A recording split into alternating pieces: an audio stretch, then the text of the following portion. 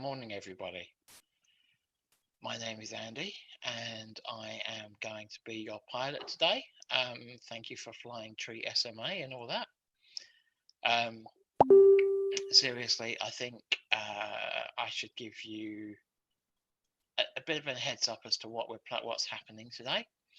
Um, we've got a whole bunch of speakers that are going to be talking about their professional experiences, their personal experiences, um, relating to anything SMA. And it's going to be a really good day. I think what we need to bear in mind is that all of these people have dedicated part of their Saturday, so some of the talks are shorter than others. But I think we've got a really, really good agenda to keep you entertained for the day. Just a little bit about TreatSMA. We are a small charity. Hopefully, we've got lots of community watching, although probably not at this time of the morning. Small charity, completely volunteers. We have 6 trustees, and it was started about 2.5 years ago, probably 3 years ago now, by parents of children who had SMA, and were frustrated that the new treatments that were being developed were not being made available to their children and other children and adults in the UK. So that was the birth of TreatSMA. Since then, I think it's fair to say everybody's achieved a lot. We now have Spinraza around, so people, particularly children, are now just starting their treatment, which is great. But it's been a big fight for quite a lot of the time, but we're in a good place. And this day really is just to try and help increase the awareness of SMA. Obviously, SMA is a rare disease, but it's a rare disease with quite a lot of patients. So it's important that we get our message out there, and it's important that people start to understand what SMA is, so that it helps us continue our work. And obviously, from a community's perspective, the bigger the awareness, then hopefully the more we can do to help the SMA community. So, as I said, my name's Andy. I'm a 40-something-year-old man with SMA. I have had a good career in the NHS. I've been working in the NHS for about 25 years, which has given me really good insight into how health works. It's been an interesting career. I'm one of the lucky ones. I am a type 2, but as I said, I've been able to build a good career, which is not always easy when you're disabled, regardless of the disability. So I'm going to be trying to take you through today's events. As I said, we're all volunteers. We are not professionals at this. So this is the first kind of thing like this that we as a charity have ever done. It's scary, it's big, and we are going to do our best, but inevitably there will be technical issues along the way. There's no way you can do something like this for 11 hours without there being technical issues. And obviously we need to be mindful that while we have a full day, it's inevitable that for reasons beyond our control, some people may not be able to make it, so there might be some gaps, but we're going to do our best, and we hope you enjoy the information we've got for you today. We also have a special guest at the end of the day, so I appreciate not everybody's going to stay with us all day, but please do tune in throughout the day. All of these videos will be posted on our website, so you'll be able to see everything. And yeah, I guess that's all I really want to say at this stage. Coming up at 8:30 is Daniel Mitchell. He is a Paralympian looking to get into the 2020 Tokyo Olympics. He's the world #2 boccia player. So he's going to come on in a little while and talk about what it means to be a Paralympian, and in particular how he's working to get to the next Olympics. So just a little bit more about TreatSMA. As I said, there's been a lot going on, and what I think is quite good now would be for us to play a small video showing some of the things that have happened over the last couple of years to get us to where we are. So it's not a long video, but hope it's enjoyable and informative, and I'll be back shortly.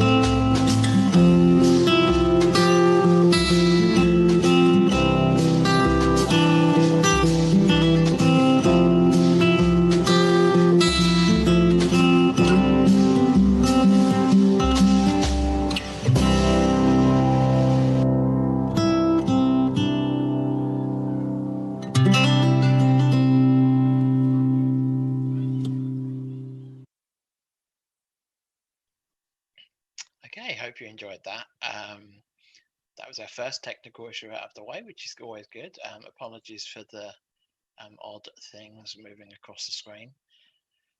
But hey ho, as I said, there's probably a few more of those on their way throughout the day.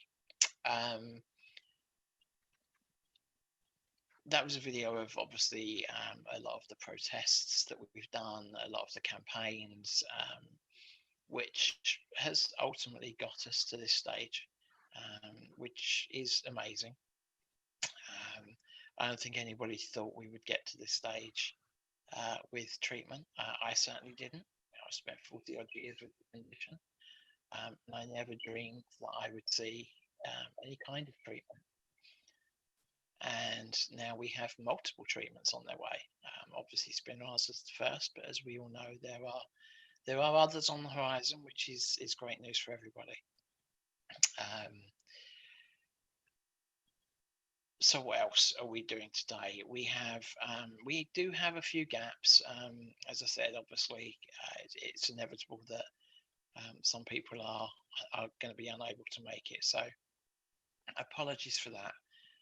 But hopefully we can keep you entertained throughout as much of the day as we possibly can.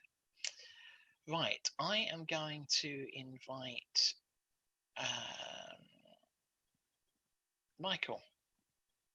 Daniel Mitchell into the room now, and he's going, as I said earlier, he's a Paralympian. and he's talking about his experience of being a Paralympian and also how he's preparing for the upcoming Olympics in Tokyo.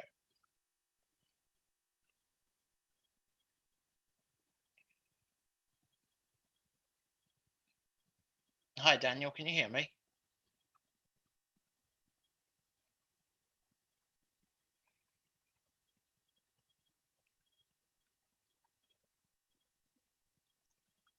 Hello, Daniel. Hello, hi, are you there? I can hear you. How are you doing? I'm very well. How are you? I'm very, very good. Thanks for joining us today. Obviously, we are now live on Facebook, and you are in Australia, but here it's very early in the morning, so there's probably nobody watching. But yeah, obviously, your video and everybody else's video is going to be recorded, so it'll be available. It'll be available on our website and stuff. Excellent, very good. So thank you for joining us. I believe you're on here to talk about your amazing success with boccia. Is it how do you pronounce it? Is it boccia? Yeah, you're pretty close. It's boccia, just like gotcha, but with a B. Yeah. Okay, cool. All right. I Yeah. never get that right. No, you're it's all good. So I'm going to leave the floor open to you to talk about your experiences and as well as your journey to hopefully Tokyo. Yeah, very cool. Thanks so much for that. I really appreciate the opportunity to come on and talk with you guys today. Obviously, a pretty special day on the calendar for anyone involved in the SMA community, and definitely honoured to be chosen to have a chat. So, kind of my plan was just to have a bit of a chat briefly, sort of give a synopsis of kind of what my journey so far has been, and then if possible, kind of leave the floor open for some people to do a bit of a Q&A. So we'll see how that goes. But yeah, basically, I was born with spinal muscular atrophy type 2. I'm 24 years old now, and I'm living in Sydney, Australia.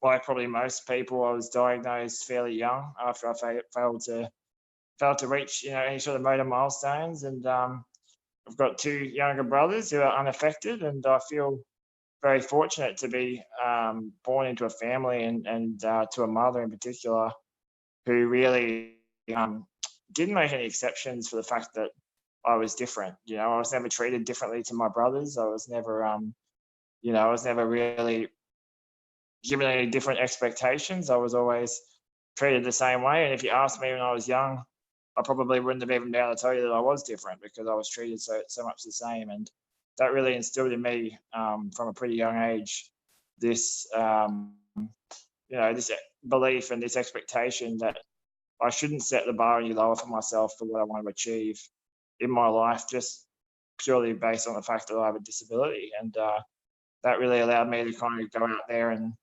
find a passion and pursue it, and not really look at my disability as being a barrier to being able to do that. So for me, that directed me towards sport. Being born into Australia, which is obviously a very sport-loving country, I was surrounded by sport from a young age, and for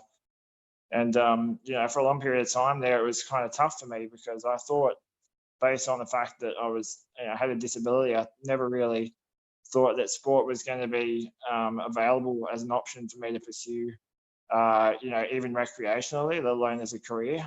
So that was kind of a really tough inattention for a long time during my childhood, this having this passion and this love that was kind of, for a long period of time, unrequited in a sense. That's the best sort of way I can compare it to a feeling. It was just that feeling of an unrequited love. And, unfortunately, society failed me quite a bit as a kid and didn't direct me towards disability sport or para sport in general. I knew vaguely that sport existed out there for people who had disabilities, but I never really thought that people with my level of disability could play sport. And, I think it took me until I was the age of 15 before I stumbled across boccia by chance at a come and try day. that was essentially being run at a camp that I was attending just recreationally, and all of a sudden there was this game called Boccia there, which I'd never heard of or seen before. I pretty quickly realised that this was a sport essentially designed for me. It was one that I could play. It was one that gave me an opportunity to compete at the highest level, being the Paralympic Games. And once I sort of found that avenue, I kind of naturally pinched it with two hands and ran with it. And yeah, over the course of the next sort of 5 to 6 years, I started to train and to compete and to become quite good at the sport, and eventually got selected onto the Australian team when I was 18 years old, and started representing my country, which was a dream I'd had since I was 5 years old. And yeah, had the chance to eventually compete at the Rio 2016 Paralympic Games, which was still the highlight of my life actually until this point. And basically from that day on, just have gone further and further along the line and trying to become a better player, and eventually hopefully win a gold medal at Tokyo next year. Currently world number 2, and I'll be going into that Paralympic Games as a real chance to win a medal, which would obviously be just probably the most incredible thing to ever happen to me so far. So yeah, I've been super lucky to have that opportunity over the last 6 years or so, and I'm very much looking forward to Tokyo and what it brings. But I think more broadly, I think we as a society should need to do a better job of really promoting and encouraging young people with disabilities to take up sport. We already know what an impact sport can have on young people in the sense of not only physical well-being but mental health as well. And there's no reason why just because we are differently abled to other people our age that sport can't have a similar effect and a similar advantage and benefit for us mentally. Certainly did for me. I went from becoming a very insecure, sad, alone, unmotivated 15-year-old kid to the confident, driven, self-fulfilled person that I am today. And that's largely due to the role that sport has played in my life and being able to pursue a passion that I've had since I was young. So I for sure reckon, that's something that still needs to be addressed within society for us, because it took me a long time to find it, and I'm sure there are a lot of people out there similar. And that's been kind of my biggest side mission over the last few years, aside from competing, has just been trying to find ways to promote sport for other kids who are like me. And I really enjoy doing that, and enjoy watching other kids find sports that they can play, and watch how much they grow as people, and watch how much they enjoy being able to play with their teammates and with their peers. I think it's one of the best equalisers out there, and it's really an important thing for everyone to be able to have an opportunity to get involved in. So that's kind of where I'm at right now. Training daily to be the best I can be in Tokyo, and yeah, I'm wondering if we have any sort of questions going around that I can maybe have a chat and see what goes on. Yeah, no worries. One of the first questions that's come in is so if people are looking to start up in Boccia, how do you start up? I mean, how did you start up? How did you find out about it, I guess?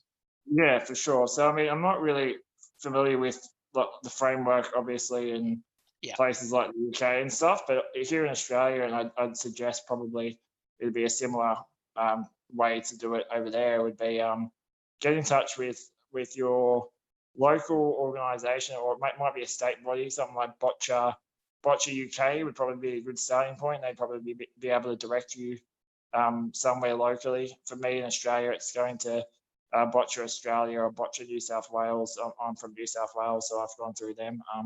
But I'd say I know from I have friends in the UK who play boccia, and I have quite a good relationship with the GB boccia team, and I know that the infrastructure is quite good over there. So I'd probably encourage guys to get in contact with Boccia UK, and they'd probably be able to filter you down to something more local.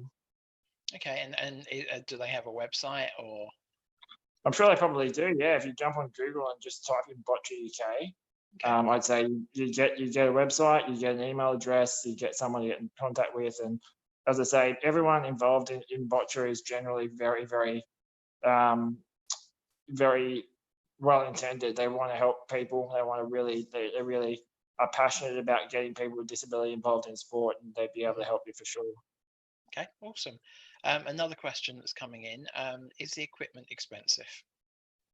Well, it is kind of expensive, unfortunately. That's one of the kind of biggest barriers to becoming a good player, is that good equipment is rather expensive. So for me to play the sport, I use a ramp in my classification, which means I don't have the ability to throw the ball, which is probably the same as a lot of people with SMA. And so we use a ramp and an assistant to play. So the assistant will position the ramp for us, and then we roll the balls down the ramp to get where they need to go. The ramps themselves can range from $500 up to $3,000 or $4,000. Obviously, it's a one-off purchase, so it's not something you need to continually buy. It's something that'll last you for 5 to 10 years or more. And then the other thing you need is the balls, and they are rather expensive. If you want to buy a set of balls, you're looking at a cost of probably around $800 for a set. But once again, they will last you. I mean, the last time I changed my balls was 4 or 5 years ago. So they do last you a fair while if you get a good set. So it's an investment, but it's definitely a worthy investment. And I would definitely imagine, I mean, over there in Australia, there's lots of organisations you can go to for funding for these sorts of things. I imagine it'd be the same over there. So I'd encourage you to kind of look around, see what you can find in terms of maybe through your local boccia club or local disability sports kind of organisations. There's lots of funding sort of packages that go out to help with that sort of thing. So if you kind of put the feelers out, you can probably find something to help with that as well. Awesome, because that feeds into another question we've got, which I saw here. What financial support, if any, do you receive?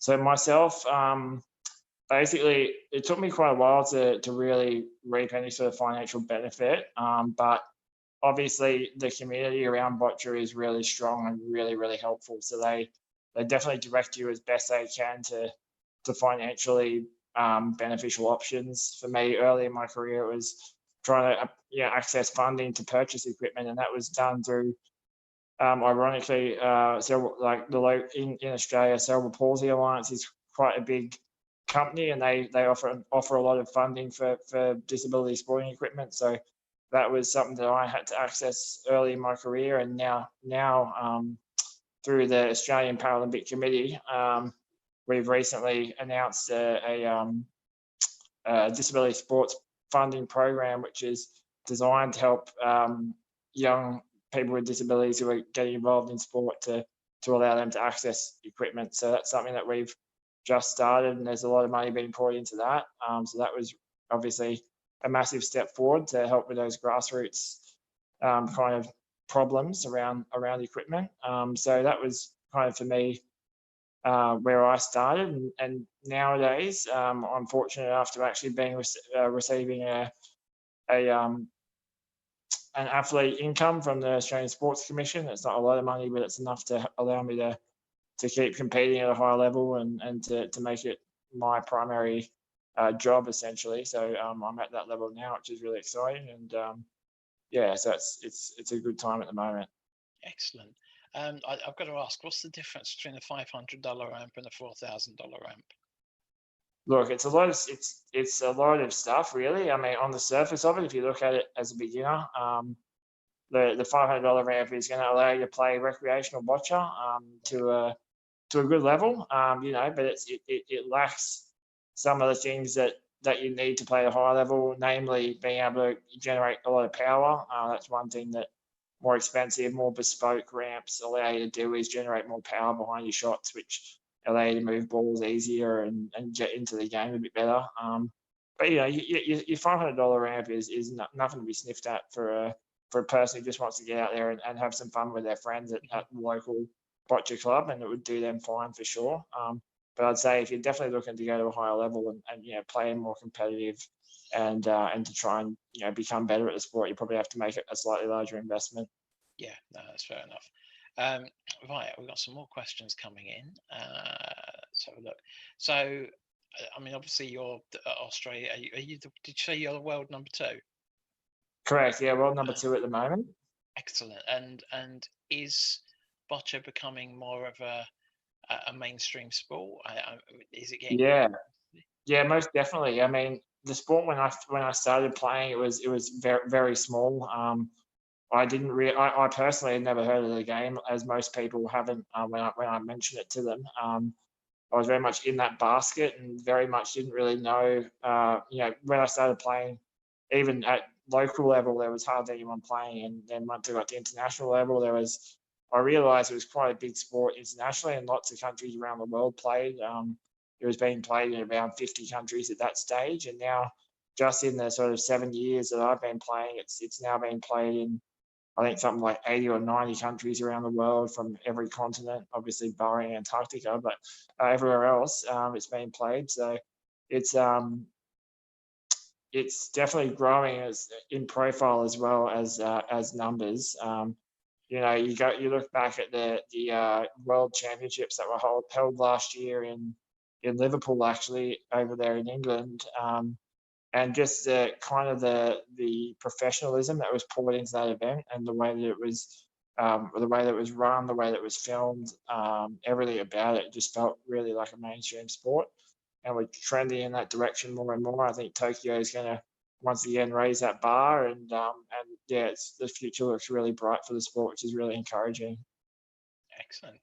And you mentioned your family at the beginning of the Yeah. session. I mean, how have your family um, helped you reach your full potential? I think just by laying a really strong foundation. It started when I was very young. It started with my mum. My mum has been the most influential force in my life, without a shadow of a doubt. And she was able to, set, me a platform and a foundation that allowed me to go into the world as a young adult, and to have the confidence that, despite my difference and despite the fact that I might be physically hindered in a number of ways, that I could still do anything that I set my mind to.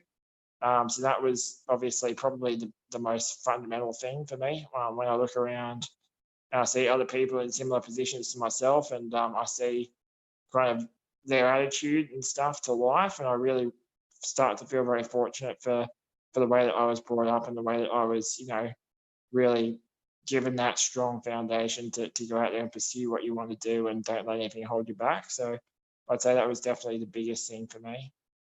Okay, and what obviously family is important, but was there a coach who especially helped you find sort of the best way to perform? Most definitely. I mean, it's been a learning process my entire career from start to finish. Obviously, or I'm still going, but look, for me, I've had the same coach since I pretty much first started playing the game, and he's obviously grown with me, and he understands me as a person. He's seen me go from, a teenage kid to a young adult, and yeah, he's really been a real rock for me in terms of someone who I can rely on, someone who I can trust is looking out for my best interests on and off the court, and someone who I know is invested in me as a person as well as me as a bocce player. So having that person, that stable force, that, you know on the field and off the field, really allows you, I think, to flourish. Excellent. And you say you've had the same coach since you started. Pretty much, yeah. Like early on, the coach that first showed me the game is still my coach to this day. Obviously, he's coached other players in between and stuff, but yeah, we've been on and off all throughout. And yeah, since I've been on the Australian team, he's been the head coach, and he's been, worked with me quite intently and intimately. So yeah, same guy for that entire period of time. Yeah. And is that normal, or it's a bit like golf caddies, I guess, where they stay with their. Yeah, well, even more so, it's probably the more pertinent relationship is the one that you have with your sport assistant. So Mhm. for me, I think not just for me, but just in general with the sport of bocce, the most critical relationship is the one that you have with the person who goes on the court with you. That's your sport assistant. He or she is the one who is moving the ramp, and they have to be super in tune with you and your communication, and they have to know the ball and the game inside out the same way that you do, very much the same way a golfer and a caddy operate. And I've been very fortunate to find an assistant who I've had since I started representing Australia, and she's just as dedicated as me to the game and loves training with me every day. And it's a full-time commitment for them as well. So that's probably the most important relationship that I have in my life, and it's one that I'm very thankful I've got the right person in that job. Great stuff.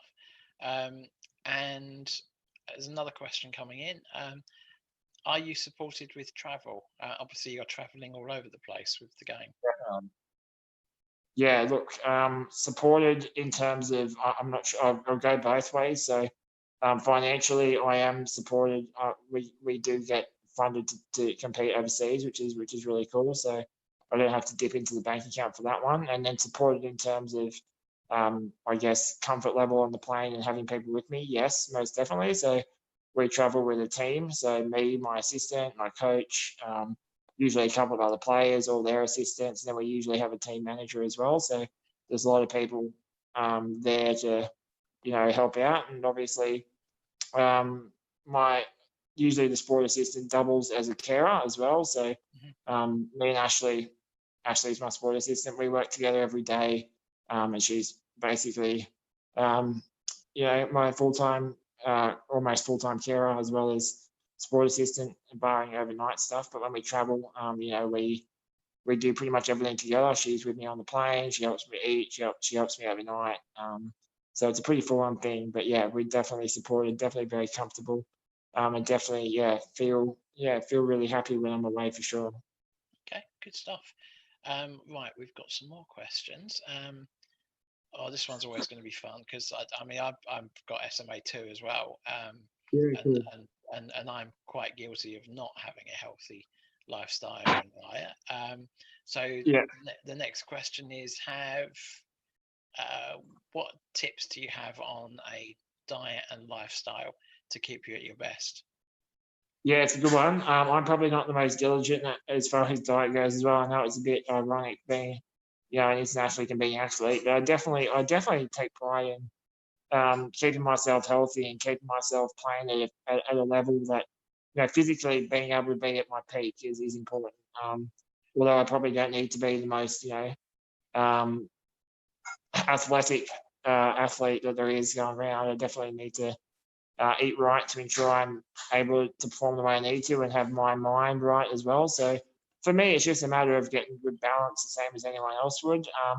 I know there's a few diets going around that people talk about, SMA specific. I haven't really taken a deep dive into any of that. I just kind of try and stick to the basics of eating, a lot of vegetable, a lot of lean meat, not a lot of lean meat, a bit of lean meat, basically mostly vegetable and lean meat kind of diet. And hydration is another part that's super important for me. So I always make sure I drink a lot of water. I've got water with me everywhere I go. I know that can become complicating sometimes for us with our extra needs as far as going to the bathroom goes, but I think it's more important to be hydrated than to worry too much about that. And I think it's better to plan to go to the bathroom and have that sorted out rather than reduce the fluids. I know some people do that, but it's not the right way to go in my opinion.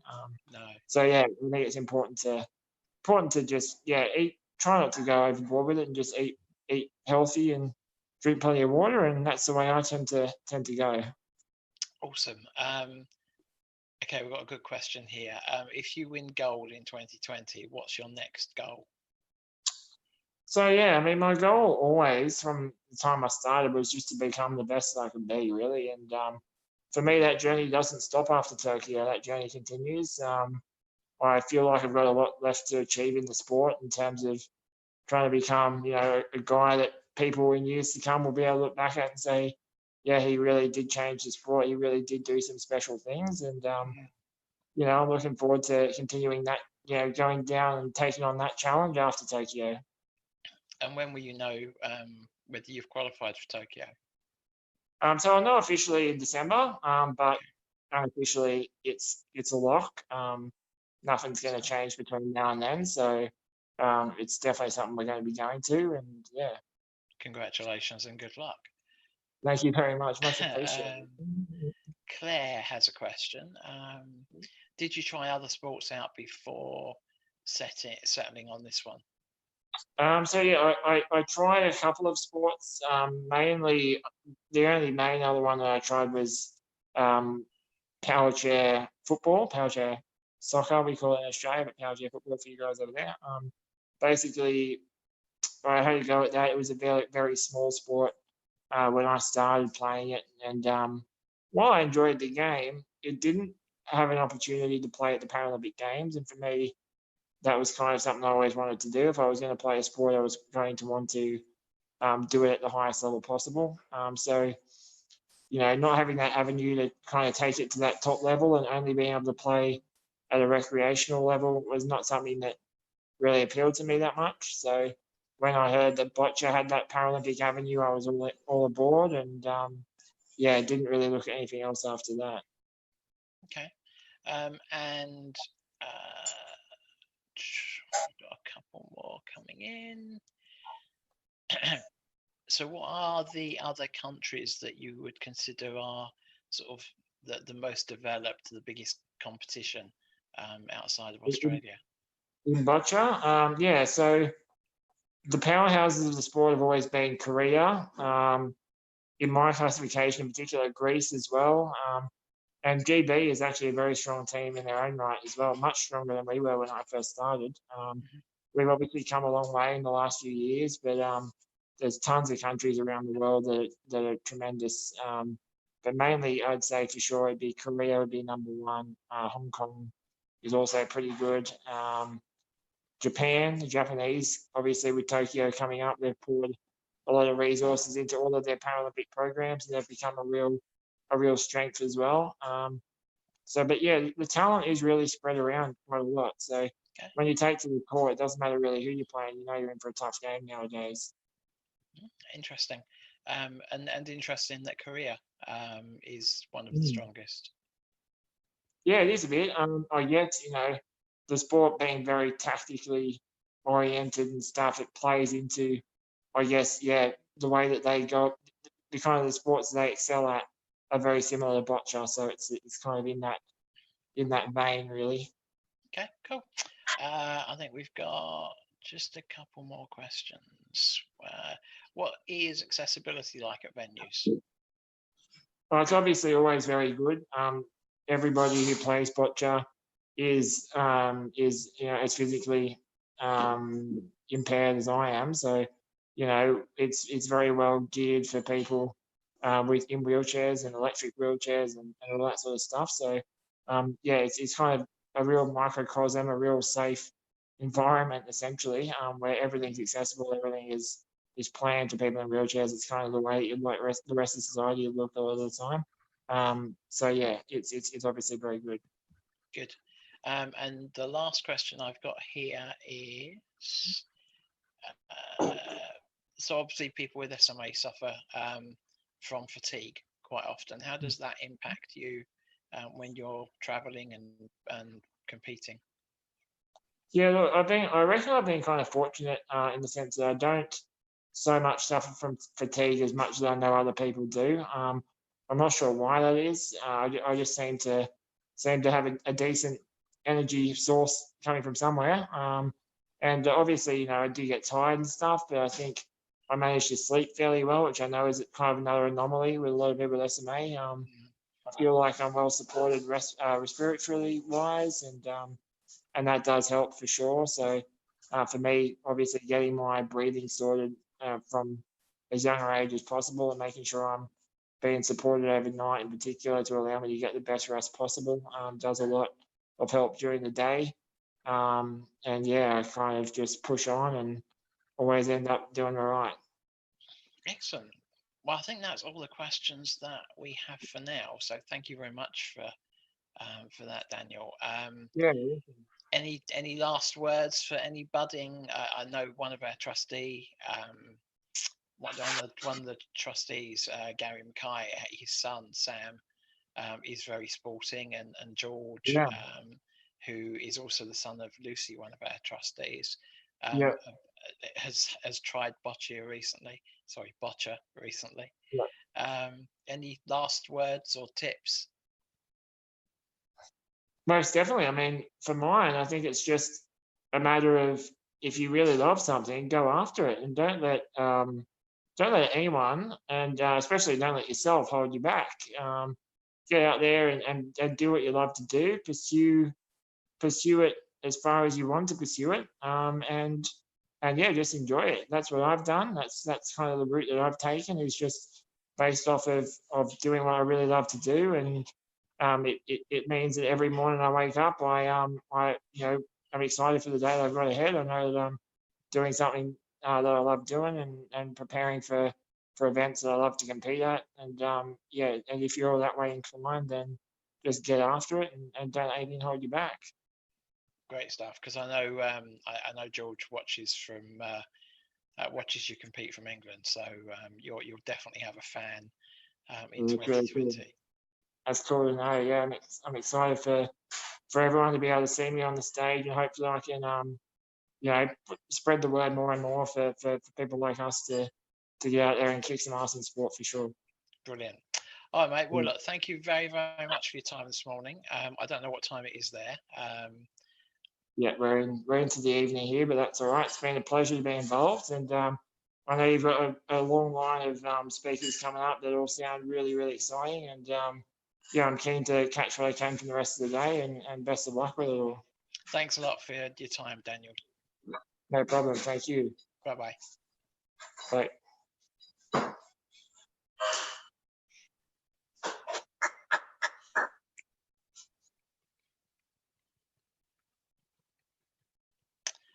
Right, there you go. That was Daniel Mitchell. It was a very, very inspiring interview. And as I said, I know we have George, we have Sam, both who are very, very keen on sport. I know George has recently got into boccia, and Sam is a huge fan of a really good player actually of power chair football, and we're talking about power chair football later on in the day. So if sport is your thing, then make sure you are around later on. I think it's around 6 o'clock, but as I said earlier, with various gaps and bits and pieces, then it might be a bit earlier. So yeah, so do come back later on if you can't stay any longer. Right, we are now going to watch a video from Dr. Maria Cristina Scotto.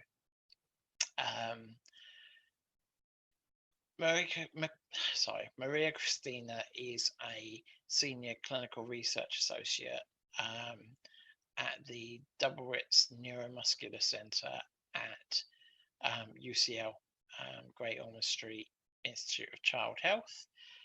So G was fortunate enough to be able to meet up with her and have a conversation with her about SMA and why she works with people with SMA, what attracted her to that function.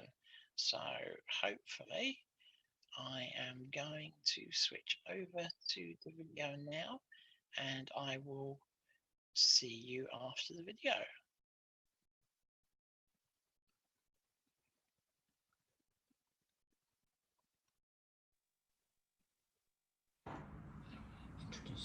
Hi, good morning everyone. I'm Maria Cristina Scott. I'm one of the neuromuscular consultant working at Great Ormond Street Hospital, and thank you for inviting me to talk in this interesting awareness day for SMA. Do you want to ask me something?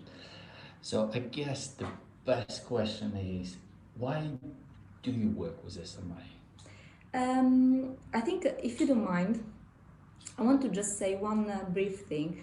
I did most of my training in Italy. I'm originally from Sicily, and when I was studying medicine, I started my internship in pediatrics. And on the 5th years of my medicine studies, I saw for the first time my child with spinal muscular atrophy. He was 5 months old. I remember his face, and I didn't know what spinal muscular atrophy was. I just did my examination, I reported to the senior doctor, and then I asked him what was the diagnosis. And he told me, and I asked him, what are we going to do for him? And they said, very little. We are going to support this child, and there is no treatment at the moment. So I completely remember the face of the child. He was smiling, he was 5 months, and I remember it was a very hot day and he was breathing very fast. And I remember I went home and I started reading my book about spinal muscular atrophy, and at the end of the chapter there is no treatment, there is no cure for this disease. I think that was the first time I decided I want to work in neuromuscular condition. Then I started to be interested in Duchenne muscular dystrophy, another condition, and this brought me to my current specialization, and here at Greater Ormond Street Hospital as a neuromuscular consultant. Why I work with SMA, I think is a very, from a professional point of view, is a very interesting field. Since that time, I don't want to say how many years ago, many things have changed, and now there are treatments available for spinal muscular atrophy, and even the standard of care has changed a lot, the survival has changed, and there's a lot of things we can do as a professional for this disease. So that is, I think, that is an excitement from a professional point of view. From my own development, it's been incredible to see how things have changed since I started my training back in Italy. From a personal point of view, I started working here at Greater Ormond Street Hospital at the Institute of Child Health thanks to a grant, and Professor Montoni gave me the possibility to be part of this grant, and the grant was in implementing or improving the current network for SMA. And since then, we are back in 2011, 2012, I feel like I've been welcomed into the world of SMA, the community, the patients, the research, has never happened before. So from a personal point of view, feels like I've been welcomed in a big new family, and I've been nurtured by these people and appreciated, and that feels very good. So I think these are the two reasons why I work with SMA. So what's your recent experience with Spinraza? So my experience with Spinraza started a few years ago when our site was selected to conduct the India study in SMA type 1. So I was the main sub-investigator with Professor Montoni, and we recruited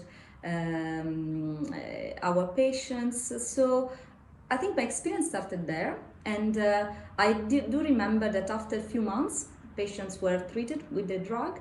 I had the feeling that the drug was doing what it was supposed to do. We could see some improvement in the motor abilities, and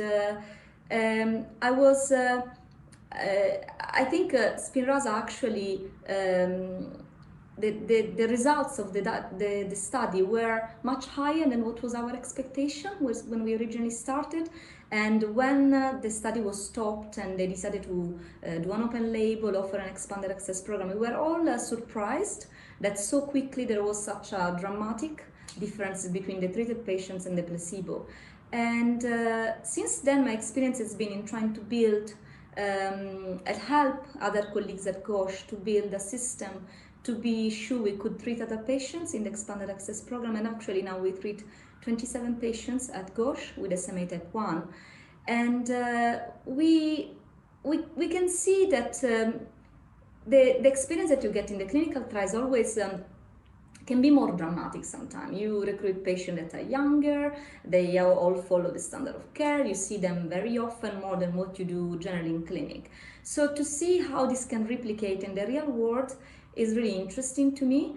We could see patients improving, even in different situations that are not the typical standardized situation in clinical trials. And we can see the improvement going ahead over time, which is very encouraging, because apart from this initial dramatic improvement, especially in the motor function, we see that over time they continue to gain some abilities, And in some cases, we have seen patients that have even reduced the need of respiratory support, from being like 20 hours a day only nocturnal support, or those who were on almost 24 hours a day now are 18 hours a day, which I think from a quality of life point of view has made some difference for these patients. Of course, we are all more proactive now in ventilating, feeding, and doing physiotherapy for this patient. But I think that the drug is doing what it was supposed to do. And I see the difficulties in the administration of the drug, especially in older patients and scoliosis. But the entire community, the clinical community and the families are trying to come together to find solution to that as well. So I think there is still more to understand about Spinraza and the potential of the drug and the potential of what can happen in different stages of the disease. But clearly, it is better if you treat patients much earlier in their condition. So, what do you think about the upcoming treatments? Well, I think that as part of the excitement in the field of neuromuscular spinal muscular atrophy, there is this I think unprecedented situation where one drug starts and open for the first time the door to more interest probably to look after this disease, and the other companies, other molecules come after that or in a parallel way. And if you look at the pipeline of treatment for SMA, until a few years ago there were just clinical trials, no treatment available for patients, and now there's one treatment available for all patients worldwide, and there is another treatment has been recently approved in US, and maybe soon will be approved also in Europe or in other countries. And there are other treatments that are currently on the clinical trials that are also promising.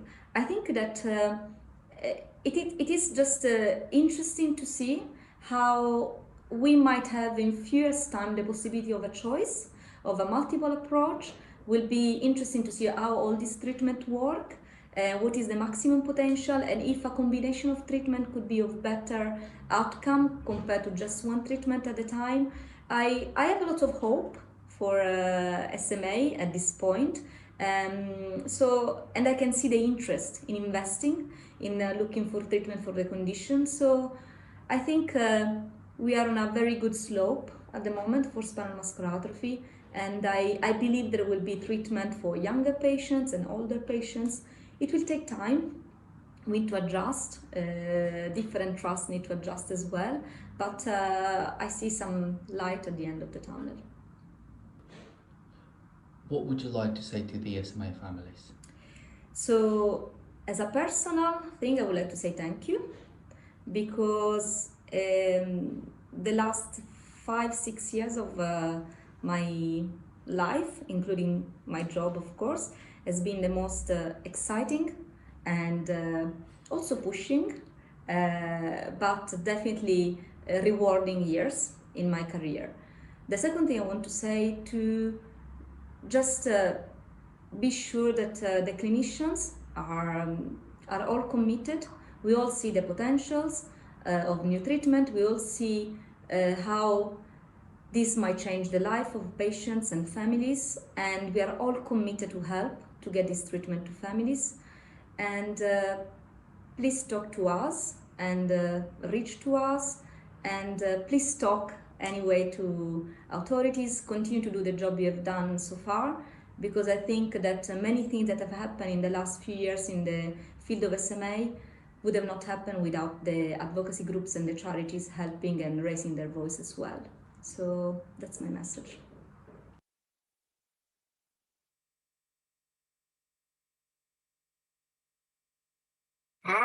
Yeah, sausage lovers.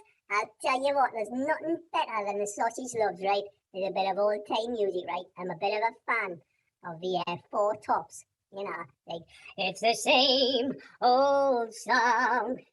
I love all that, you know. So I've got myself a little tribute band, right? And instead of the Four Tops, we've called ourselves the foreskins. What do we like, man? We're absolutely mental, right? And we sing songs, you know, like the Four Tops sometimes. We'll be down and low, go down and Acapulco. Well, we've obviously have to change it, right, and make it a bit regional, right? So we've named us, we'll be down in Raji when we're shopping doing an Aldi. What we like, man, getting like one drinking none. Anyways, I'll let you go, right? One of me little tunes that I love, right? It's another foreskin song, right? Sugar pie, honey bunch, you know I love you.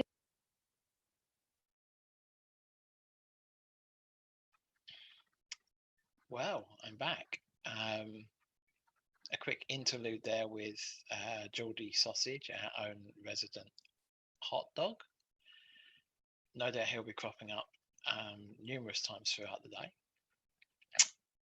Great interview from Maria Christina and G, one of the trustees for TreatSMA.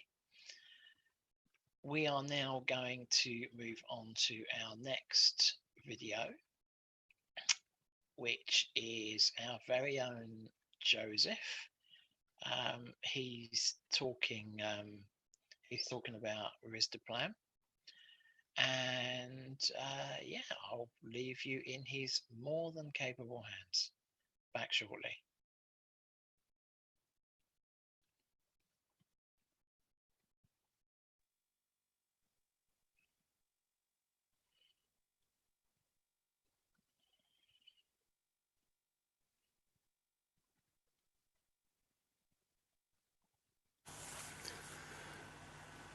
Hello, my name's Joe Irwin. I'm a trustee at TreatSMA, and I wanted to welcome you to this day of activities for SMA awareness that's been put on by SMA, working with lots of people in the community on different aspects about care, treatment, support, and TreatSMA is, as you're probably aware, a small group of parents, SMA individuals who are basically trying to make sure there's a treatment for all. And we've been campaigning, we've been doing lots of activities, but awareness is a critical part. People don't appreciate what SMA is, and we're doing our best to make sure that there's a good understanding of what SMA is and all the positives of SMA as much as the negatives that, you know, in care we need treatment. But there's some wonderful people in the SMA community, fantastic individuals. And so what we're doing through this activity is alerting you to lots of different aspects and to TreatSMA as well, which is volunteers, all individual, and focused on what we're trying to do is get support. Now, I would like to say that it would be good if you could help us as well, because TreatSMA is dependent on your support, donations, but most importantly, your time and activity. We're rolling out a lot of activities in Europe, and we need to work with the SMA community to make sure care is available. And here in the UK, we particularly need your help because we're trying to get the MAA rolled out, we're trying to get other treatments available, and that's only done with you getting involved. So if there's anything else that comes out this series of webinars, then basically getting up, getting involved, being part of TreatSMA would be a serious win.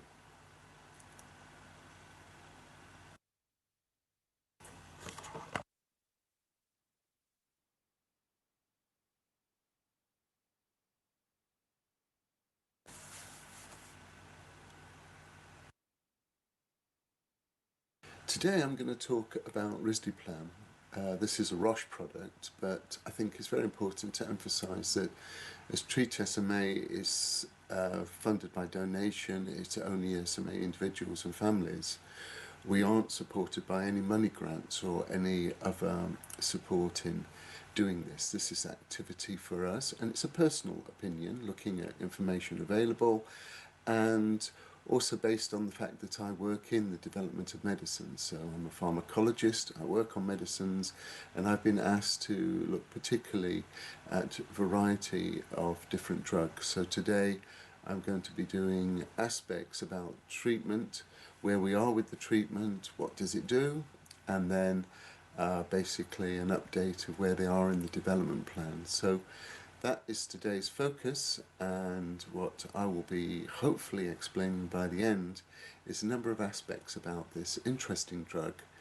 And so I hope you'll be happy to stay with me for the next 20 minutes or so and enjoy the discussion. Thank you.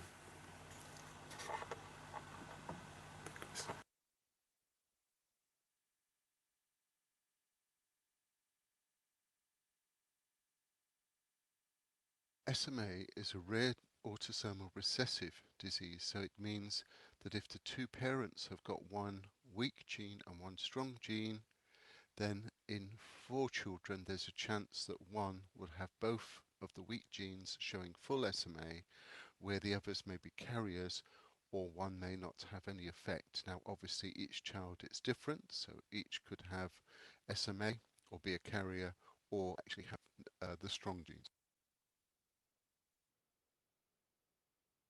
One of the main effects of SMA is it actually weakens the proteins that are used in the structure of different cells, and one of the most vulnerable is the nerve cell, so which normally reaches across to the muscle. This is actually disrupted, so it's a weakened cell body, and then importantly the link to the muscles, the neuromuscular junction, is also weakened or may actually die back or atrophy. So this actually causes a lot of the major symptoms of SMA.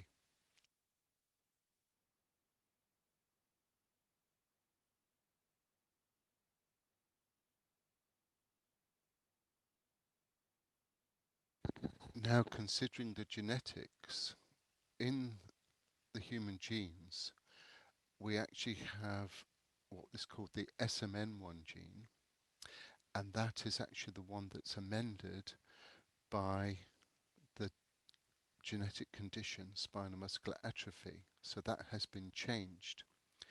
And in normal circumstances, if that was a severe change and it didn't work, that wouldn't allow the child to develop.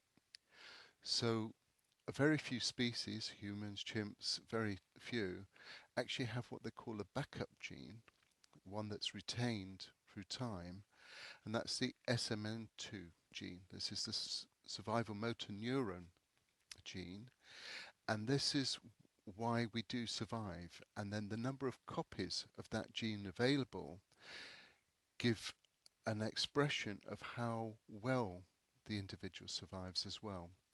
So this is where the type 1, type 2, type 3's extra comes in.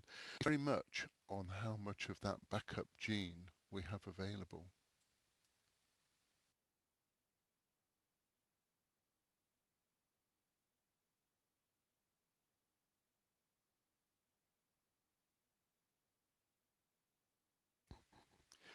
Risdiplam is an oral drug that's being developed as a powder for reconstitution as a solution, so you actually drink it, for the treatment of SMA, and then that's through Roche, PTC Pharmaceuticals, and SMA Foundation that's been involved in the development of medicines for a long time. It's a charity and has established a lot of research work in the past.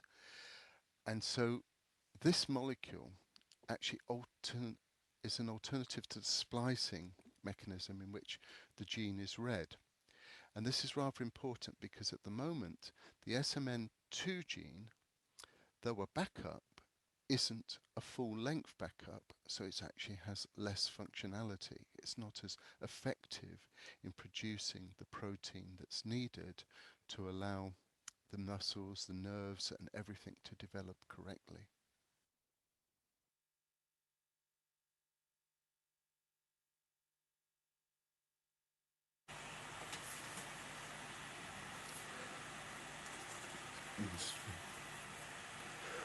Right, so we started to talk about the SMN protein and the genes, etc. So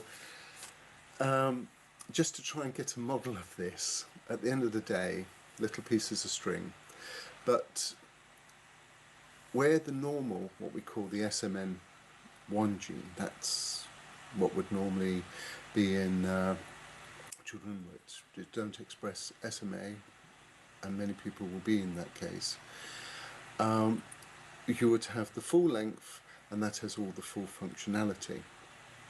Now the SMN2, survival motor neuron gene, actually exists biologically there, but it actually has problems in reading through full length.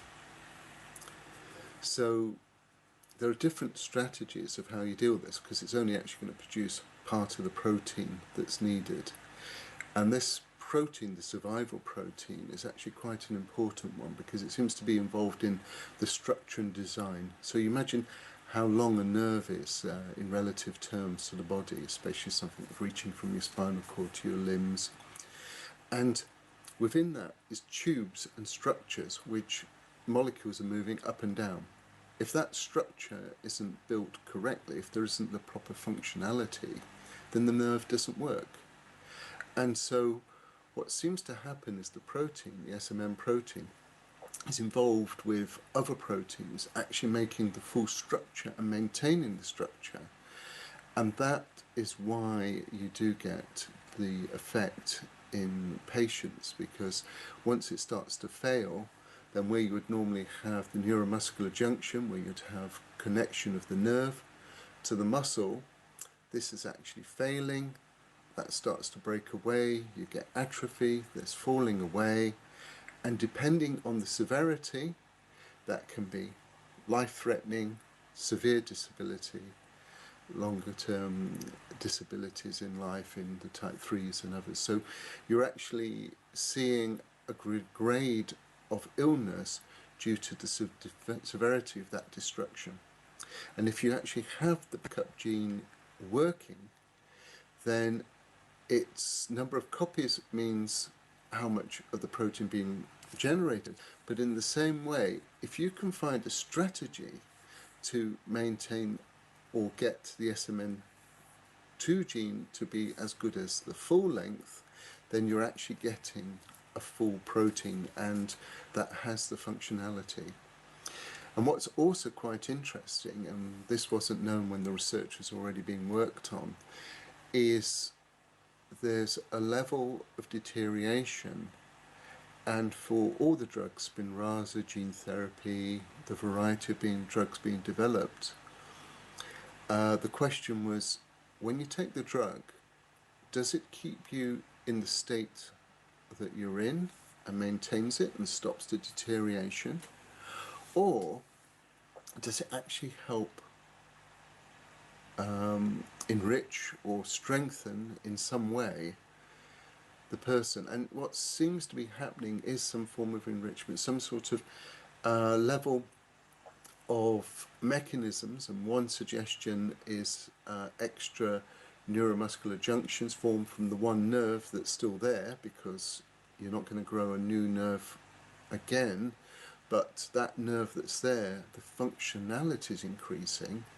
So you're actually seeing children and adults doing better. And that is quite amazing. I mean, I've been involved in this for 30 years, and I was quite happy with something that would go and maintain, but this seems to be helping. And certainly this is why there are clinical trials running. This is the important part of the studies ongoing, and lots of patients are involved in that, many in the SMA community that we're involved in. But it's a positive moment that we can actually not only stop the deterioration, but may actually be doing better. And the interesting thing of Risdiplam is it's actually in not just children, not just young adults, or even older individuals. It actually has a range. So in that sense, we're going to get an understanding of the effect of this treatment in a variety of ages of patients with different severity, different effects. And I think that is important, because what we're doing is we're trying to get treatment for all, and this is something that is orally available and helping in a variety of different patients depending on how the results of the clinical trials come through. And that is an important point because the trials are ongoing. Now this data has to then go into government agencies, the FDA, European Medicines Agency, and they will be assessed. So Spinraza went through that evaluation and was approved. Gene therapy, the FDA is approved, but at the moment still under review. And Roche is still to submit the file. So they're accumulating data, they're accumulating clinical trial information. But until all that's in, we won't be able to know fully, is this a major effect? Is it a super positive effect? And also, what about the safety? Because in all drug development, you're not just dealing with, all the pluses. Every drug has a minus. They have effects on people. And part of the importance of the ongoing clinical studies is that they have to understand what are the effects, not just the good effects on SMA, but all the body systems. And I think this is why, obviously, A, it takes quite a while to do these studies, to get enough patients in, but B, why they then have to go for assessment with the government agencies like the Food and Drug Administration in the US, the European Medicines Agency, and agencies around the world, who have to check for patients in each country that this drug is effective. Now, it is positive and there's some good news, but, equally, all these results have to be in, and we need to get that information as soon as possible for us to then have that drug available, because I think, certainly from my own personal perspective, this will be an important development and a very useful extra treatment that are growing in the treatments for spinal muscular atrophy at this time.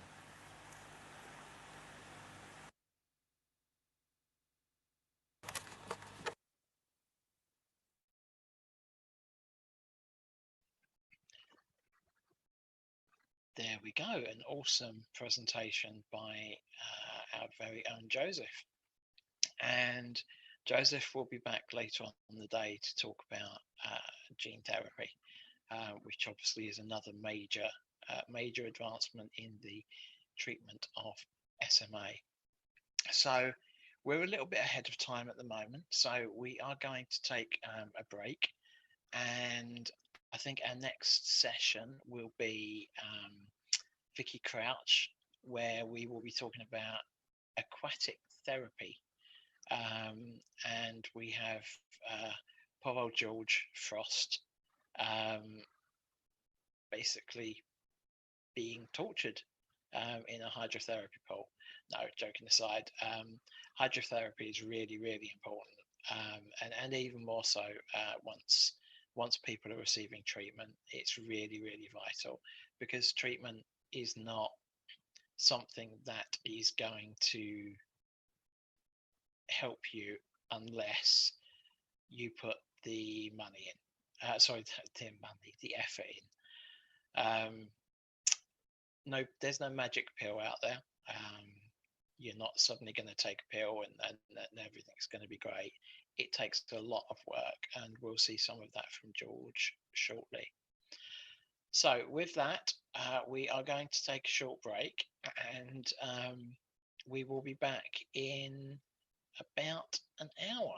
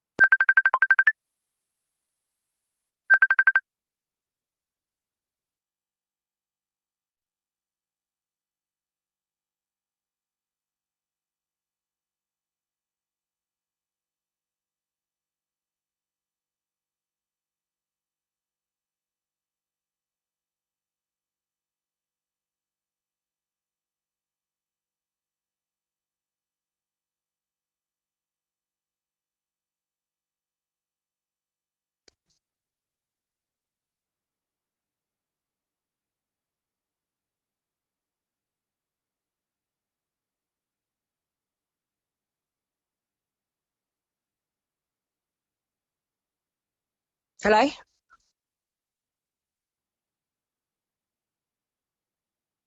Hello?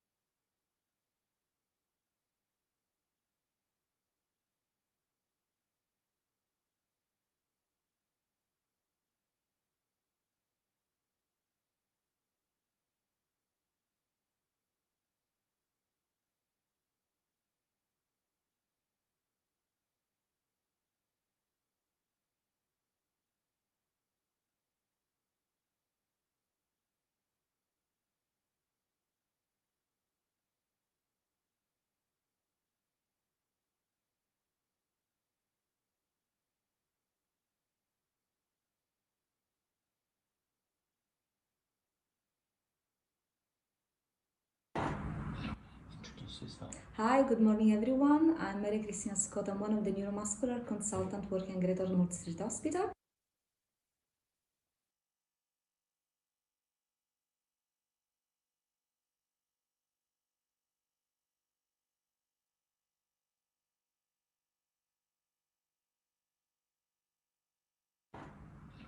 Introduce yourself. Hi, good morning everyone. I'm Mary Cristina Scott. I'm one of the neuromuscular consultant working at Greater North Street Hospital.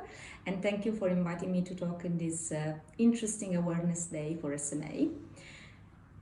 Do you want to ask me something? So I guess the best question is, why do you work with SMA? I think if you don't mind, I want to just say one brief thing. I did most of my training in Italy. I'm originally from Sicily, and when I was studying medicine, I started my internship in pediatrics. And on the 5th years of my medicine studies, I saw for the first time my child with spinal muscular atrophy. He was 5 months old. I remember his face, and I didn't know what spinal muscular atrophy was. I just did my examination. I reported to the senior doctor, and then I asked him what was the diagnosis, and he told me, and I asked him what are we going to do for him, and they said very little. We are going to support this child, and there is no treatment at the moment. So I completely remember the face of the child. He was smiling. He was 5 months, and I remember it was a very hot day and he was breathing very fast. And I remember I went home and I started reading my book about spinal muscular atrophy. And at the end of the chapter, there is no treatment, there is no cure for this disease. I think that was the first time I decided I wanted to work in a muscular condition. And then I started to be interested in Duchenne muscular dystrophy, another condition. And this brought me to my current specialization. And here at Greater North Street Hospital as a neuromuscular consultant. Why I work with SMA, I think is a very, from a professional point of view, is a very interesting field. Since that time, I don't want to say how many years ago, many things have changed, and now there are treatments available for spinal muscular atrophy, and even the standard of care has changed a lot, the survival has changed, and there's a lot of things we can do as a professional for this disease. So that is, I think, that is an excitement from a professional point of view. From my own development, it's been incredible to see how things have changed since I started my training back in Italy. From a personal point of view, I started working here at Greater North Street Hospital at the Institute of Child Health thanks to a grant, and Professor Montoni gave me the possibility to be part of this grant, and the grant was in implementing or improving the current network for SMA. And since then, and we are back in 2011, 2012, I feel like I've been welcomed into the world of SMA, the community, the patients, the research, has never happened before. So from a personal point of view, feels like I've been welcomed in a big new family, and I've been nurtured by these people and appreciated, and that feels very good. So I think these are the two reasons why I work with SMA.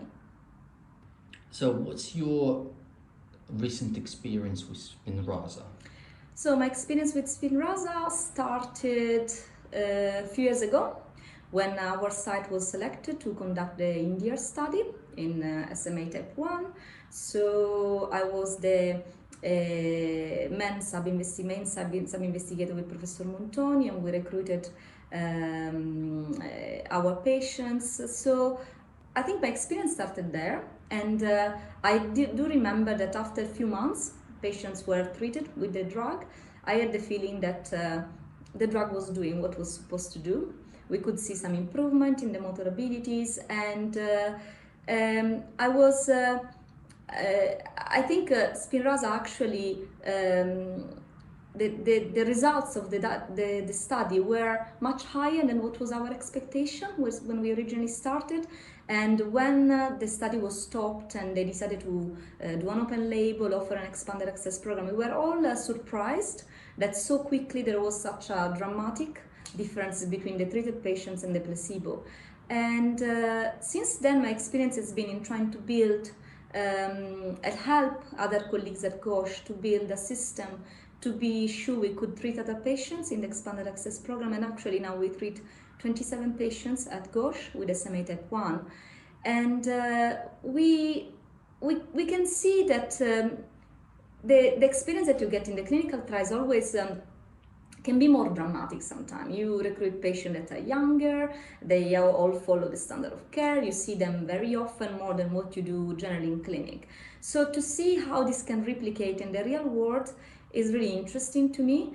We could see patients improving even in different situations that are not the typical standardized situation in clinical trials, and we can see the improvement going ahead over time, which is very encouraging because apart from this initial dramatic improvement, especially in the motor function, we see that over time they continue to gain some abilities, and in some cases we have seen patients that have even reduced the need of respiratory support, from being like 20 hours a day only nocturnal support, or those who were on almost 24 hours a day now are 18 hours a day, which I think from a quality of life point of view has made some difference for these patients. Of course, we are all more proactive now in ventilating, feeding, and doing physiotherapy for this patient, but I think that the drug is doing what it was supposed to do, and I see the difficulties in the administration of the drug, especially in older patients and scoliosis, but the entire community, the clinical community and the families are trying to come together to find solution to that as well. So I think there is still more to understand about Spinraza and the potential of the drug and the potential of what can happen in different stages of the disease, but clearly it is better if you treat patients much earlier in their condition. So what do you think about the upcoming treatments?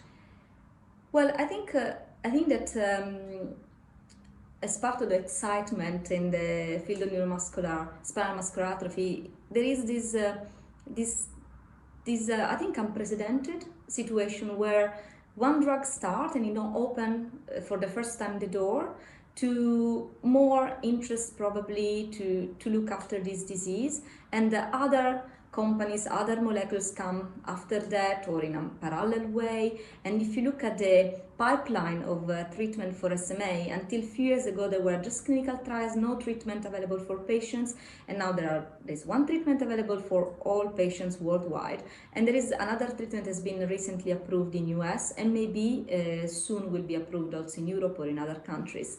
And there are other treatments that are currently on the clinical trials that are also promising. I think that it is just interesting to see how we might have in few years' time the possibility of a choice, of a multiple approach. Will be interesting to see how all these treatments work, what is the maximum potential, and if a combination of treatment could be of better outcome compared to just one treatment at a time.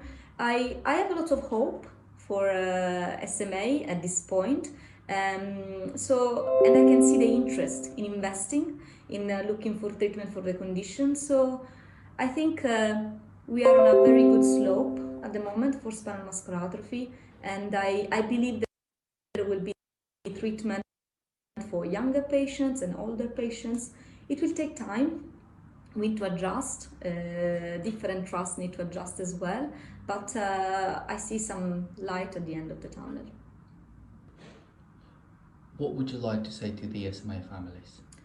So, as a personal thing, I would like to say thank you, because the last 5-6 years of my life, including my job of course, has been the most exciting and also pushing, but definitely rewarding years in my career. The second thing I want to say to just be sure that the clinicians are all committed. We all see the potentials of new treatment. We all see how this might change the life of patients and families, and we are all committed to help to get this treatment to families. We'll see how this might change the life of patients and families, and we are all committed to help to get this treatment to families. Authorities continue to do the job we have done so far, because I think that many things that have happened in the last few years in the field of SMA would have not happened without the advocacy groups and the charities helping and raising their voice as well. So that's my message.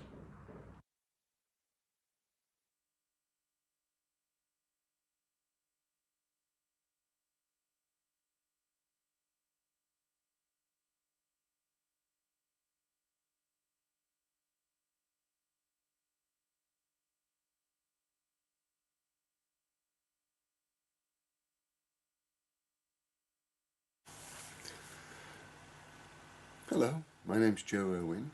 I'm a trustee at TreatSMA, and I wanted to welcome you to this day of activities for SMA awareness that's been put on by TreatSMA, working with lots of people in the community on different aspects about care, treatment, support, and TreatSMA is, as you probably aware, on different aspects about care, treatment, support, and TreatSMA is, as you probably aware, on different aspects about care, treatment, campaigning. We've been doing lots of activities, but awareness is a critical part. People don't appreciate what SMA is, and we're doing our best to make sure that there's a good understanding of what SMA is, and all people the positives of SMA appreciate what the negatives, that in care we need treatment, but there's some wonderful people in the SMA community, fantastic individuals.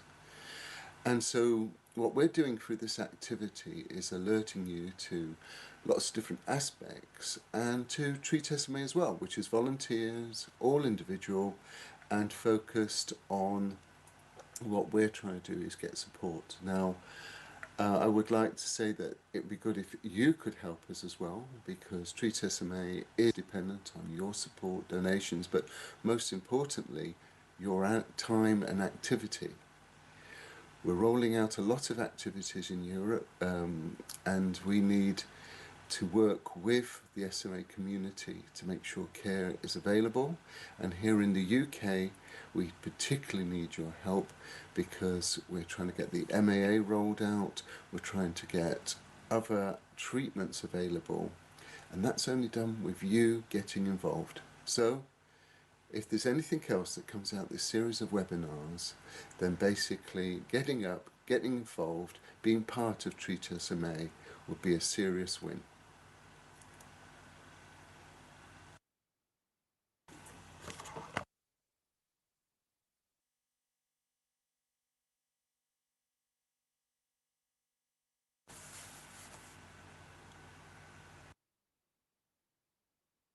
Today I'm going to talk about risdiplam.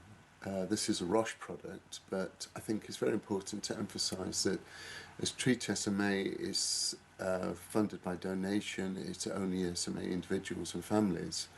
We aren't supported by any money grants or any other support in doing this. This is activity for us, and it's a personal opinion, looking at information available, and also based on the fact that I work in the development of medicines. So I'm a pharmacologist, I work on medicines, and I've been asked to look particularly at a variety of different drugs. So today I'm going to be doing aspects about treatment, where we are with the treatment, what does it do, and then basically an update of where they are in the development plan. So that is today's focus, and what I will be hopefully explaining by the end is a number of aspects about this interesting drug.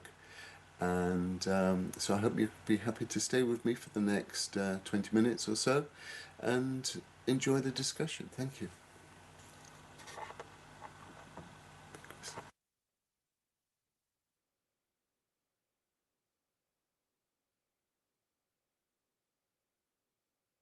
SMA is a rare autosomal recessive disease, so it means that if the two parents have got one weak gene and one strong gene, then in 4 children there's a chance that one will have both of the weak genes showing full SMA, where the others may be carriers, or one may not have any effect. Now obviously each child is different, so each could have SMA or be a carrier, or actually have the strong genes.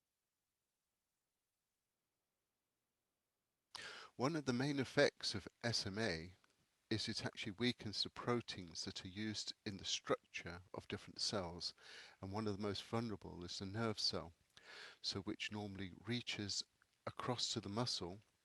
This is actually disrupted, so it's a weakened cell body, and then importantly the link to the muscles, the neuromuscular junction, is also weakened or may actually die back or atrophy. So this actually causes a lot of the major symptoms of SMA.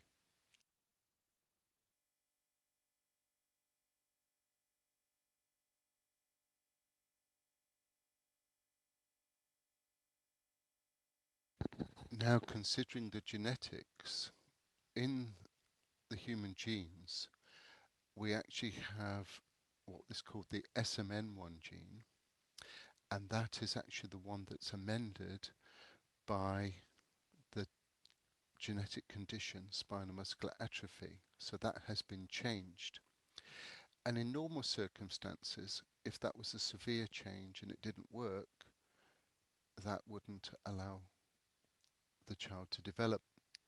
So very few species, humans, chimps, very few, actually have what they call a backup gene, one that's retained through time, and that's the SMN2 gene. This is the survival motor neuron gene, and this is why we do survive. And then the number of copies of that gene available give an expression of how well the individual survives as well. So this is where the type 1, type 2, type 3's extra comes in, very much on how much of that backup gene we have available.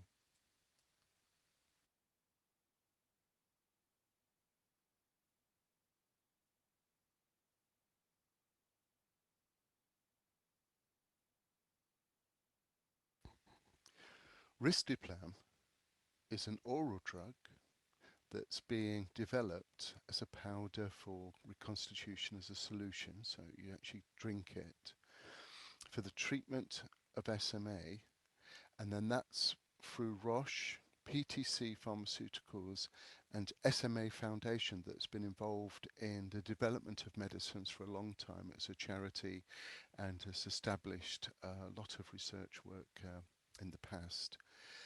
And so this molecule actually is an alternative to the splicing mechanism in which the gene is read.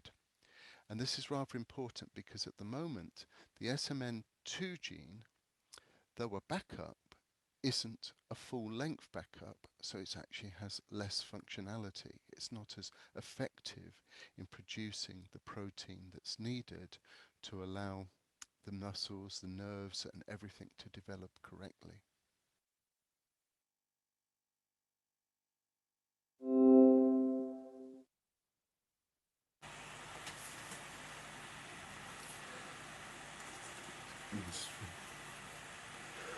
Right, so we started to talk about the SMN protein and the genes, etc. So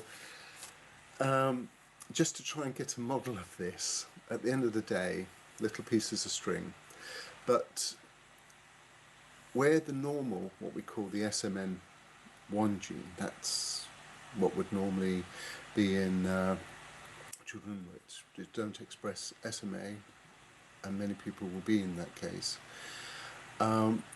You would have the full length, and that has all the full functionality. Now the SMN2, survival motor neuron gene, actually exists biologically there, but it actually has problems in reading through full length. So there are different strategies of how you deal with this, because it's only actually going to produce part of the protein that's needed. And this protein, the survival protein, is actually quite an important one because it seems to be involved in the structure and design. So you imagine how long a nerve is in relative terms to the body, especially something reaching from your spinal cord to your limbs. And within that is tubes and structures which molecules are moving up and down. If that structure isn't built correctly, if there isn't the proper functionality, then the nerve doesn't work. And so what seems to happen is the protein, the SMN protein, is involved with other proteins actually making the full structure and maintaining the structure. And that is why you do get the effect in patients, because once it starts to fail, then where you would normally have the neuromuscular junction, where you'd have connection of the nerve to the muscle, this is actually failing.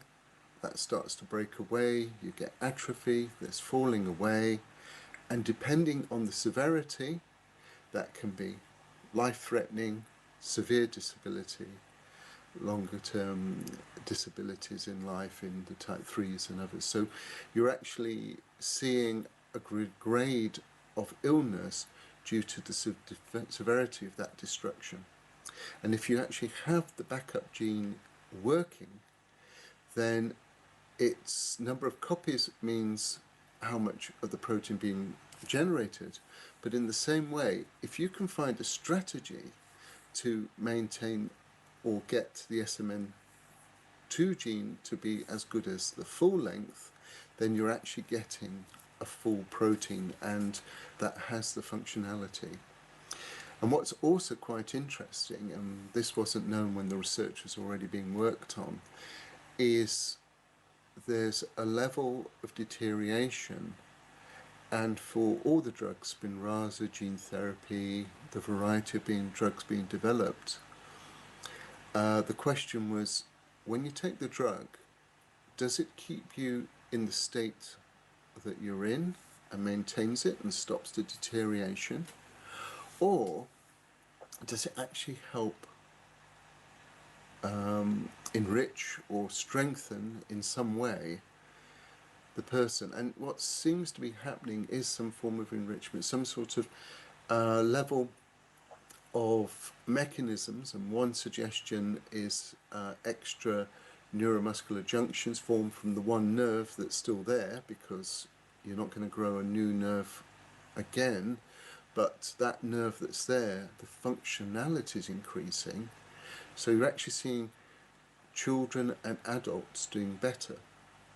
And that is quite amazing. I mean, I've been involved in this for 30 years, and I was quite happy with something that would go and maintain, but this seems to be helping. And, you know, certainly this is why there are clinical trials running. This is the important part of the studies ongoing, and lots of patients are involved in that, you know, many in the SMA community that we're involved in. But it is it's a positive moment that we can actually not only stop the deterioration, but may actually be doing better. And the interesting thing of risdiplam is it's actually in not just children, not just young adults, or even older individuals. It actually has a range. So in that sense, we're going to get an understanding of the effect of this treatment in a variety of ages of patients with different severity, different effects. And I think that is important, because what we're doing is we're trying to get treatment for all, and this is something that is orally available and helping in a variety of different patients depending on how the results of the clinical trials come through. And that is an important point, because the trials are ongoing. Now, this data has to then go into government agencies, the FDA, European Medicines Agency, and they will be assessed. So Spinraza went through that evaluation and was approved. Gene therapy, the FDA is approved, but at the moment still under review. And Roche is still to submit the file. So they're accumulating data, they're accumulating clinical trial information. But until all that's in, we won't be able to know fully, is this a major effect? Is it a super positive effect? And also, what about the safety? Because in all drug development, you're not just dealing with, you know, all the pluses. Every drug has a minus. They have effects on people. And part of the importance of the ongoing clinical studies is that they have to understand what are the effects, not just the good effects on SMA, but all the body systems.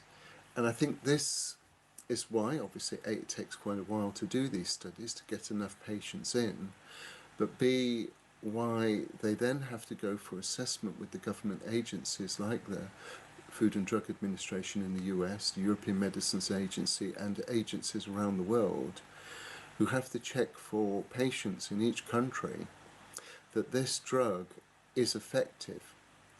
Now, it is positive and there's some good news, but, equally, all these results have to be in, and we need to get that information as soon as possible for us to then have that drug available, because I think, certainly from my own personal perspective, this will be an important development and a very useful extra treatment that are growing in the treatments for spinal muscular atrophy at this time.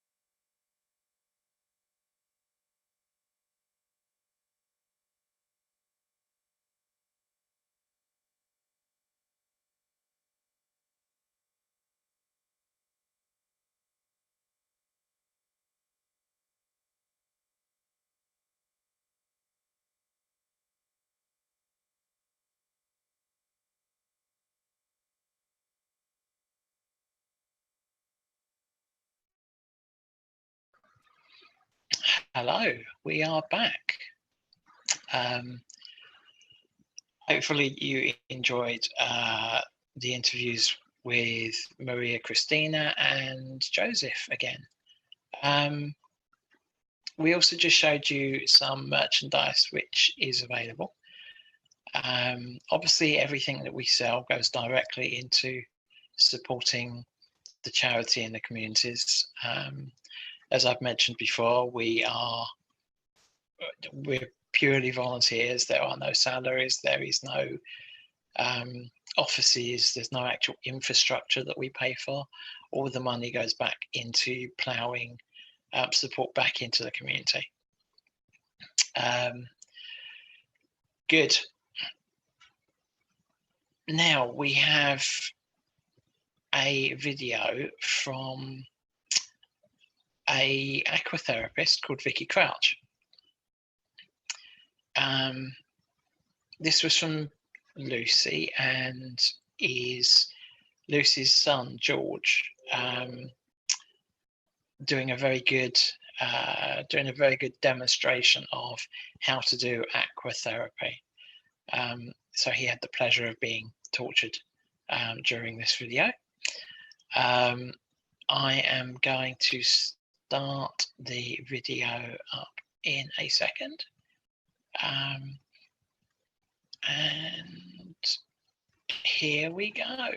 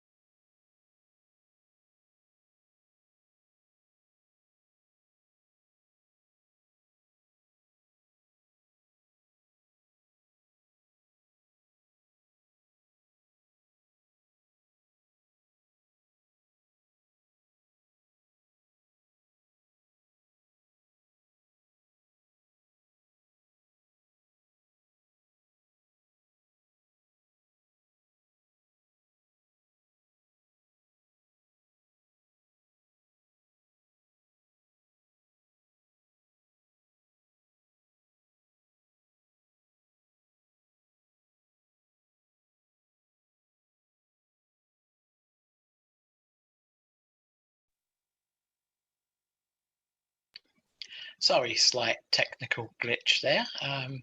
Only the second one in 3.5 hours, so we're not doing too badly so far. Anyway, we are now going to crack on with the video.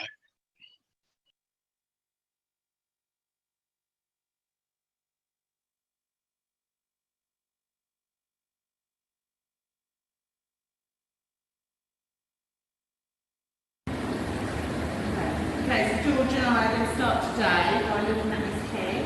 Head control is really important for how the rest of your body moves, not only on land and in the pool as well. And George is working really hard to keep his head strong, so his body works better for him. So George, can you sit up nice and tall, put your arms out to the sides, stretch them out, that's, oh, good boy, reach, and then reach the other way. Good boy. Keep going. You keep going, I'm going to keep talking. Go the other way.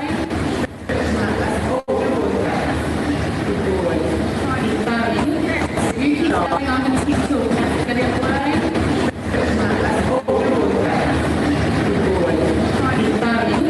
You keep going, I'm going to keep talking. Go the other way. Stretch them out, that's, oh, good boy. Try and keep going. You keep going, I'm going to keep talking. Go the other way. Stretch them out, that's, oh, good boy. Try and keep going. You keep going, I'm going to keep talking. Go the other way. Stretch them out, that's, oh, good boy. Try and keep going. You keep going, I'm going to keep talking. Go the other way. Stretch them out, that's, oh, good boy. Nice and slowly, relax those shoulders up towards the boy. Keep going up tall. And you can see he's working really hard. Good boy, what the other one do? Good boy. Keep that head on top of his body with a strong body. And what are the other ones? Good boy. Up tall again. Good boy. That's it. But really try not to move his body when he moves his head. Well done. Up tall again. Good boy. Well done. Okay. Okay, so now what we're going to do is work George's whole body. So arms out to the side again. Right, stretch your legs down to the bottom of the floor. Brilliant. Keep looking at me. So don't let me make your legs move, but keep them underneath your body. Don't, what do you do? How do you keep them under? Good boy. So as I move George through the water, keep going, the water pushes George's body to and fro, and he has to push against it to keep his legs under the water in a straight line. And he's working his body, his tummy, his back, and his hip muscles to really keep his legs under there. And his head, oh, don't fall over, keep going, get back, legs underneath you. Really push them down to the bottom, George. Up for me. Good boy. Push those legs down, up from side to side now. And you can do this in different directions. What can you do? Keep your legs underneath you. Don't let them watch you move your legs. Push those legs down. Oh, and winning. Oh, good boy. So he's moving against the water, which is really hard work, isn't it? We're doing really well. And then stop. Good boy. Well done. Okay. So we're going to work on George's legs. There's two reasons. Firstly, we want George's legs to get stronger and capitalise on all the muscle strength he's got to make that better. And secondly, it's actually quite a nice stretch. So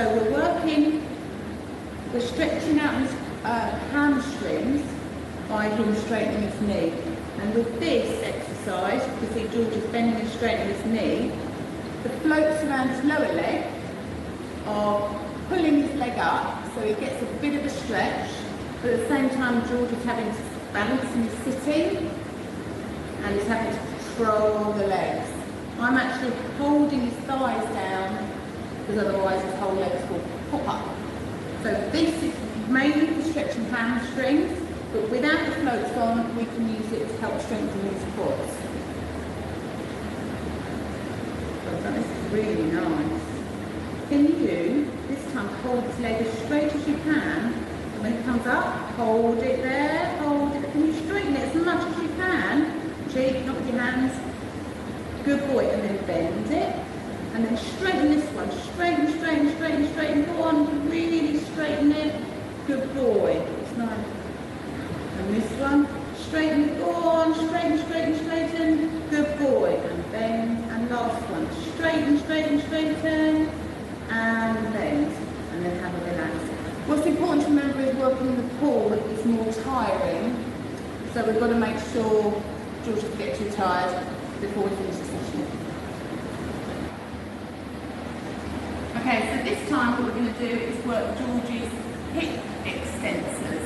So what I want him to try and do is push his legs down into the water. So we've got to push against the floats and the water so his toes touch the step. But at the same time he's got to keep his body nice and straight and not cheat by using his arms. Are you ready? Okay, find that step, push your feet down. Good boy. Hold it there, and relax. Okay, straighten your legs up for me. Good boy. Sit and bend, and now find the step again. Push those legs down, hold them there, keep them there. Good boy, keep them there, and relax. Good boy, couple more. Ready? And again, bend your knees and find the floor. Push, push, push. Go on. And relax. And then done. 2 more. Bend your knees and push those feet down. Push, hold it there. Good boy, well done. And one last time. Find the step, hold your feet there, hold your feet there, hold your feet there, and relax. So George is working on trying to keep his middle, his hips, in a nice straight position when he's upright in a kneeling position. So that means his gluteus, his bottom muscles, and his hamstrings need to be nice and strong. And this will help a little bit of that around the hips. Okay, so we're going to carry on working with George's legs. This time he's going to do some running, but in this nice lying down position. So George has to keep his body nice and relaxed and still on the water because it's a bit wobbly. And what he's going to have to do is then push against the water to do the running action, which works his quads and his hamstrings at the same time. Right then, let's go running. Off we go. As you can see, he's pushing the water away and pulling it back. The floats do help to straighten his knees a bit, but as he's moving fairly fast, his leg muscles are having to work really hard. Keep going, George. Keep going. Can you get those knees straighter? Good boy. And have a rest. Can you lift the bottom up for me? That's lovely. Right, keep the bottom there and now do running again. Go. Go on, keep going, don't forget to breathe. Keep going, good boy. Go on, run a bit faster for me. Okay, so we need to work on George's arms. So George has got to try and push the ball down. The ball is obviously full of air and it's hard to push underneath the ball. So we're not going to get it all the way under, but the idea is that we work on George's strength around his shoulders. He's still got to work hard to sit up. He's still got to work hard to keep his head in a nice position. And he's going to try and just push the ball underwater just a few centimetres, but without hyperextending his elbows. So, George, are you ready? Okay, gently push it down and hold it for a few seconds, good boy. Vicky, can you explain to everyone what hypoextension of the elbow means? Yeah, so George, can you make your elbow bend weirdly? Do that thing when you bend it the other way. So George's elbows, he's got hypermobility at his elbows. Recording is on. In the normal range, Recording has stopped. they can also hyperextend out like that. Don't want him to work his arms in that position. I want him to get strong so his elbows stay as ours do rather than popping out and him using the end of his joint range to support rather than his muscles. So, are you ready? Good boy. Up nice and tall for me. Good boy. Keep your balance. Keep your elbows in a really nice position and gently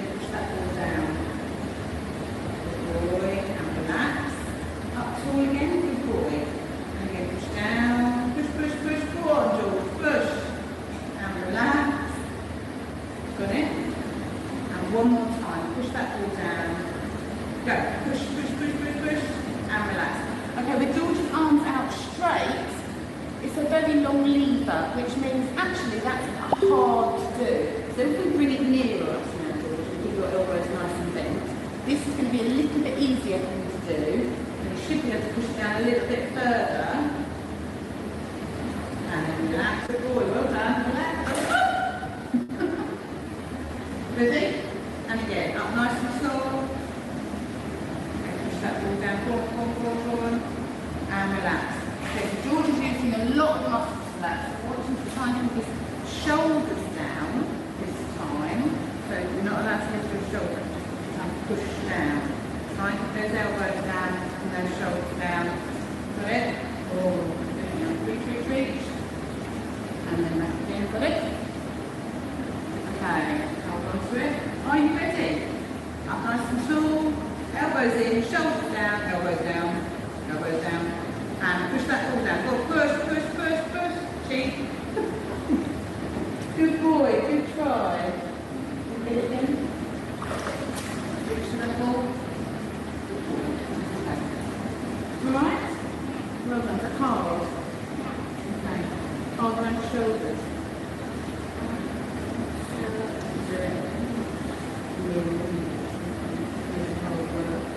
Good boy. Do some throwing. Yeah, let's see if we can get to the other end. Okay. So something else that's really nice to do in the water is throwing. So George still has to work on his balance. I am supporting him, but not a lot. And he's got to get 2 hands on the ball, head without falling over, and throw it without falling over. No, we've got to get it. So reach forward. Got it?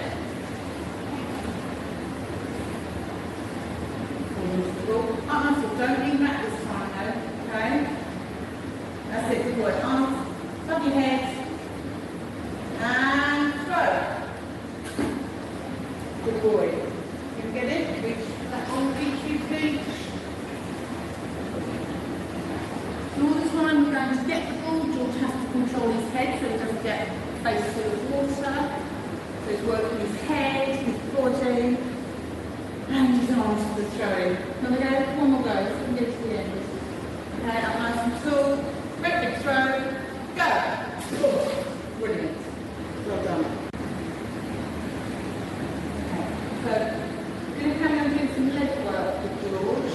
Now, your muscles around the back, around your bottom and your hip are really important if you want to try and get into a kneel position, or even if you're trying to commando crawl or stand.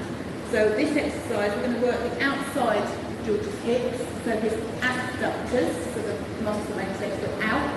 Also we're working his external rotators, so the muscles that make his feet, his leg turn outwards. Just a little bit, just to get them some activity, because this is hard to do on land. We're going to do it lying. Right, George, you ready? You lie back forward, look up at the ceiling, and lie back forward. Okay, so stretch those legs as far away from you as you can. Good boy, that's really nice. Okay, can you take your knees apart and bring them back together? Good boy. Keep going. Apart and together. This is quite hard to do. Keep going. Apart and together. So we can use the water to help the movement. Apart and together. And again, apart. Good boy, and together. And relax. So as I push George feet first through the water pushes against him and helps him take his knees apart. Okay, carry on. Apart and together. Good boy. Try and relax your body. Apart and together. Keep that body nice and relaxed. Apart. Good boy. And together. We'll do that one more time. Try to keep the body relaxed. Okay? George is using lots of other muscles to help him do this, but we're trying to get him to relax bits of him so the right muscles can work on their own. Apart. Good boy. And together. And again, apart. And together. Brilliant. Well done. Come up, so you lift your head, forwards, come up.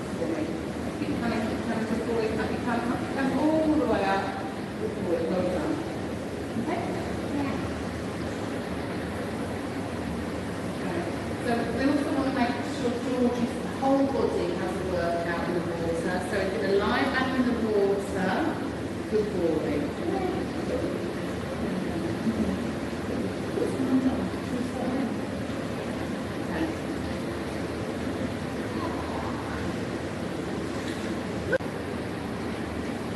So we're going to do some whole body workout now. So we can use the water to help our whole body get better at balancing and get stronger. So we're going to do a bit of that now. So can you lie down for me? Like that. Look up at the ceiling. Good boy. Stretch those legs out. And you make a star with your arms. Arms out to the sides. So it takes a bit of a while sometimes for George to get used to the water around his head. So it's important to give him the time to do that. Can you hear me? Okay, good. Stretch those legs out as much as you can. Stretch it. Right, you've got to stay lying down.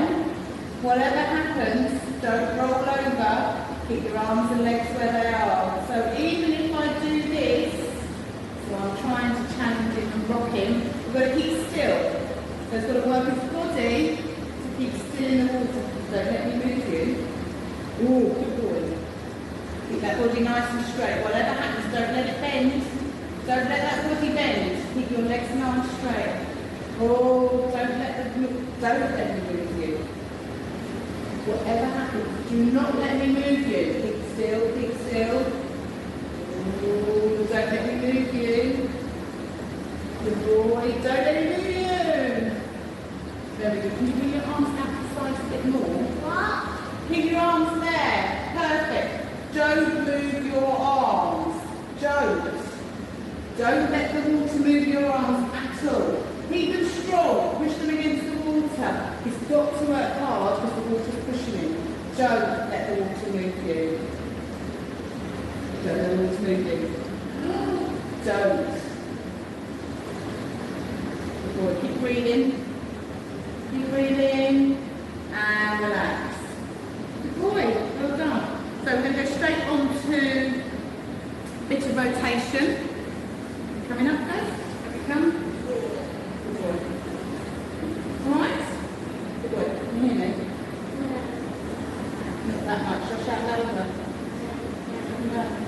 We're going to do some twirling. Roll over. Bring your reach to my shoulder. Yeah? Okay, so we're going to lie that down and do the reach down. Good boy. Arms out to the sides. Okay, so all our movements require a rotation in our bodies. You have to be able to turn and twist to be able to do any really good movements on the floor. So think about the children rolling on the floor to get to toys, or if the children crawling. All those actions require some sort of twist in the body. So this is a really nice one to do in the water. Are you ready? So this arm, reach for my shoulder, and roll over. But keep looking at me, keep looking at me, keep looking at me, and roll back, and arms out to the side. He's got to work his head really hard. Are you ready? Same again. Reach for my shoulder, reach, roll over, George. Turn over, turn over, turn over. Good boy. Keep turning, hold that head up. Good boy. It's hard. This is a hard one. 2 more. Ready? Go. 2 more. Reach. Keep that head up. Keep your head up. Don't cheat. Good boy. Very good. Very good. Last one. Ready? Go. Lift your head up. Keep looking at me. Go on. Cheat. Don't cheat. Well done, George. Keep going. Very good. Very good. Let's come up. Lift your head up and reach forward. Good boy. Well done. Good boy. Have a rest. Okay. So George has been learning to swim. We're starting off lying on his back because he hasn't got used to the water on his face yet. So we're still working on that. But he is able sometimes to swim on his back depending how tired he is. So we're going to warm up to make sure he remembers what to do.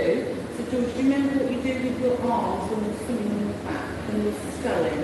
So what do your fingers have to do? Together, and your arms have to be out here. And what do you do? push the water towards your feet, don't you? That's it, and then you bring your arms back, and then you push the water. Do your arms have to be in the water or on top of the water? In, so you can push all the water away. And if you watch George's arms, he's pushing against the water. It's hard work. George, what's happening with your elbows? Can you make sure your elbows don't overbend? That's it, good boy. And then push the water away, good boy. Okay, so that's what you have to do with your arms. What do you have to do with your legs and your body? Are they really long and straight in the water? Yeah, when you lie down? Okay, shall we have a go? Yeah, do you want to lie back then? So look up at the ceiling, straight along. Good boy. So, straighten those legs out. Where are your hands? Where are your hands? Are they ready? Quite wide. It is quite bright, isn't it? Should we turn around? Okay. Keep your eyes shut. Better? Okay, I think you'll be alright. Hands in the water then, and you start sculling for me. With a big, slow stroke. Remember those hands? They're like paddles, aren't they? That's it. Bigger with your hands for me, George. Bigger movements. Okay, so bring them out to the side a bit more. That's it. Okay, so keep going. So out a bit more. Push. Out and push. Go.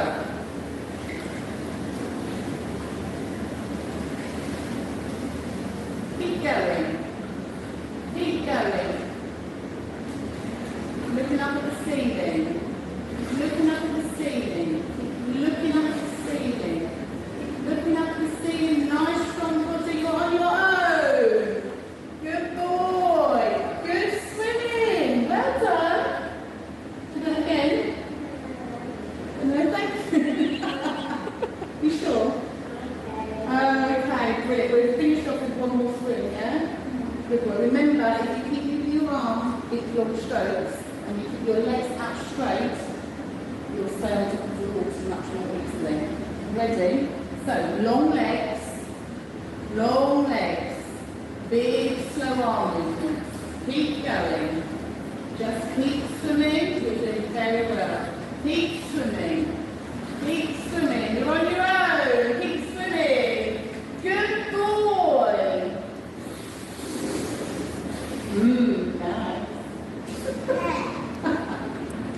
Okay. Well done. We're finished? Okay. A couple of things to remember about pool sessions. With some children with SMA, breathing is quite difficult. The work of breathing muscles themselves can be quite weak. In the pool, the water acts like a compression bandage, so it's harder to breathe in when you're underwater, isn't it? So it's a really good workout for children like George. But if you have a child with SMA whose breathing is difficult, then please seek advice about whether it's the place to be. Talk to your physio, talk to your doctor, and make sure you don't take children unless you're sure. George, do you like doing physio in water? Yes. Is it fun? Yes. Excellent. And at the end of the session, are you tired? Sometimes. Okay. Do we have to work harder? Yeah. Do we? Do you want to do some more now? I'm not sure. Do we finish today? Okay.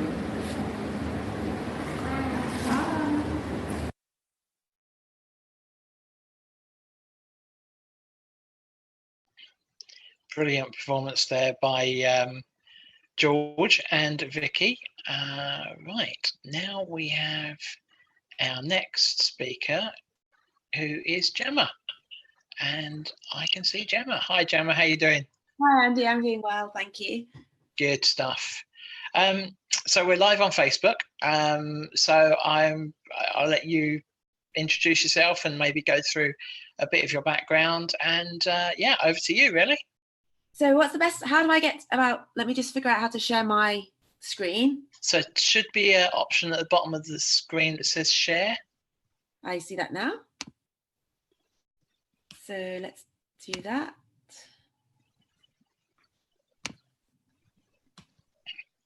There we go. Perfect. Okay, brilliant. And can you see my, just for my knowledge so that I can tell what I'm doing as I go, can you see my pointer? Yes. Okay, brilliant. I can use that then. Okay, so it's really good to be part of this day. Thank you so much for inviting me. My name is Gemma Chanotilika. I am the Education and Training Lead for the East Midlands and East of England Genomic Laboratory Hub. So my job is to work in one of the genetic laboratories, and one of the big new genetic laboratories in the country. And I'm really on an outward facing role. So engaging a lot with patients and clinicians and training people in genetics and how to order genetic tests. I'm trying to make sure that there's good equity of access to genetic testing across the region of the East Midlands and East of England. So I'm trained as a molecular geneticist and a genetic counsellor, and I also work for a charity in Cambridge called Cambridge Rare Disease Network, and we're trying to focus on bringing different stakeholders together to try and raise awareness of rare disease. So Andy asked me to talk today about the genetics of SMA. So are people able to comment as I go or ask questions as I go, or not? I don't know. Yeah, they can. I'll pass any questions on to you as they come through. Okay, fantastic. So I'm very informal in my way of presenting, so please do ask questions as I go, and I'll try and break down something that's quite technical a little bit for you. So if we go right back to the basics and think about our bodies are made up of cells, and inside the cells, each of our cells, there is a nucleus, and that contains our genetic material, our DNA, which is the code for how to build our bodies and make our bodies work. So inside the nucleus of the cell, we have the chromosomes, which are made of DNA, all wound up tightly, and I'll show you a picture of those in a minute. But the complete DNA sequence is called our genome, and the genes that themselves are the instructions for building our bodies and making them work. And they are encoded in the DNA of the chromosome in each of the cells of our body. So a gene itself is the code in the genome for making something functional in our body. So we often think of a gene as being the code for making a particular protein molecule. And each person has about 20,000 genes. So that's how many codes we have for making functional things in our body. But if we look at our genome and our genetic code, it really looks like, this is how we read it in the laboratory. This is what it looks like. It's just a string of letters, and there are 4 different letters. They stand for chemicals called adenine, thymine, cytosine, and guanine. What we call them A, C, G, and T for short. And there are 3 billion letters in our DNA code.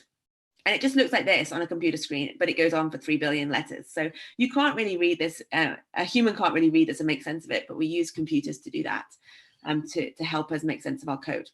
And so when we're doing genetic sequencing, this is what it looks like. And what we're trying to do is compare the sequence of somebody who's well and of what we know as sort of well and healthy genes to genes in where people may have a genetic condition, to try and find the changes that have caused that condition. So back to our chromosomes. So these are just molecules made of DNA. So instead of having 1 piece of DNA in the nucleus of our cell, we actually have 46 pieces of DNA, and they are wound around protein molecules to make chromosomes. And so if you were to look at them under a microscope, this is what they look like. And they come in pairs. So we have 2 copies of every chromosome, because we inherit 1 copy of chromosome 1 from our mum and 1 copy of chromosome 1 from our dad. We inherit 1 copy of chromosome 2 from our mum and 1 copy of chromosome 2 from our dad, and so on. So we have 20,000 genes, but we actually have 2 copies of every gene, because we have 2 copies of every chromosome where the genes are contained. So when we come to thinking about spinal muscular atrophy, SMA, we're actually thinking about genes which are located on chromosome 5 in the genome. That's where the genes that are important for this condition are located, and they are called SMN1 and SMN2. Okay. Okay, so let's talk a little bit about those two genes. So it's important to understand that the region of the genome that's involved in causing SMA is actually a really complicated region of the genome. And that's because it has multiple copies of these two genes in it, and the number of copies vary from person to person. So there are two almost essentially identical genes that we need to think about, and they are called SMN1 and SMN2. And each of these genes can be present in different numbers of copies on each of our chromosome number 5s. So SMN1, we typically have 1 or 2 copies per chromosome. And SMN2, we might have no copies or 1 copy per chromosome, but we can have up to 5. So this varies from person to person in the population, how many copies of each of SMN1 and SMN2 we carry on our 2 chromosome number 5s. Oops, let's see, here we go. So if you were to imagine these black lines as being chromosome number 5s, this just shows you how you can have different numbers of SMN1. So you could have 1 or you could have 2, and different numbers of SMN2. So you might have 0 or 1 or 2 or more. And remember that these are different chromosome number 5s, but each of us has 2 chromosome number 5s. So we could have any of these types of chromosomes in combinations in our bodies. So we would inherit 1 chromosome number 5 from our mum, and 1 chromosome number 5 from our dad, and they could be of different types, like this, in the region of the genome for where these genes are located. So what is the difference between these two genes, SMN1 and SMN2? As I said, that they're really almost completely identical. They code for the same protein. They code for a protein called SMN, survival motor neuron protein, and that's important for the maintenance of motor neurons, for keeping motor neurons alive in our bodies. And SMN1, it makes this protein called SMN protein, and it makes all of the copies of SMN1 gene make the protein. But SMN2 has a change in it, like 1 letter of that DNA code is different between SMN1 and SMN2. That's really important for this. There's a couple of different DNA changes, but this particular change means that part of the gene for SMN2 isn't incorporated into the protein and doesn't form a stable protein most of the time. So most of the time, SMN2 is making a protein that is non-functional and is degraded in the cell. Sometimes it does make a functional protein, sometimes, and that contributes towards the total of SMN protein that we have in our bodies. But most of the protein that we have in our bodies comes from SMN1 with a little bit of contribution from SMN2. Okay, and the amount that SMN2 makes is not enough. It's not enough for what our bodies need. Okay, so we need SMN1 because that gene is making protein much more efficiently. Okay, so when it comes to spinal muscular atrophy, and we're thinking about these genes, I've just said that most of the SMN protein is made by SMN1, with only a small amount and not enough being made by SMN2. So spinal muscular atrophy is caused when you have a particular change in the DNA sequence of SMN1 that causes that gene not to make SMN protein properly. And these particular changes can be referred to as pathogenic variants. That's variants of the DNA sequence that are causing disease. They can be referred to as deletions. A lot of these variants are actually deletions. Or sort of older terminology would refer to variants like this as mutations. We've sort of moved away from the word mutation and using the term pathogenic variant now, but you'll still hear people talk about mutations. So if you have these kinds of changes in SMN1 causing the SMN1 gene not to make SMN protein properly, you can get SMA. So remember, we have 2 copies of every gene. So we have 2 copies of SMN1, and 1 working copy of SMN1 is enough to protect our motor neurons. It makes enough protein. But if a person has no working copy of the SMN1 gene, they will have spinal muscular atrophy. People who have a working copy on one of their chromosomes and a broken copy on the other chromosomes are therefore carriers for SMA. So I'll explain this a bit more. So first of all, if we just think back to our chromosome number 5s, and if we think that we've now got a broken copy of SMN1 gene on a chromosome number 5, we can still have different types of chromosome number 5 because we can have different numbers, 0, 1, 2 of the SMN2 gene. Okay, so even if SMN1 is broken, we still have variable numbers of SMN2. So this is an example of a combination of chromosomes that would cause a person to have SMA. So you can see that this person has 2 copies of SMN1 that are not working, that are not making that SMN protein that we need, but they still can have variable numbers of SMN2 depending on which chromosomes they've inherited. And here are some combinations that would cause a person to be a carrier of SMA. So this person here has 2 chromosome number 5s. They have a working copy of SMN1 on one of their chromosomes.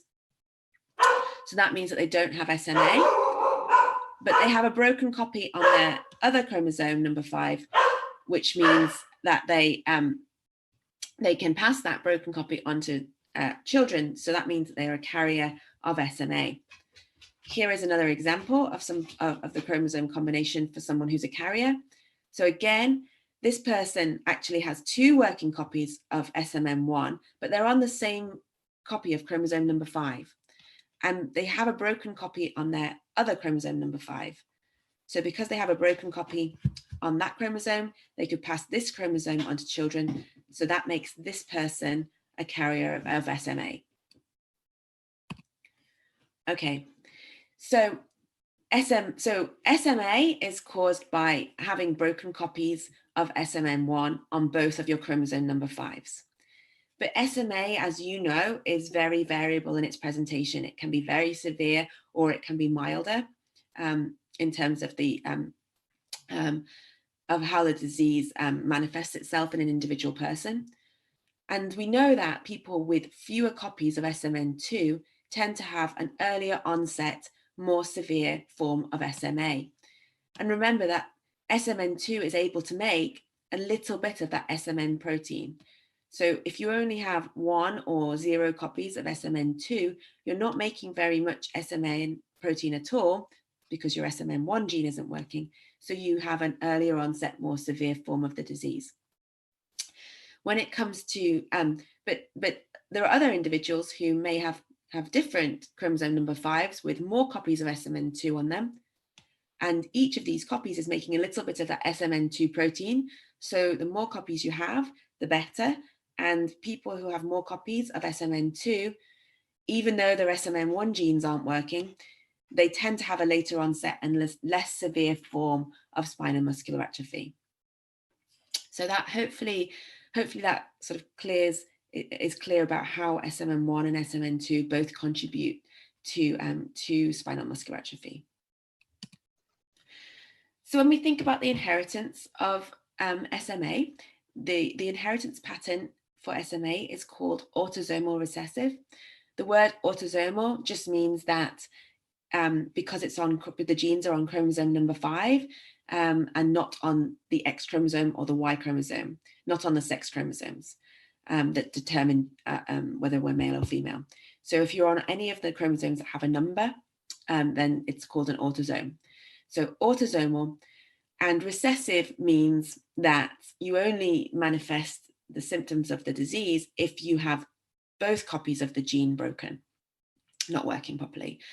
So we know that in order to get SMA, you need to have 2 copies of SMN1, not both of them not to be working. So that's why it's a recessive disorder.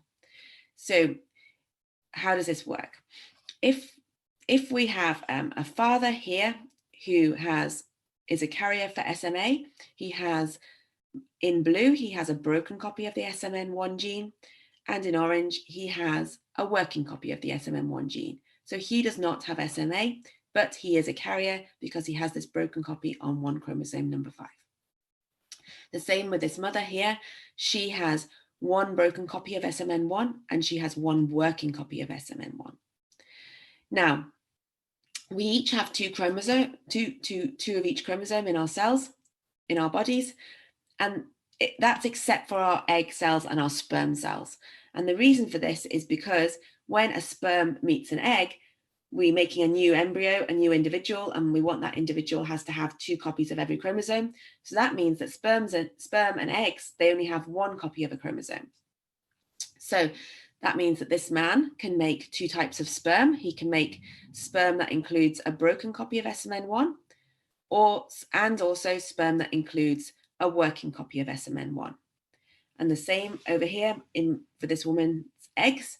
She has some eggs that contain a broken copy of SMN1, and she has some eggs that contain a working copy of SMN1.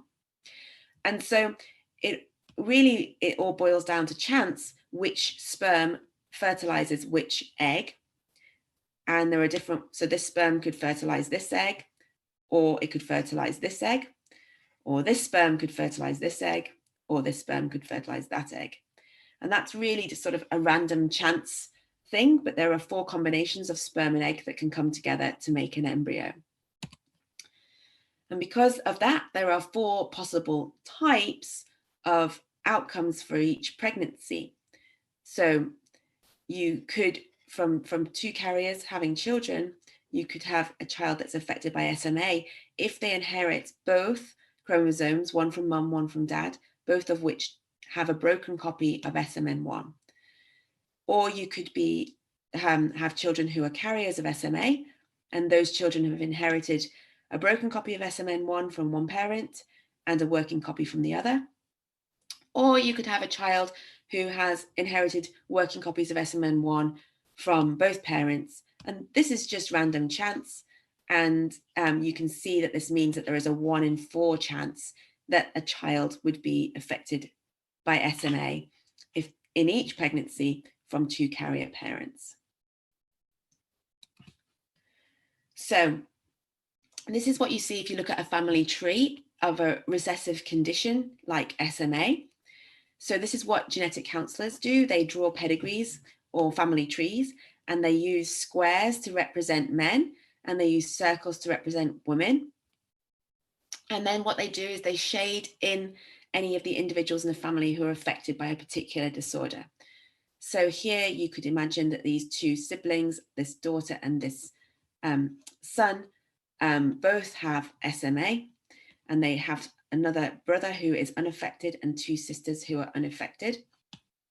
And you can see that there really aren't any warning signs that this condition is being carried in this family. When you look at the wider family tree, there's a lot of unaffected individuals, but we have to assume that both of these parents are carriers for SMA. So usually both parents of an affected child are carriers of SMA. Not always. Sometimes the genetic change happens new for the first time in the affected individual rather than it being inherited.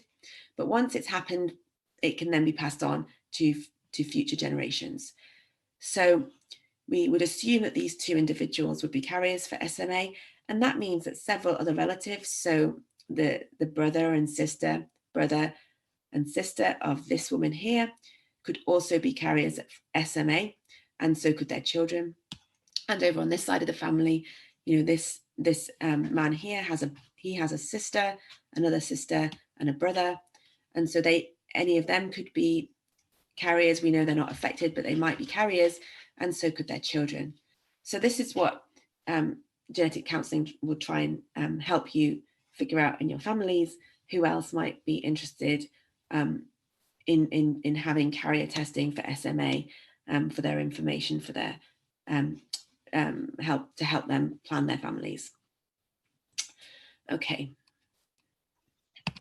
So these are, I'm not going to talk at all about therapeutic approaches for SMA. I'm not going to talk about drugs because that's not really my area of expertise, but I just thought I would mention how the therapeutic approaches that have been developed tie into the genetics of SMA. So if we think about SMN1, we know that's if you have a broken copy of the SMN1 gene, if you have 2 broken copies, and then you don't have enough SMN protein. And so one option for therapy is to try and provide a working version of SMN1 to individuals with SMA. So this is gene therapy, and you know, if you've following the state of affairs, you'll be aware that there's a gene therapy that's been developed for SMA. And another approach, instead of trying to replace the broken version of SMN1, is that we could try to upregulate the copies of SMN2 that an individual has, and try and make those copies of SMN2 gene, try and make them make more of the SMN protein. So that is an approach that some other drugs have taken. So that's what Spinraza is doing. It's actually causing the SMN2 gene to act more like the SMN1 gene.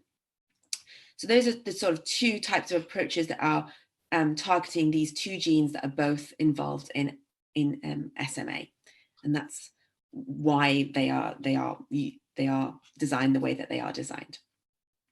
So that's really all I have to say. I've put some references here, and I'm really happy that if you want to share out these slides to your community, that's fine by me. I can send them to Andy or whatever's easiest. Perfect. But these are a few links that go into the genetics in detail that might be useful for people if they want to read more. But also just for anyone to know that if you want to know more about the genetics of SMA, you know, you should be able to ask for a referral to speak with a genetic counsellor as well. Okay. So are you ready for some questions? I am. Okay, so we've got some real doozies, so get ready. Okay. Right, so let's start with a simple one, shall we? Do you go to your GP to arrange genetic testing? You go to your GP to ask for a referral to clinical genetics to arrange genetic testing. And would you have to have a history to be referred, or how would you get referred? So to get carrier testing, I assume that this is for carrier testing. Yeah. Yeah, I mean, you'd be able to get referred if you had a family history. Okay. That's for sure. If you had no family history whatsoever, we're not currently doing carrier screening in the UK as far as I'm aware, and I don't think that's the case, but I might be wrong. I mean, I used to live in the US, and they are much more routinely offering carrier screenings during pregnancy. So I think as far as the NHS goes, I don't think it's just routinely offered. I might, don't quote me on that, just in case I'm incorrect. But I think it's something that's definitely, you know, things like carrier screening, extending different carrier screens are, it's not something that's been done as much here. It's done a lot in the US. So people will routinely be screened for things like cystic fibrosis or SMA or Fragile X when they're pregnant in the US. I'm not sure that when you're pregnant is the best time to be screening for things. You know, it may be better to screen for things when you're thinking about getting pregnant. Yeah, it would make sense, wouldn't it? But that suffice to say that that's much more routine practice in the US than it is here. Okay, and presumably people could get it done privately though if they wanted to get it done privately. Potentially. I'm not aware of all of the carrier screening options that are on the market in the UK for SMA. I would be surprised if there weren't any, but that, you know, it's a really tricky, because I just outlined the genetics is quite tricky for SMA. So the carrier screen, I don't know if I can go back. You have to do it quite carefully because, for instance, here you can see if you were just looking at how many copies of SMN1 you had, you know, you would easily know that this person was a carrier because they only have one working copy of SMN1. But if you look at this individual here, they also are a carrier, but they have two working copies of SMN1. So the carrier screen is a little bit different and has to be a bit more subtle compared to the diagnostic test because of these different numbers of copies. But those are issues that are well known. If you're, you know, a good laboratory should be very, if anyone is offering carrier screening for SMA, they should be really aware of these issues, I would hope. So another question, actually I've got a question, and seeing as I'm host, I'm going to go first. Is it true that there's like 4 million people that are potential carriers in the UK? So I was looking at the numbers, and the carrier frequency that I always learned, and I'm trained in the US, was 1 in 40, 1 in 50. So about 1 in 40, 1 in 50 people are carriers for SMA. The sort of, I didn't see such a recent statistic, that I was looking at the UK statistics, which looked a bit older. So I don't know how well, that might just be that I'm out of date, but you know, fairly recent stats in the US were saying 1 in 40, 1 in 50. So it's a very, the reason there's a high carrier frequency is because it's quite a complicated region of the genome, and so it constantly new changes are arising often in the population. So yeah, it's a common rare disease. It's common relatively common to be a carrier for SMA. Not as common in Northern Europeans. I think the carrier frequency for cystic fibrosis is about 1 in 25. So it's not as common as cystic fibrosis to carry SMA, but it's the next one that people think. It's the next most common rare disease in that sense. Yeah. Okay. Okay. So here we're getting more complicated now. So we know about Zolgensma, which obviously is delivered on the back of a virus that goes into the body, which carries a working copy of the SMN1 gene. And I know you're not an expert on the actual treatments, but just a question really around: are you aware of any way of delivering the SMN1 gene or a gene through a non-viral delivery method? Yeah, I mean, people are trying. I mean, this has always been the challenge. The real challenge to gene therapy in general is always around the delivery mechanism, and trying to find something that's both effective and safe and targets the correct tissues. So that's always the challenge of gene therapy, but it has come a lot further in the last few years. I think it's one of those. I think gene therapy has a bit of a bad reputation in the sense that everybody said, if we discover the gene for a disease, we'll be able to do gene therapy, and it's taken longer than people thought. And there was some problems with some of the early vectors that are used, but people have worked a lot to improve the vectors. The way that viruses work is they go into cells, but then what you often want to do is you want to incorporate the working copy of the gene actually into the DNA of the individual. And retroviruses are the things that can do that. Right. So because that's what they do. But these are highly modified viruses. They're not viruses that are hanging around in nature, and but it's important because what you don't want them to do is to incorporate into the wrong place in the genome and do other damage, and you don't want them. So the people work. It's certainly not my area of expertise, but people work, have done a lot of work around that. So there are other things that have been used to do with sort of, I think people use like lipid delivery mechanisms as well. But I would imagine that people are looking at all the different delivery mechanisms and trying to, it often matters whether you cross the blood-brain barrier and things like that as well, which tissue you're trying to target. If you can get away with just targeting liver, that's one thing, but if you need to target nerves, it's a different matter. So, that's why, people will be going into, there'll be a lot of research directed at what's the best delivery mechanism. Yeah, because I guess that's one of the issues with Zolgensma and why it's only available for younger kids, because of the amount of virus that they have to use to get it into the body. Yeah, and it's just about and it's probably to do to some extent with the accessibility of the tissues at different stages of development, or you want to do it at a stage in development where damage hasn't occurred yet, because you're trying to prevent damage from occurring. Yeah, so there'll be lots of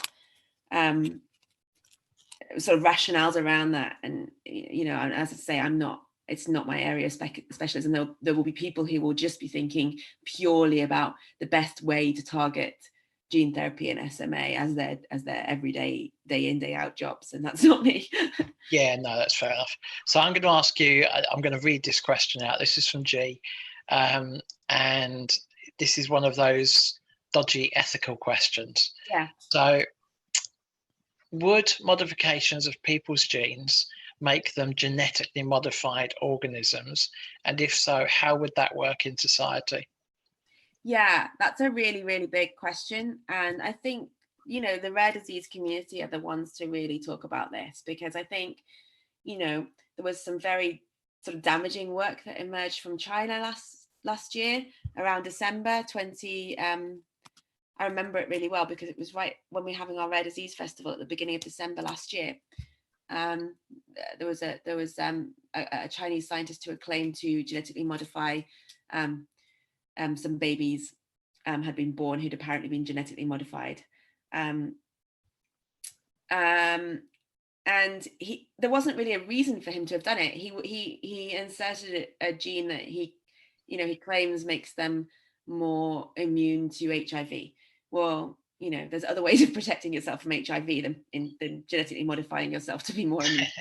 And so I think, you know, that kind of science is very, very damaging to the field and becomes, you know, and that's why there's a lot of criticism in the public domain. And I think when it comes to sort of a devastating disease,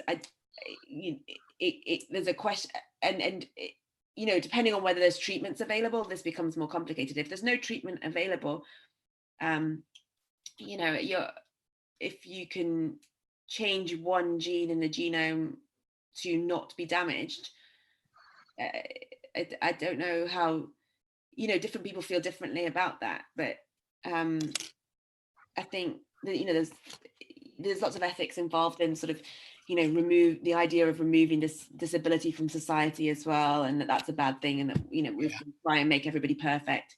But I think that the rare disease community is the ones to weigh in on this sort of technology and to think about, you know, do we want to just do post you know, treatment to have people who are affected and then do sort of treatment on those individuals, or do we want to try and treat essentially the eggs and sperm that make those individuals? Yeah. So, okay, cool. So we've just run over slightly, but I'm going to squeeze one more question in for Stacey, who has asked, what age do you get siblings tested? So is there an age? I mean, I'm assuming that's maybe a family that has one child with SMA. So I assume that what you're meaning is that there's a child who's affected and there's a child who's unaffected, and you're asking what age you would get carrier testing done for that child.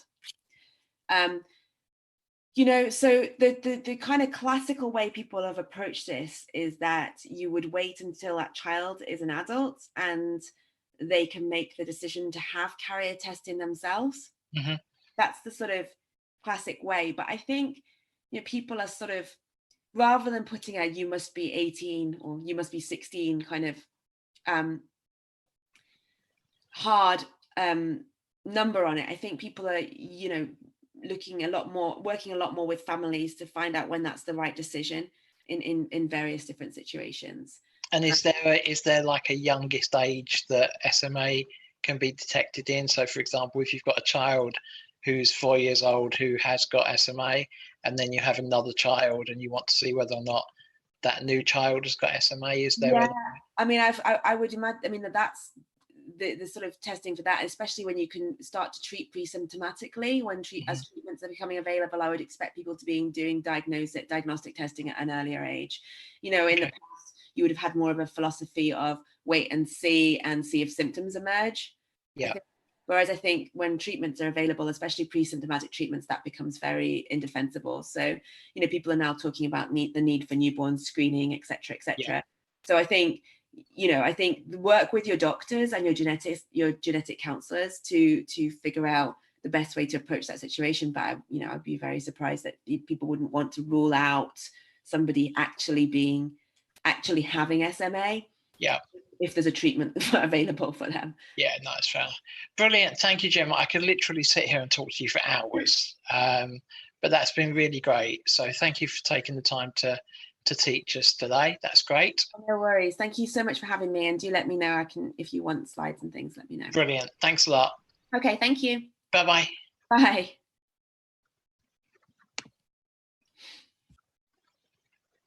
Wow. absolutely amazing. Learned so much from that. Right, we are running just slightly late, so we're going to switch over to Marion now. Can you hear me, Marion? Hi. Good morning. Good morning. Are you sharing slides or are you just talking? No, I'm just talking. Okay, brilliant. I will hand the floor over to you then. If you just give yourself a bit of an introduction and maybe a little bit of your background. Yeah, will do, no problem. Go for it. Okay, my name is Marion Main. I'm a physiotherapist at Great Ormond Street Children's Hospital.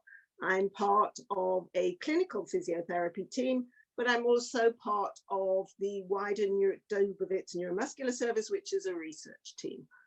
I've been doing this 30 years. I have met many, many people, thousands possibly, of people, children, infants, adults with spinal muscular atrophy, many of whom are not around today.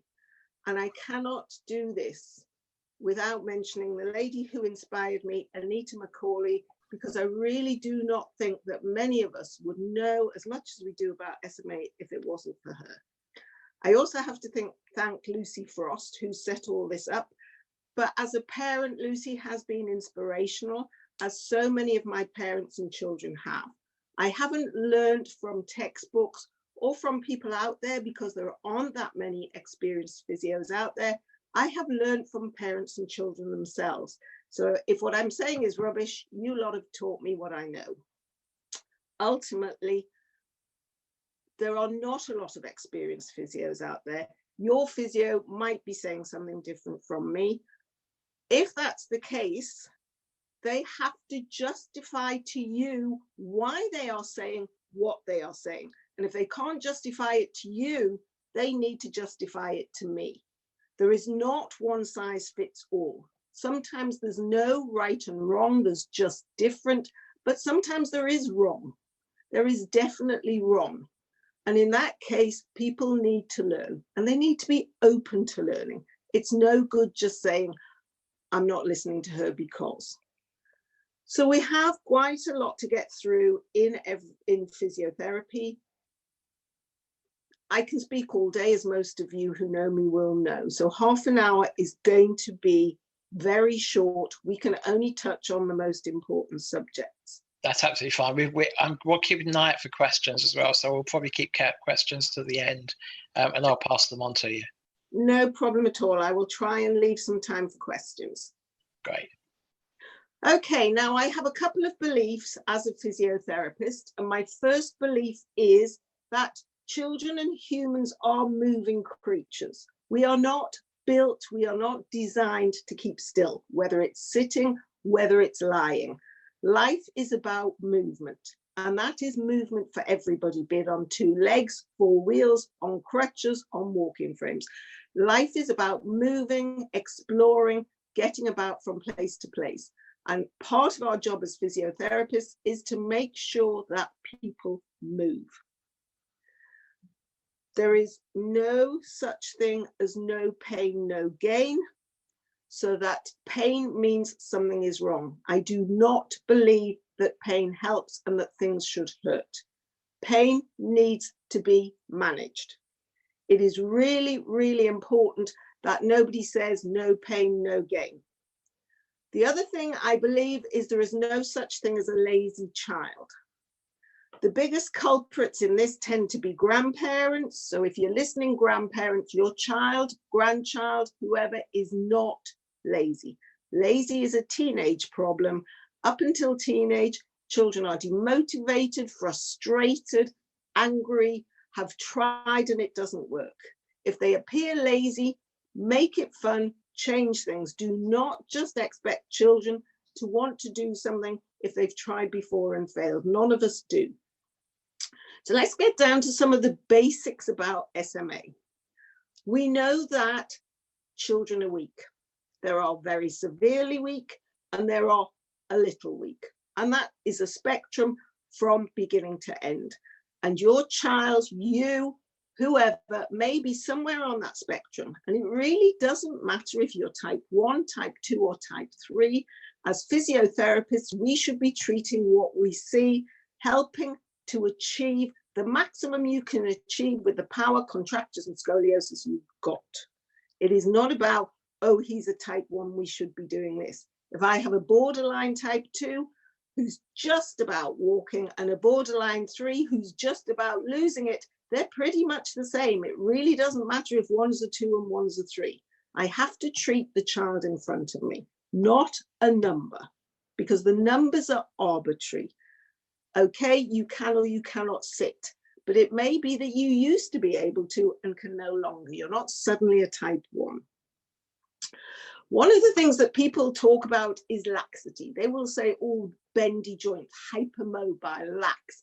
And you get a feeling that you know what it means, but what is it? What is laxity? Everybody talks about laxity, bendy, hypermobility, but they never actually explain it. And basically, it's all about the collagen. And women know lots about collagen because they'll spend a fortune on creams to buy them with extra collagen to make your skin more stretchy, more elastic, and less wrinkled. Now, you don't wrinkle inside, you only wrinkle outside. Collagen is present in every single tissue. Bone is solid collagen, skin is very stretchy collagen. And in between, you have different structures with different amounts of stretch. We know muscles are stretchy. We know tendons that attach ligaments, attach muscle to bone are less stretchy, and ligaments which hold your joints stably are tough and fibrous. But when you are bendy or hypermobile, you have more elastic fibers than you should, and that makes everything more stretchy. If you are hypermobile without even having SMA, you would fatigue more than the normal because your muscles have to do extra work to stabilize you. Your muscles are a little bit extra stretchy.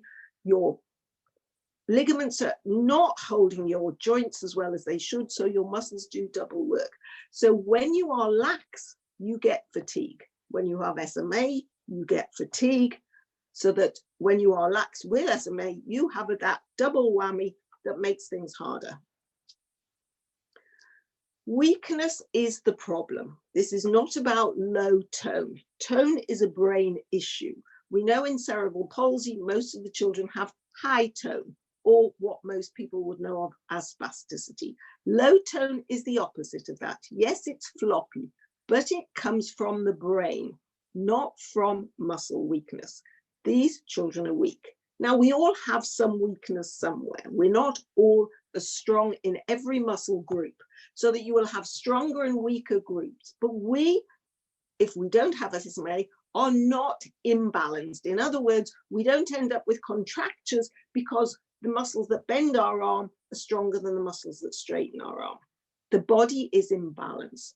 When you have something like SMA and you have some strong groups and some weaker groups, you have imbalance, and the stronger muscles will always work hardest. And that's what ultimately can cause contractures. Now, it's important to understand the mechanics of SMA. It's not just about the weakness. It's about what happens when certain muscles are weak. Now, we know some of the major muscles that are weak are gluteus maximus, your bum cheeks, those big things behind you. And that is one of the most powerful muscles in the body. That is the muscle that gets you up from a chair, gets you up the stairs, gets you up off the floor, and bends you down to pick things up. It also keeps your pelvis level when you're standing up. So if that is weak, your pelvis wants to fall forwards. Your next muscle that is weak is your quadriceps, the muscle that straightens your knee. And if you can't straighten your knee well, then the muscle that bends it, your hamstring, will overwork and give you knee flexion contractures. That does not mean to say you should be stretching hamstrings religiously. The other muscles that are weak in the leg are the dorsiflexors, the muscles that pull your toes up. And generally, the children tend, and adults, to work their gastrocnemius, which is the muscle at the back of the leg, to push down to help both straighten the knee and ultimately straighten the pelvis and pulls the foot down. Now, hamstrings are very strong. When you are sitting without abdominal muscles and without gluteus maximus, your hamstrings will pull your pelvis backwards. And if you pull your pelvis backwards, you can feel your back go into a curved position, and that is what leads to kyphosis. And the children with this curved back, where their shoulders are up around their ears, who cannot sit up straight, have got often overactive hamstrings. So it's no good stretching them to try and stop that happening. You can use a jacket, but what you have to do is stabilize the pelvis. And the most useful way of stabilizing the pelvis in anyone who has head control is to stand them up, because once hamstrings can work in standing, they will pull your pelvis back and they will give you a better spinal posture. So littlies who've got head control should be standing. I like everybody standing. It is a big bugbear of mine. The children who should not be standing are the ones who it's painful. Their scoliosis prevents them standing, or their contractures prevent them standing.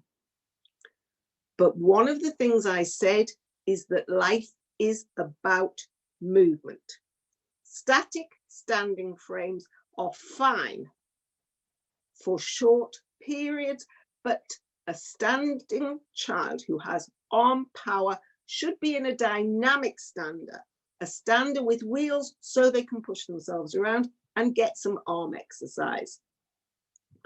A child who can stand in CAFOs, in orthoses that go from the hip down to the foot, and that does not include the pelvis, that's an H CAFO, but children who can stand in CAFOs should spend an equal amount of time in CAFOs as they do in a standing frame. It's about being dynamic, moving, giving your muscles opportunity to work. A standing frame is passive, and me and my team do not do passive. So then we come to exercise. You cannot damage muscle in SMA. You can fatigue it. You can over-exercise it. And more importantly, you can exercise the wrong groups. And that is important for those of you who are doing Voiter, please stop. It's absolutely dire for SMA. For those of you on spider therapy, where you're doing a lot of hip flexor work instead of knee and hip extensors, and on the inner walk or similar devices, which are either doing the work for you or encouraging you to push your feet down on the pedals, because that constant pushing down will lead to tightness at the ankles. And if you're using a machine like that, you should have splints on your feet to stop the constant pushing down. So make sure if you're using any machines, be it the spider or any other piece of equipment, that the right muscle groups are being exercised, because it's always easier for the strongest groups to take over. We all use our strongest groups most, but we don't, as I've said, end up with muscle imbalance. We use a lot of peanuts and balls. Balls are less stable, and therefore you should not be putting a big child on a ball, because the manual handling aspects of it and the dangers of it are much greater. Small children can use balls, and a more able child, a type 3 or a more able adult, can use a therapy ball. But we prefer peanuts because they're much more stable and much easier for one parent to use by themselves. You can prop a ball up against a wall or against a mirror, but then you're losing some of the mobility of the ball by doing that. There are spaces for both pieces of equipment. It's not one versus the other. It's what works for you, your child, or your baby. So there are many, many ways of doing exercise. But actually, we do not believe in exercise in my team. And I say my team because this is what I teach them. We do not give out exercise programs unless we're trying to target specific groups. And if we do give out exercises, we want to make them into play. I do not do boring. I seriously do not do boring. So why should I expect you, your child, your infant, or yourself to do boring as an exercise? People do not go to the gym because it's boring. Those who stay and are committed usually are in groups or self-motivated, but that is much easier when you're on 2 feet. It is no fun to have a boring, repetitious exercise program to do day in, day out. Sport, activity, fun, play. That is what we advocate. And if we give you exercises, we hope that we have successfully wrapped them up in play and fun, because that's what we like and that's what we know the kids like. Everything can be done with balloons, with TheraBand. There is no excuse for not exercising. In the weakest children, the weight of the limbs is too much for them to lift.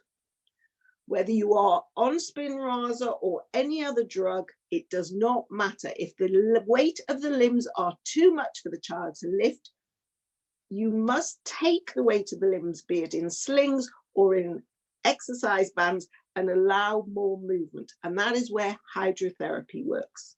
Being in the water, being swimming.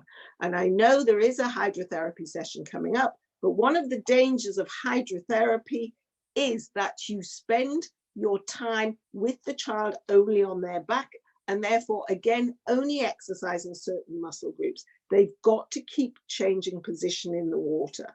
It's really important to make sure all exercise groups get the chance of movement. So the next thing we need to talk about is contractures. Contractures happen, but we can try and prevent them with splinting, with stretches, again, boring. We can use standing, we can use surgery if necessary, but not for hips. And I've seen a large trail about hamstring releases, fine. But we don't do them because we believe there are better ways of stretching the hamstrings or getting more knee range of movement than surgery. You need your hamstrings. We don't want them chopped up and long. We want our knees kept as straight as possible by other means. But contractures happen. Again, we don't like boring stretches, and we don't like passive. Passive stretching only works the muscles of the person doing it. You have to be active. The child, infant, baby, whoever has to be working with the movement for lots of reasons that are too complex to go into now, but a basic physiology and is much more effective. Make it into games, use balloons, squash the cat, do whatever. Make it fun, find ways. There are a million ways to make stretches more interesting than just up, down, and no child should ever be on their iPad or phone or not being part of what you are doing. That is a total waste of time, and you may as well not have stretched. Scoliosis happens. There is not a child that I have ever met in 30 years who has not had some degree of scoliosis. I have 2 young men who are probably both their early 20s now, who lost ambulation around 13, 14 years old, who had beautifully straight spines as type 3 SMAs. That is a rarity. We have ambulant type 3s who get scoliosis. We have the smallest of our type 1s on all sorts of drugs with scoliosis. It happens. We have to manage it. There are many ways of doing it. There are going to be differences in how your child is treated, be it a jacket, be it Lycra, which I do not believe is effective enough, be it surgery, growing rods. You have to go with what is done locally, or at least find out the options. The next topic we have to talk about is orthotics, splints, braces, calipers, whatever you want to call them. They are a really important part of what we do in SMA. I cannot work without my team of orthotists. Now, I know we have one of the best orthotic companies in the world. We cannot get them to do the splinting from our unit for every child in the country, but they are there and they are very amenable to orthotists contacting them. Again, this is not cerebral palsy. Too often, a local orthotist has tons of experience of cerebral palsy and is not treating the child in front of them. They are treating a child with cerebral palsy. If your orthotist does not know how to treat a child with SMA, they must contact an orthotic company who does. We do not have the only experienced orthotic company. There are others, but there are many, many who do not have the experience, who do not know what they're doing and need to seek help. You cannot be driving around the country several times for doing it. Now, the next thing we need to talk about is Spinraza or other treatments. Many of you will now be waiting for your child or even yourself to get Spinraza. It's not about the therapy and input after Spinraza, it's get going now. The better you are when you start treatment, the better you will be when you get it. So work on those contractures, work on that exercise, look at what you're doing, because physiotherapy is very important with all these treatments to help, then make sure you're in the best possible position before you get the treatment. Don't just think, I can wait till I get it, because it will not cure contractures and it will not stop scoliosis.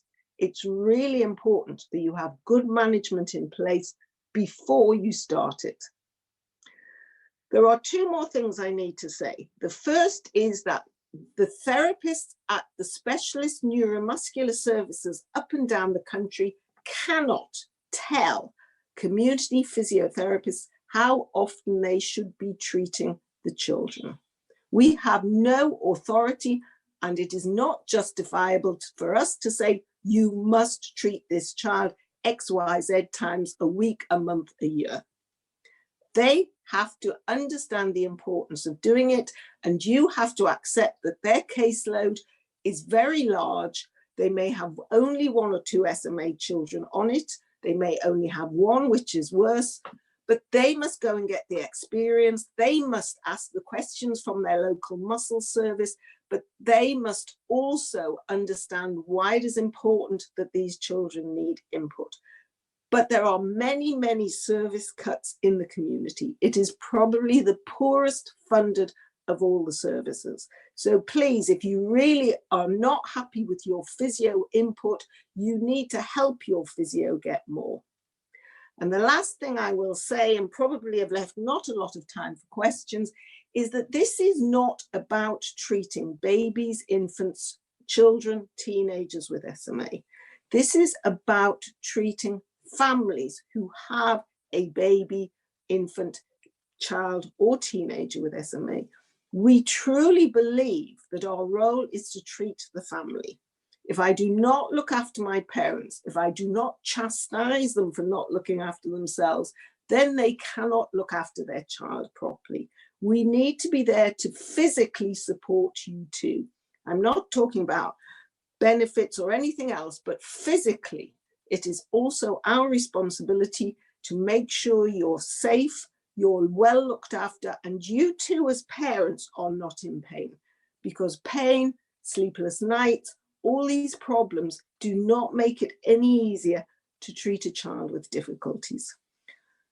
I appreciate there may be a lot of questions. I appreciate also that I may have said things that are totally contrary to what your own physio has said.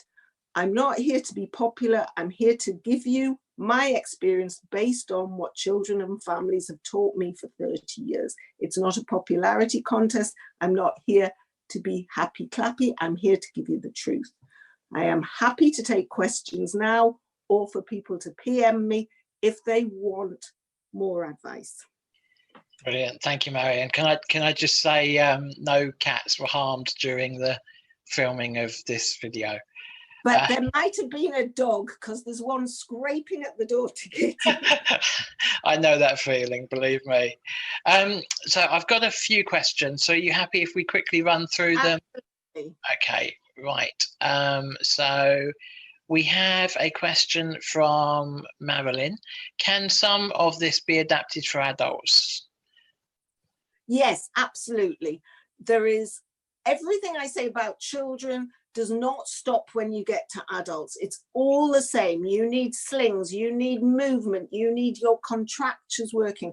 Now, if your contractures have been there for 30 years, no, you're not going to change them. But that doesn't mean to say that muscles can't work. And those muscles are probably sound asleep and need a bit of waking up. So get into a pool, get yourself some activity, find yourself some TheraBand and get going. Don't go, I'll tell you. Right, so I've got questions from Helen. You said about tendons, not wanting to cut tendons or hamstrings. Yes. Is there ever a point where that should be considered, in your opinion? There are, certainly. We have cut many, many ankle tendons. We have done hips if hygiene becomes a problem. And I will get real and honest. We can also suggest, as has been said to us by some younger adult patients, you may improve your sex life if you have less hip contractures. So if you want your hips done, you'll have to think about it. But no contracture will be cured by surgery. Like with everything, we are treating the results of the disease, not the cause. You chop the hamstrings, apart from it being quite painful, it's not going to last unless you splint it and work it afterwards. The same muscles are still strong. You haven't stopped the hamstring being strong. Give it a year, give it even less, without tons of input after surgery. You will be back where you started. 6 months, a year. That needs lots of work. Don't think that surgery is the cure. It's not. And another question from Helen. Is there like an age from which it should or shouldn't be considered? No, there is no such thing as an age. I have got children of 2 and 3 years old with relatively tight hamstrings, and I have got children of 16, 17 who look as though they were ballerinas. The issue is, are they interfering with what you are trying to do? And this is a problem we are having with our children on Spinraza, that the Spinraza is making certain muscles very strong and increasing their contractures. Are we considering surgery? Yes, we are, because it is interfering with the benefits we believe of what Spinraza can give them. But you have to appreciate these are very committed parents who are prepared to ensure that these children, now you spend most of your time with your hip flexed in a day. If you're sitting in a wheelchair, you are spending 12 plus hours a day with your hips bent. These children will have to stand. They'll have to be splintered at night in bed. They will have to spend a lot of time with those hips stretched. Again, we will be back in 6 months in exactly the same place without that level of commitment. Okay, and I think you've just answered Hannah's question, which was, will Spinraza make contractures worse? It can make some worse, yes, because if you become very strong in one muscle group and not very strong in the opposite muscle group, it can make them worse. We're not seeing it so much in the upper limbs, but we're certainly seeing it in the hips. Okay. I suspect the next question, if you had an answer to this, you'd be rich, but assuming you're not already rich, how can we get hospitals uniting on right and same way to cast orthotics, and when should it be done? So many different views that contradict from Julie. I totally agree. I totally agree. And in fact, we are working really hard to try and get some consensus. So much so that we've sent out a questionnaire to every neuromuscular service in the country, and we couldn't even get agreement there. So the 16 neuromuscular services throughout the UK do not agree on what orthotics to use and when. So if we can't agree, you're certainly not going to get the community to agree. It's something that needs a lot more work, and we are working on it. But like with everything, you will never, ever get everyone to agree. But there is an upside to that. My belief has always been that if we're all doing it the same, we could all be doing it wrong. So that a little bit of variety adds to our knowledge and gives us a broader choice. So the more important than all necessarily doing the same thing is that we're doing something for the same reason. And that's what's important. We've got to know why we're doing it. Even if we're using a different piece of equipment, we've got to have the same aims and goals. And that's where we need to start. Okay, got a few questions relating to the best type of exercises for scoliosis. There isn't an exercise for scoliosis, because if there was an exercise for scoliosis, you wouldn't get it. We could have prevented it. We can stretch spines. If you think that the spine is a series of joints and a lot of joints, we're not talking about just the joints between the vertebra, because there's joints between the vertebra and there's the ribs and there's a lot of other joints all connected. We can do stretching. There is no doubt you can stretch the spine. We can exercise, but the biggest problem we have is the longer the trunk grows, the harder it is for the muscles to work over it.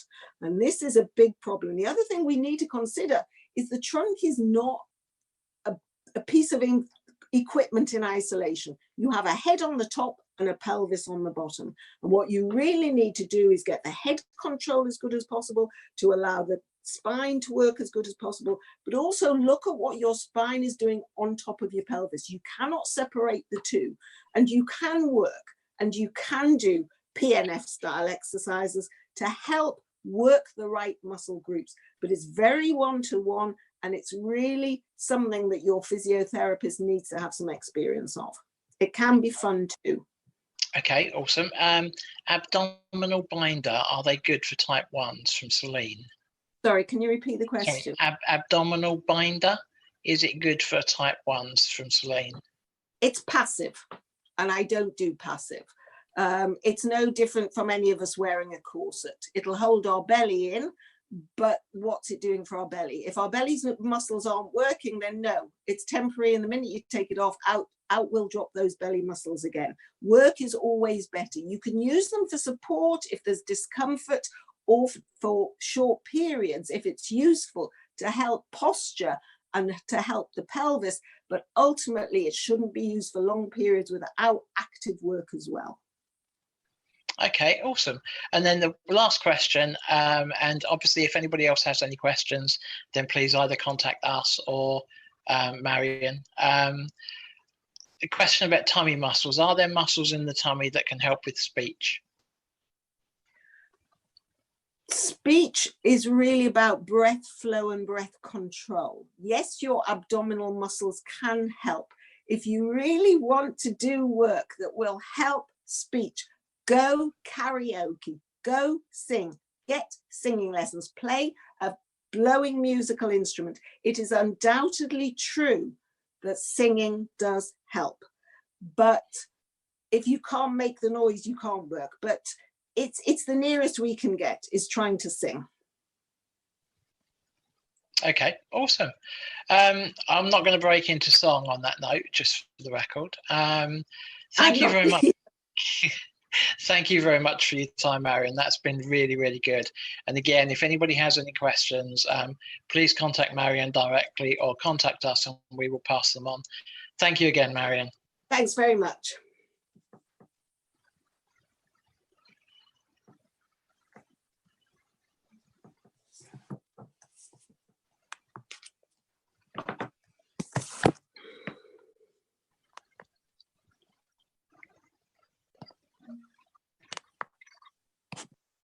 Right, now we are running late, so we are going to bring our expert G in on the call. Apologies for keeping you waiting there, G. That's all right. I will stop waffling and hand over to you. Okay, go on. Hello. Oh. Hello. Hello. Okay, go for it, G. Hello, everybody. I'm just trying to see how this works. What, me and Daddy are going to be on TV? Oh, kind of, yeah. We That's both are me on TV. yawning. I'm yawning, Mummy. Sorry. Hello, everybody.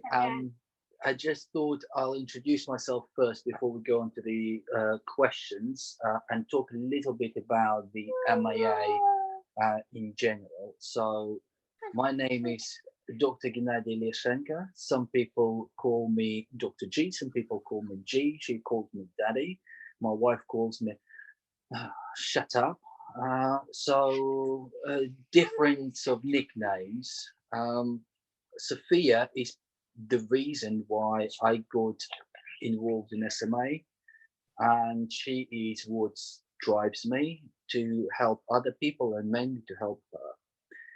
Do you want to say hello to everybody? Go on. Hello, everybody. Okay, right. Now I'm gonna go and do some real talk. So, MAA.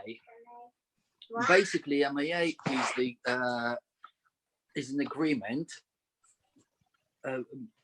Is an agreement between NHS, NICE, and the pharmaceutical company to manage how much money is invested to treat people and understand how effective the treatment is. So we are collecting the data from those who are accessing the treatment. And at the same time, the budget is, NHS budget has some kind of control over it, I should say. I did originally when we started out, TreatSMA started out, we had a mantra that access should be for absolutely everybody, and we still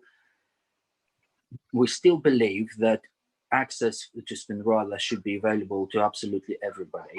And it was quite disappointing to see that there was some exclusion criteria, but after the appeal and a few other conversations, we are at least happy to the degree that the door has been left open for many more people to access it.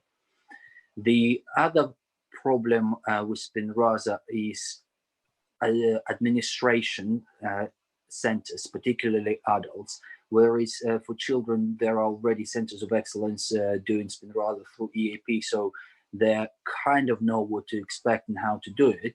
For adults, we're still waiting for the expression of interest from various centers, and we are hoping that a number of those centers would put forward their interest and gain expertise and do it. Geographically, I believe NHS England will try to distribute these across country as much as possible, so there is no postcode lottery. And also, with that in mind, I think there will be a second opinion clinical panel, or basically can travel to the next center available who might administer Spinraza for you. Right. So let's start with the questions. Do we have any questions, Andy? We do have some questions. So, if not eligible for Spinraza, is there something we can do for access to a treatment? And if so, what treatment? So if you are not eligible for Spinraza, at the moment, there are no other licensed treatment, which means technically the answer is no. However, there are a number of treatments in the pipeline, including oral treatment Roche, which we hope will follow the suit and submit for the licenses in the due time.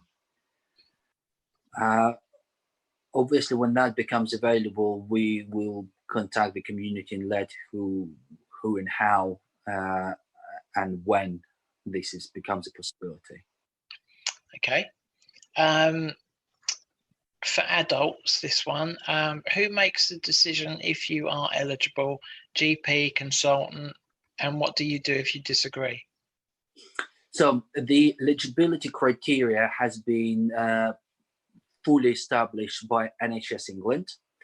If you fall within that criteria, then you are eligible to access the treatment. If you do not fall within that criteria, then you are not eligible to access the treatment. It's not your GP, it's not your hospital, it's not you.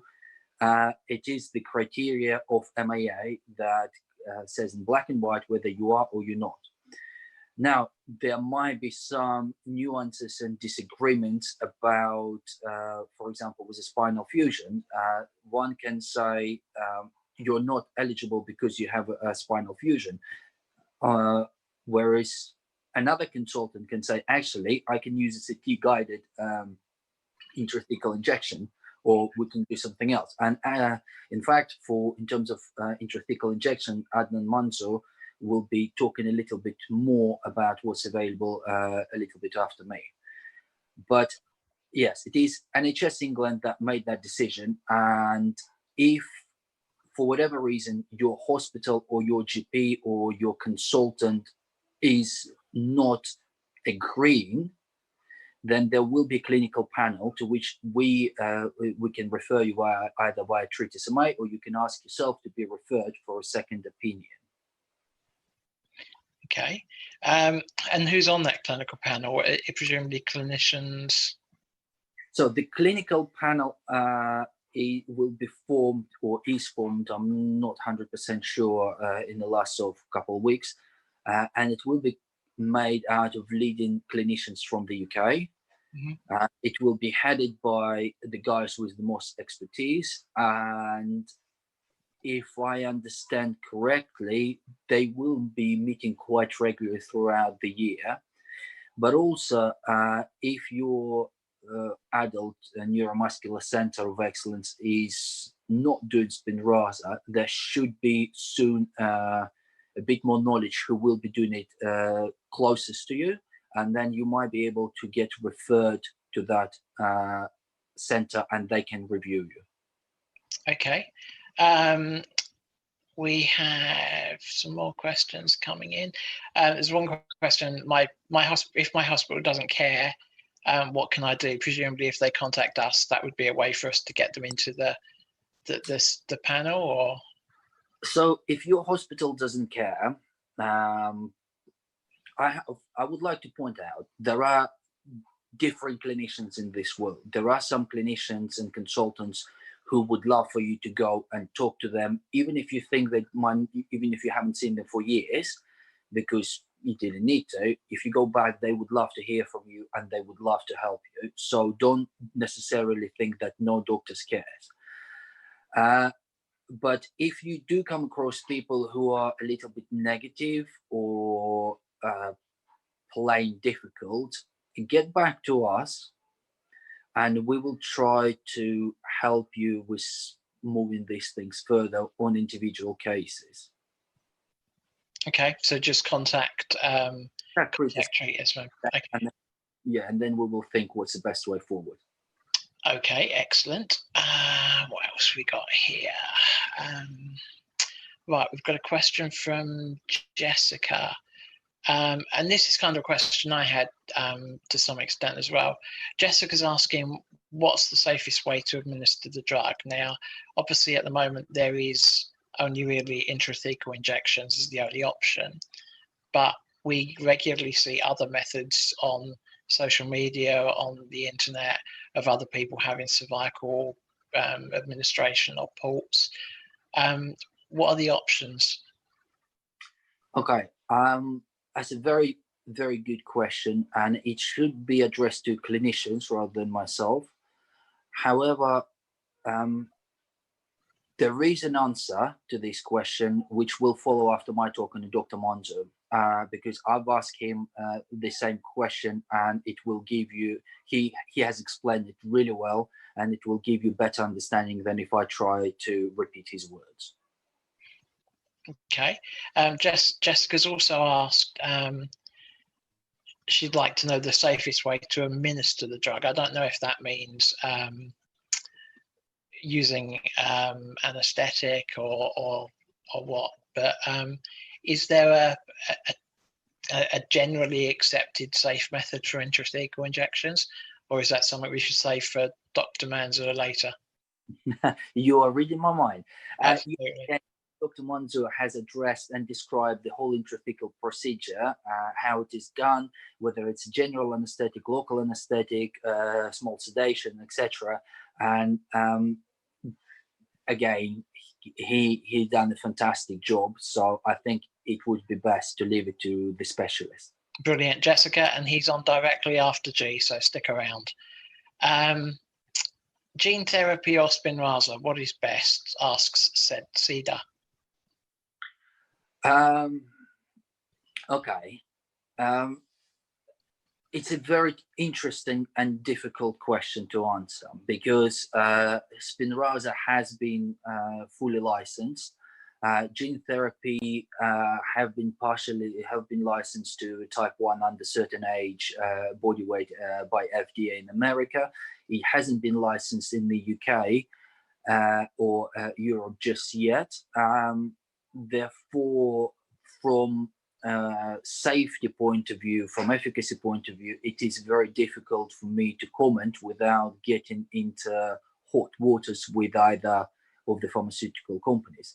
Now, saying that, from a scientific point of view, the two therapies, they work in a slightly different angle. One of them is, like Spinraza, is introducing a splicing modifier, i.e. something that will change how the protein is produced within your body. And the other one is reinserts missing gene in your cells and starts producing the missing protein from scratch. Both treatments require as early intervention as possible for the maximum effects. Things like, for example, with Spinraza, you can start a little bit later in your life because well, you can start anytime, it doesn't really matter. Whereas with a gene therapy, the older you are, the harder it would be to administer the treatment effectively, as it is based on the body weight, and also it's a viral load. So your immune system will be working somewhat differently. I don't think it's my place to go further into details right now. No, that's fine. So we've got another question. So we've got another question which is very similar. Is gene therapy more effective than Spinraza? But I think we've just gone through that. But the second part of that question is, will we have access to gene therapy at all? I'm assuming the question's from someone who's not a child. So maybe it'd be a good time to explain why children are really only eligible for gene therapy at the moment. Now, administration of gene therapy requires injection of a viral load into your body. Child low body weight means a smaller amount of virus that needs to go in. And also, the younger the child, the lower the immune system response to this treatment would be, and therefore more likely for this to be successful. As you are getting older, you will require a higher loading of the virus, and in some cases, we don't know if that will be possible or not. I'm sure there are companies that are working on the gene therapies for older patients. There may be in the future clinical trial with older patients. I know there are some clinical trials already with the gene therapy for older patients, but the results of those are still too early to discuss. So unfortunately, that's not something that we are ready to comment on yet. Okay, no worries. Uzmat has asked, how many Spinraza injections does it take to see results? As I was told that I may need to stop administration if they don't see progress. That's a very interesting question, and I actually think it varies from a patient to patient. So in a lot of cases, within 2-3 doses during the loading dose, you could see effects happening. Even in my own daughter, after I think the third one, we definitely saw after the second one, we thought we saw the progress, but after the third one, we definitely saw the progress.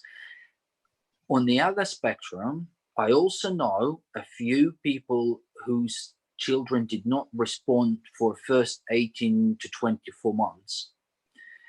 And only later on in their life, they start responding more and more and more.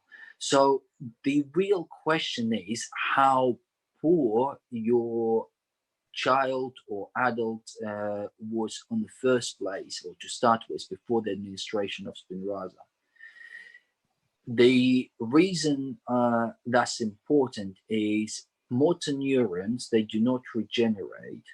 So if you have 0 motor neurons, you don't have anything to work with, so the administration of Spinraza is completely pointless and you will be dead anyway. But if you have, if you just sort of having an onset of the symptoms, you're either presymptomatic or just having onset of the symptoms, then results would be almost immediate. However, again, it has to be viewed on individual cases, and I think the stop criteria has to be properly discussed with your clinicians, and do not sort of be disheartened if you don't see anything within first year or so. I don't think everybody will see anything within first year. Also, please remember that it's not getting better, it's not getting worse. That is very important. Okay? Mm-hmm. Spinraza is not made there to make, hasn't been developed to make everybody suddenly jump up and down and go and play football. Spinraza has been designed to stop any further deterioration. Any gain on top of that is a bonus. So if the doctor to the patients in question saying, well, you haven't gained any points, we're stopping it, it's wrong, because if only when you're continuously losing points on the CHOP or Hammersmith scales, that's when you need to reconsider whether Spinraza is for you or not. Absolutely, and I think as a person with SMA, I think stability is absolutely just as important as improvement. So I totally agree. We've got another question. I haven't got a name for this one, but all the hard work by TreatSMA to get access, do you think it made a difference to the NHS, considering it took so long to happen? Are you seriously asking me to brag how absolutely awesome TreatSMA is? I'm one of the founders of it. Do I believe? I know for a fact that without TreatSMA, the outcomes of these discussions would have been significantly different. Let's leave it there. Okay. I'll leave it to you as to whether or not you want to answer this question. So Nicola has asked, what type of improvements would you expect? What improvements did your daughter have? Okay, so what type of improvements do you expect? It depends on the child and its initial condition. Sophia was always reasonably strong type 1. So when we started the treatment, her left arm was almost paralyzed. Her head control was almost non-existent. She couldn't sit. She couldn't roll. Her right arm was sort of barely moving about this way. Now, at the start of the video, you have seen that she was sitting on my lap completely unsupported, moving her hands, moving her head. She can self-propel in her little manual wheelchair, and the improvements are dramatic. But it doesn't necessarily work the same for every single child. So you have to be sort of cautious one of the other important thing to remember, it's not a new skill you gained, it's also how long your stamina lasts for. So sometimes, like a little while ago, Sophia was able to sort of let's say start drawing something 2-3 minutes, and then she was getting tired with her hand, and that's it. Now the skill remains, she can draw, but she can draw now for 30 minutes without getting as tired as she was before. Similar, before she would do 2-3 minutes in a wheelchair, a manual wheelchair on a very flat floor. Now she can probably do 20-30 minutes in a manual wheelchair on the same floor. So the skill hasn't changed, but the length you use that skill has. Just the best way to see if your kid is improving or not, or if anybody's improving or not, keep a diary, keep video records on a regular basis for the same activity. Ask them to lift a weight, I don't know, 200-gram weight with one hand, and how long they can hold it for. And you can see the muscles working. Okay. Are you okay for time, Jay? Because we've got more questions coming in. Who's after me, Dr. Manzo? Yeah, over video. Yeah, we'll probably still have another 10 minutes or so. So okay, no worries. If people are interested in listening to me blab, I have no problem.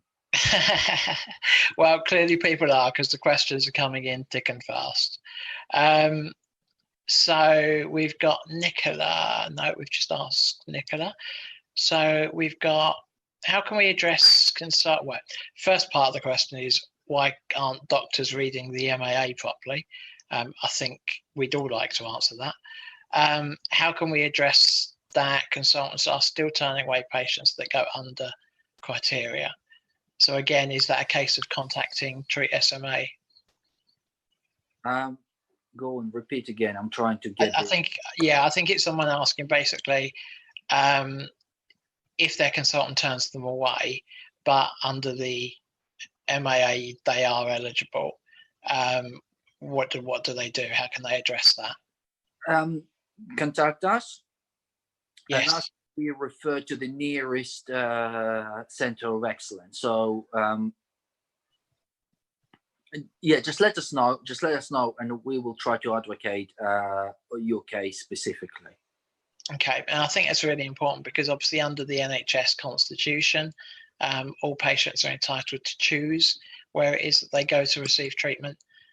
So yes, you can ask to be referred somewhere else if you really are getting nowhere with your current hospital. Will MAA happen with future drugs? MAA more or less becomes a norm for NICE and NHS to approve the treatments nowadays. So recently, Button's disease has been approved by MAA. I expect every rare disease that's going to be coming all the way through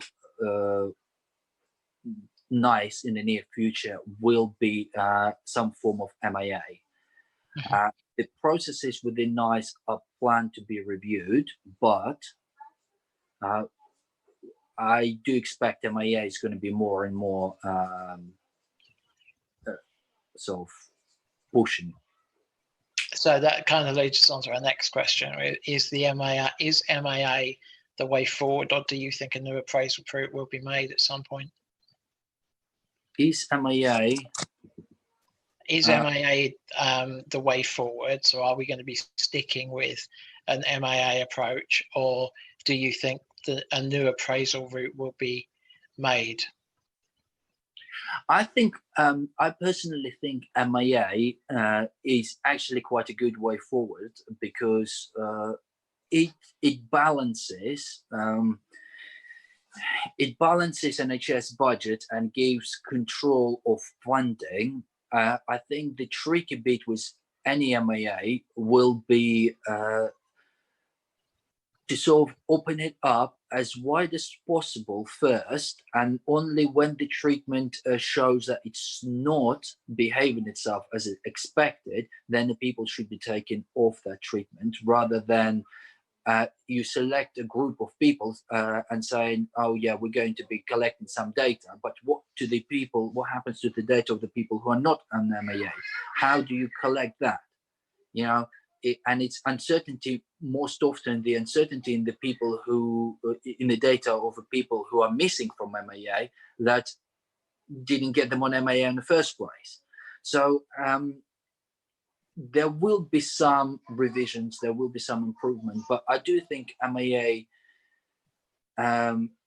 is probably a good tool to sort of share to do the risk sharing between the NHS and Biogen and give as many people as possible access to the treatment. Alternative would be just no treatment, realistically, because some of the drugs are very, very expensive, and if you don't have any data on how good they are, maybe 1-2 years they're okay, but what happens 5, 6, 10 years down the line? And if you broadly approve it down to for the next 10 to 20 years, you can dig NHS in a big hole. And whilst SMA people, we are important, so are the Button's disease, so are the other people. Okay, so we have to remember that money are not limitless from NHS. Pharma companies, they do charge quite a lot of money because they need to do R&D. So MAA is a very good tool for risk sharing and controlling things. Excellent. So we've got 3 more questions at the moment, so we'll wrap up with those. But as with other guests, if you have any questions after the session, then please do get in touch, and we'll make sure they get answered for you. So Mark, more of a comment. Adult hospitals in any rush to implement Spinraza. I guess what's your view of adult hospitals and whether or not there is an eagerness and how long it's likely to take? So adults, it's a very tricky question because adult hospitals don't have expertise. Adult hospitals just being a little bit stubborn and snobbish in moving forward, where they don't think that Spinraza will give too much of an improvement for people. But on the other hand, NHS England is quite clear that they want adult centres to be set up. Okay, so there is a drive from the management of NHS England to get things moving. With the children, with the pediatric population, I think it's a little bit easier because of the EAP and everything else. With the adults, it still will take some time, okay? But I'm sure there will be some expressions of interest soon. And also adults and those who are excluded by MAA, please remember Spinraza, not getting access to Spinraza is not the end of the line just right now. There will be more treatments, there will be wide access to Spinraza at some point or another. So things are moving forward. We are not static. We didn't sort of got the MAA and we stopped. Things are moving forward. Great stuff. So Mary has asked, this is a good question. If families on the EAP aren't asked to sign paperwork to move onto the MAA, will they just carry on the EAP? So they haven't signed the paperwork for MAA and they are continuing receiving Spinraza, then I presume they will stay on EAP. Right. And the general process is that people who are on the EAP are being moved across to the MAA and they have to sign an agreement to do that, don't they? Yes. So if your child is legible under the MAA criteria, then you will be moved to EAP. If your child falls outside the MAA but was on EAP, then you remain on EAP. Unfortunately, there has been quite a lot of, during the transition, there has been quite a lot of bombshells drop on your head when you walk into your next Spinraza appointment and you say, here's the paperwork, off you go. And you kind of sign without being pre-warned. And I think that hospitals really need to be a bit more thoughtful how they present it first, because it does come as a shock on a day where you're already nervous. However, there is nothing, realistically, there is nothing to worry about with regards to moving from EAP to MAA. I've had this discussion with pharmaceutical companies previously, and it's just part of a process. So guys, please don't worry too much. Okay, final question, but I'm going to sneak in two final questions in one. So we've got, how come SMA were the only rare disease to go through the STA route? And the second part of that question, how come it was also the only, the only disease? No, that is it. That is the question. How come SIA was the only disease to go through the STA route? Okay, so in reality, at the moment, NICE has two processes: highly specialized technology and standard appraisal. Highly specialized technologies are aimed mainly for very rare and very expensive treatments. SMA population is quite large compared to what we'd call an ultra rare disease. So we're talking between 500 and 1,000 people who will be eligible for treatment of with Spinraza at the time. And it was very expensive. So if we went down HST route, the most likely outcome would have been that we'd have only type 1s reviewed, and that would be that. So after a bit of negotiations between certain parties, the decision was to go down the SDA route. But in the process, the SDA route has been governed by people from HST, and a lot of mechanisms has been brought to combine HST and SDA. And the reason for that particular decision was to include as many people as possible.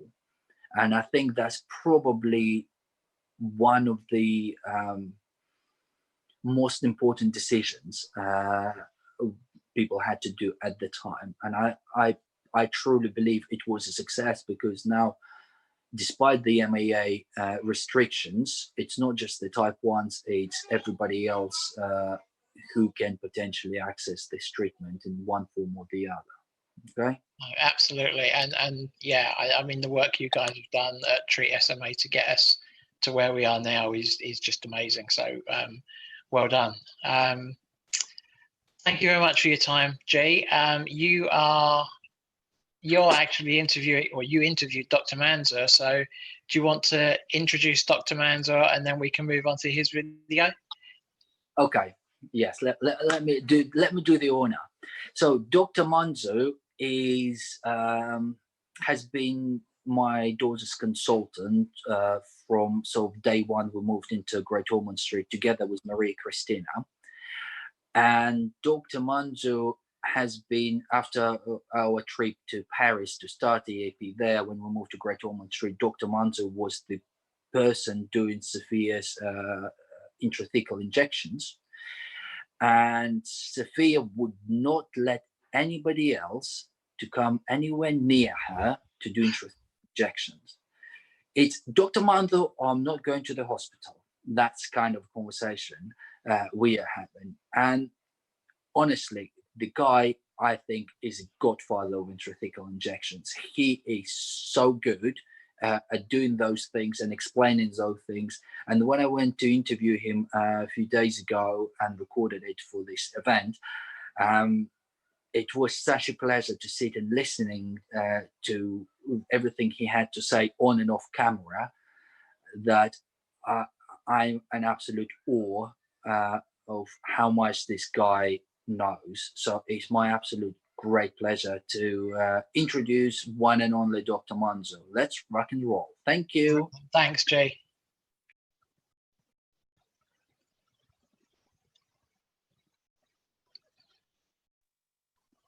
Please introduce yourself. So my name is Adnan Manzur. I'm one of the consultants on the Du-Bois neuromuscular team, and my work is devoted to children with nerve, muscle, or nerve-muscle junction disorders. Why do you work with SMA? Well, SMA is one of the neuromuscular disorders, so I work within the full range of neuromuscular conditions. A large subgroup of this is spinal muscular atrophy, and for me this is work that I devote as a part of my job.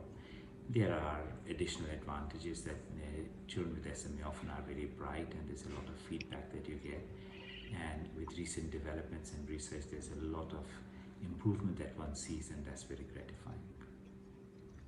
Would you tell us a little bit about intrathecal injection, how they're done, and just general information? Right. So my experience of intrathecal injections is with children with spinal muscular atrophy type 1 mostly, though I've done some for type 2. The word intrathecal means administering a drug into the CSF, which is in the spinal canal. So the medication nusinersen has to be administered through a lumbar puncture, and lumbar puncture, the tip of the needle is in the CSF space, so it's administered into the intrathecal area. So there's two parts of the procedure. One is doing the lumbar puncture and placing the needle in the right place. The second part is injecting the nusinersen. That's the easy part. The third part is making the procedure comfortable for the infant or the child. So I will explain this in a little bit more detail. So the first consideration is to see how old is the child, and is the child breathing satisfactorily, or does the child need the support of a ventilator, which the child usually uses at night or sometimes during the day. We like to do these procedures with the children being awake, the parents being present in a dedicated room with preparation, and local anesthetic cream is put on the back 30 to 45 minutes before the procedure. That numbs the skin. So different professionals may have slightly different way of doing the procedure. So I'm telling you the way I do it. In some centers, they may use sedation or general anesthetic. In our experience, especially for the younger children, the children with SMA1, we've been very successful by preparing the children and the families, giving the local anesthetic cream, and then having an arrangement where a child lies on his or her back on the left side. The parents are sitting in front, and they often have a video clip of an interesting material or song.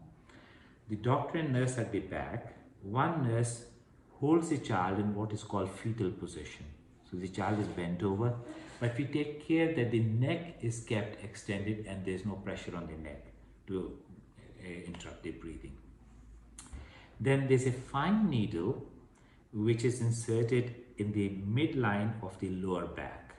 There's a technical terminology of how we do it, but I will leave it at lower back. And as trained physicians, we know where to place the needle, how to angle it, and approximately what depth to put it in. Once the needle is in the proper position, there's a two set of needles. So the one part of needle is withdrawn and the CSF fluid is obtained. So a small amount of CSF is obtained and stored for studies, for example, for research, and it also establishes that the needle is in the right place. Then the nusinersen, which has been prepared specially, is connected to the needle, the syringe, and it is administered, and then the needle is withdrawn.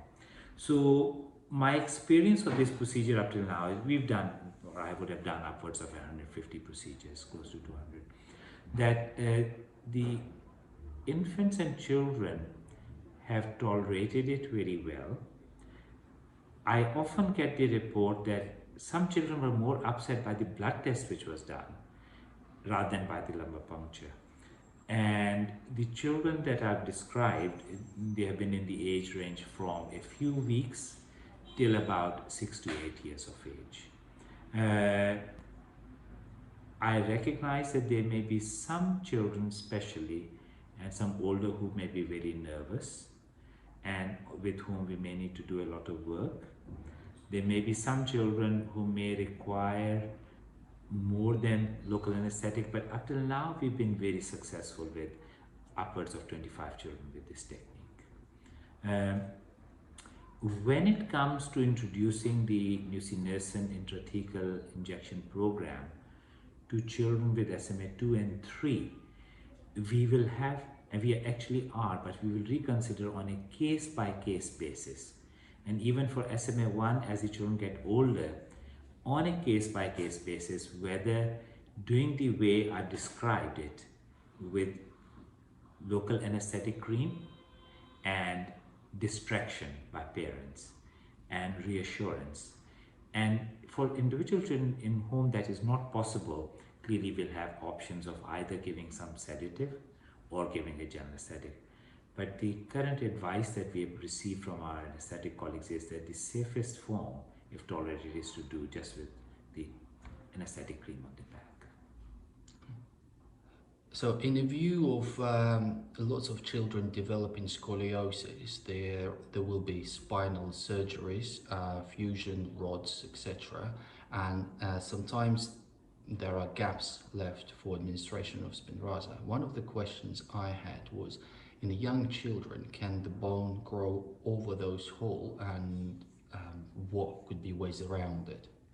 Right. So I think the first thing to say is that this is a completely new field and we are still learning. In the past, when the spinal orthopedic surgeons used to do the spinal surgery, their aim was to get dense bone forming around the metalwork so that the spine gets converted to a solid block of bone which has got a lot of strength. So we gave them a different task. We said, can you leave a hole or a space through which a needle can be inserted? And they have different techniques. One of the techniques that they're trying to do is that in the construct of the bone, they leave a circular area, which they call the window for ease of description. Now the body tries to repair itself. So there's a drive by the bone around it to overcome that gap. And one of the tricks that the orthopedic surgeons are using is that they put a piece of fat, the body fat, into that hole. Now, the experience with this technique is limited. The body still tries to make bone in that area. I think our limited experience, and from what I talk to colleagues, is that the body will try to repair it and make a bone in that area. What we can do is to do the future lumbar punctures under what we call intervention radiology approach. That there's a special arrangement where there are X-rays called fluoroscopy or a CT scan, which is done, and the precise location of bone and the window is obvious, where the needle is going, the tip of the needle, that's obvious, and a specially trained radiologist places the lumbar puncture needle in the right position. And once the needle is in the right position, then the injection is given. But as I said, this is still a developing area. All that we can highlight is that the body likes to repair the gap and close the window, and we need to learn more about it. So what is your opinion about the use of portholes? Right. So by portholes, I think what we mean is that normally to give nusinersen, one would need to do a lumbar puncture and give the injection to the lumbar puncture. So to overcome the need for repeated lumbar punctures, the question has been raised that a device is placed, and the device has got a circular area with a window called a port. It's connected to a thin tubing which goes through the vertebral column, enters what is called dura. Dura is the sac or covering which contains the spinal fluid and the spinal cord. So the aim is to have this construct where A circular structure or a porthole is connected to a thin tubing, and the tip of that tubing is placed inside the spinal canal, inside the dura, into the CSF.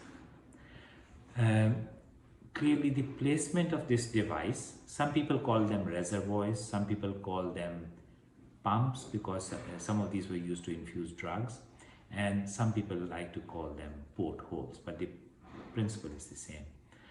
Now, there's a large body of experience of placing this reservoir around the head region and with a catheter to go into the ventricles of the brain.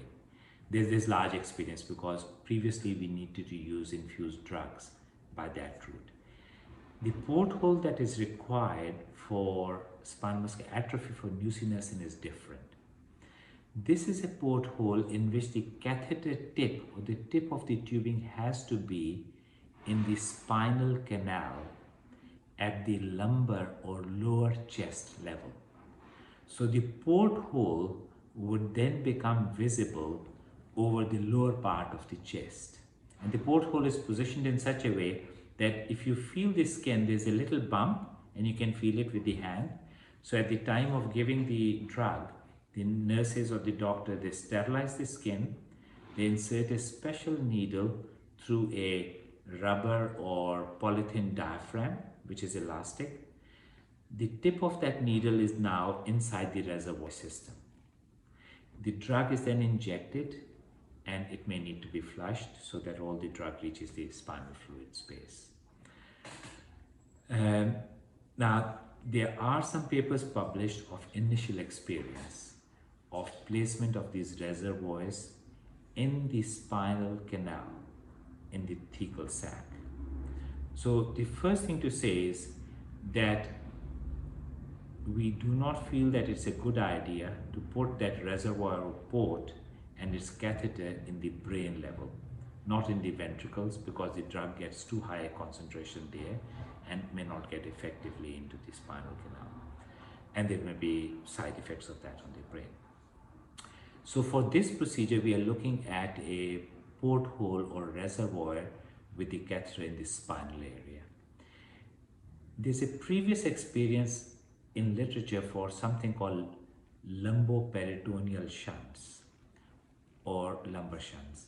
And the difficulty with this technique is that it is, if the spine has not had surgery, it is easy to place, but there's often migration of the tip of the catheter, and if the catheter is not used for 3 or 4 months, there may be natural buildup of protein or material and it tends to block.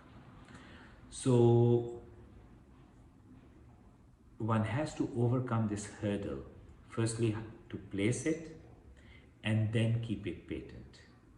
Now, the second part of this discussion is, theoretically, this would be beneficial for those people in whom a lumbar puncture access is difficult. For example, somebody who's already had spinal surgery. Now,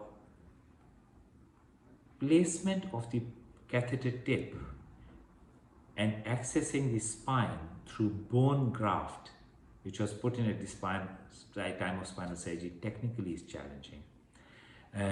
So it will need drilling, going through the bone, and then maintaining it there. The third consideration is because this is not the license, the drug has not been licensed to give this way, the doctors will have to take the initiative that in patient interest, this is doable, and that should be doable. So at the moment, what's happening in UK is that there's a sort of working group of doctors and neurosurgeons who are working on this, trying to get established the basic principles and framework of how should this be tackled, what are the reservoirs that should be used, what is the principles of application. And the question about those patients who have already had spinal surgery, we are looking into this, the feasibility of how to drill into the bony construct after the spinal surgery to place the catheter safely. So this is an area where we are developing the field rather than an existing guideline and existing procedure which is well developed. So I think this again will be, there will be a framework of how we address this issue, and then within that framework, each child and each case will be assessed for what is the benefit, what is the risk, should we go ahead, discussion with the family and the doctor. So I think that is the approach that we will have. What would you like to say to SMA families? Well, I think the first thing I would say is that I'm most impressed by their resilience and how in the face of very severe condition, how most families have done so well and have continued to maintain happiness and pursuit of well-being. So I think that's the first thing I would say. I think the second thing is a common sharing of enthusiasm of how much research is happening and how positive the outlook is at the moment. I think the SMA families have been through a very hard time, especially around 2017 when the SMA families together with MD UK, the SMA charities, they were working very, very hard to have nusinersen treatment brought into UK and be given on the NHS. So I think there was a very difficult time. I think some families are still worried about this, how the future will unfold and whether UK as a country and NHS would be able to afford these very expensive medications. So I think I would say to SMA families, you have done very well. You come through a very difficult time. We are at the beginning of some very exciting and promising time, but it is also a fight that has to be continued to bring new medicines, to bring the cost of the new medicines down, to bring a greater social awareness of this condition. Not only this condition, I think we start with SMA, but there's a parallel and other conditions in which families are similar. I think we and the SMA families and the SMA Trust and Care Organization in MD UK, they are laying down the foundations of how to bring expensive medication from research into clinical practice. And I think this will be a legacy of these families to future generations and to other conditions in future of how successfully we can bring these things in. Thank you.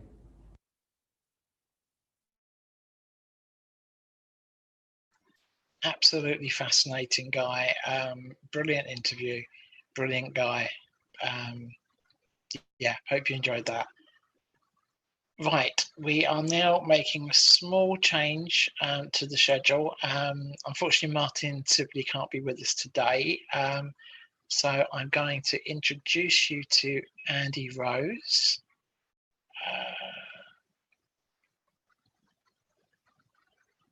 Hello, Andy.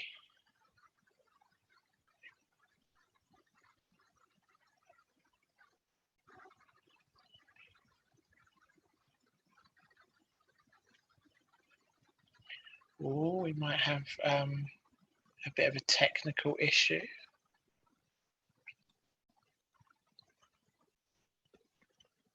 Andy, can you hear me?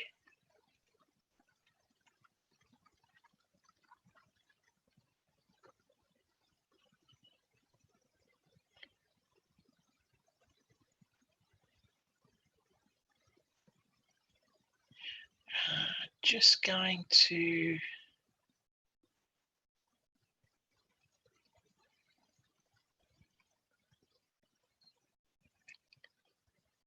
right, we can't hear Andy at the moment, so just bear with me for a second.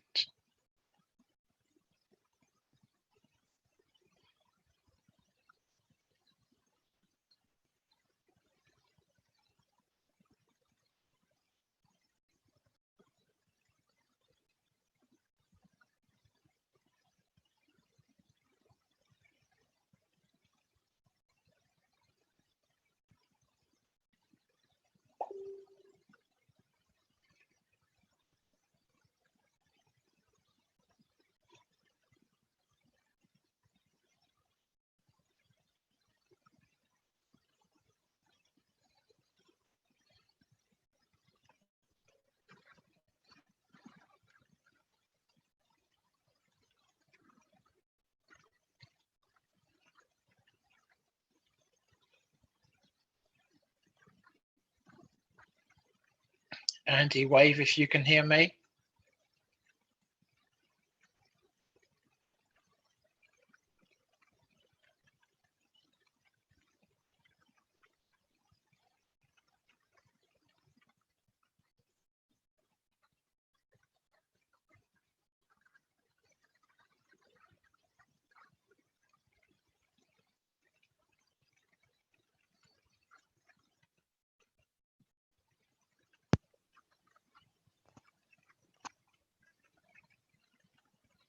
Hello. Andy, right, I've got you. There we go. Not quite sure what happened there. Let me just shut the door so I don't get attacked by cats. No worries, no worries. Okay, sorry about that. Sorry, no problem. I've already warned people that there are bound to be a couple of technical glitches through a 11-hour broadcast, so that's fine. And I told you I wasn't very good at all this sort of techie stuff, so Absolutely. we're all correct, aren't we? Brilliant. All right, well, thanks for joining us today, Andy. I'm just going to hand over the floor to you, let you introduce yourself and your background, and I'll keep an eye out for questions and pass any questions on to you, should they be asked. Okie dokes. Right, well, hello everyone. Thanks very much, Andy, for getting me to do this. I'm Andy Rose. I'm a physiotherapist. I work as a neuromuscular care advisor in the east of England. My introduction to the neuromuscular field was a number of years ago, and if you were watching an hour or so ago and you saw Marion Main's talk, Marion was one of the 3 individuals on an interview panel that gave me my first job in the neuromuscular field. So for me, it was with Marion that I got started. I'm going to talk to you today about physiotherapy in SMA for adults, which is slightly different to that for children, mainly because with children, as Marion pointed out, you've got growing children, you've got developing children, so you have to take into account the impact of growth as well as the impact of a condition like SMA. So Marion did mention that one of the questions was, I think from someone watching, was, can this be applied to adults? And Marion said, yes, of course. Everything she spoke about in terms of movement and active exercise and avoiding passive exercise all does make sense. But sometimes with adults, we have to think that it's, why are we doing this? And that might be slightly different. The term physiotherapy sounds very simple. It's actually quite complex because it can mean so many different things. I've got a list here, so I'm going to read through some of them. Why do we use physiotherapy, or what do we use it for? Marion talked a lot about maintaining or increasing range of movement at joints. So that's obvious, that's something we're looking to do. Marion also mentioned about maintaining and using, or maybe increasing strength, which is what we need to do if we're going to help keep our joints moving. We might use physiotherapy for pain relief or for comfort. So if you have contractures, if you get muscle cramps, you have problems with positioning, whether that's in bed, in a chair, then physiotherapy can help address that. Physiotherapy is an important part of maintaining or improving functional ability. If you've got contractures, if you've got pain, you've got problems with positioning, that's going to impact on how you do things. So we're looking at functional issues as well.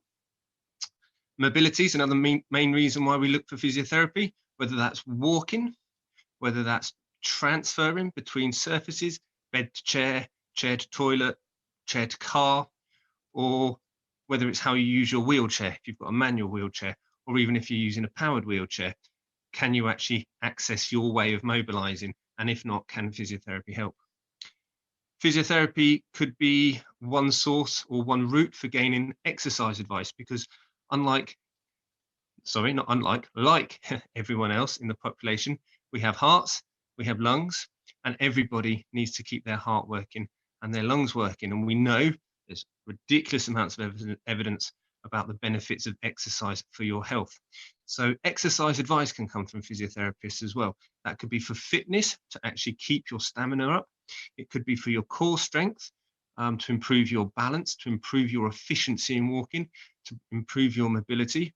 It could be for your well-being, because there's a whole whole heap of evidence to show that being physically active can help with your mental health and your mental well-being as well. And then another aspect of physiotherapy, which often isn't thought about when someone says, well, go and get some physio, is the respiratory side of things. I'm sure many of the parents, many of the children, many of the adults affected by SMA are fully aware of what the respiratory physiotherapy team can offer them in terms of helping maintain good lung volume, helping maintain effective coughs, and with those sort of things in mind, maintaining a healthy chest and keeping oxygenation at its best in your lungs. So physiotherapy is one word, but it means many things: range of movement, strength, pain relief, function, mobility, exercise, and respiratory sides of things. And then we look at, well, how do we get physiotherapy? Who does physiotherapy? And anyone who's just gone through the transition stage from pediatric services to adult services, and anyone who remembers that stage previously in their life will remember the stark differences between pediatric physiotherapy services and adult physiotherapy services, because you probably will remember, or you will have experienced, a massive change in the provision available. Whereas with children's services, you might have half-termly visits at school, you may even have had monthly, you may have had weekly visits, you may have had less than that, you may even have had more than that. And in adult services, you get to that age of 18 and suddenly there's no physio around, which is probably the experience of the vast majority of not just people with SMA, but people with all sorts of long-term progressive conditions. So that's where we have to try and address the problems of the numbers of physio that are helping patients. And that's when you then have to be slightly more thoughtful about why you're getting or requesting physiotherapy input. A physio obviously does provide you with a physiotherapy program, and a physio will show how that should be done, and probably in many cases will do some of that physiotherapy with you. But it's not just about a physiotherapist, it's about the people involved with you and the people involved around you providing that support and program that you might need. We can't expect a physio to turn up every day multiple times and do the relevant exercises with an individual, but we can expect individuals to learn how to do their exercises. We could perhaps expect carers, family members, learning assistants at school, things like that, to actually help out with this program of exercise. So a physiotherapist will guide the program, but the individual and the people around them will most likely, for adults, be the people to provide that physiotherapy program on an ongoing basis. And it has to be led by the individual. It has to be led by the needs of the individual. Marion, in her talk about physiotherapy for children, talked about not treating a condition with a name and a number, not saying this is SMA 1, 2, 3, and this is what we do. It's about looking at the child and what does the child need. And it's exactly the same for adults. We're not going to go in and give you stretching program of exercises if you have no joints that are tight and no muscles that are short. If you don't need to be stretched, you don't stretch muscles, and you don't need to focus on that. If you've got strength in one set of muscles, you don't want to strengthen them without strengthening the muscles that are weaker, that are perhaps suffering because you've got an imbalance in the muscles around a joint. So just like with children, it's about focusing on what the individual needs and how that can be addressed. And then with adults, thinking much more about the provision of the physios and how you access that. Now, for anyone who's not perhaps from the UK and not using National Health Service physios, this might be slightly different. But from our point of view in the NHS, in adult services, you're probably not going to get long-term, ongoing, indefinite physio intervention.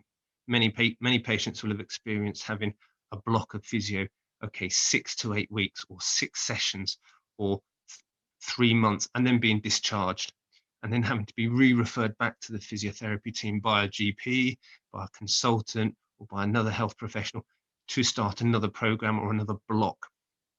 And that's simply because the physiotherapy services within the adult sphere of the NHS just isn't enough to cover all the needs. Remembering that most physios who work with neuromuscular patients in adult services work with neurology generally. So there you're looking at stroke, Parkinson's disease, multiple sclerosis, where quite honestly, you have thousands and thousands and thousands of more patients than with neuromuscular disease. So you just can't fit in to the caseload that they have. That doesn't mean that patients shouldn't be seen regularly by a physio, a few specialist clinics, of course, neuromuscular centres, and even locally with community teams.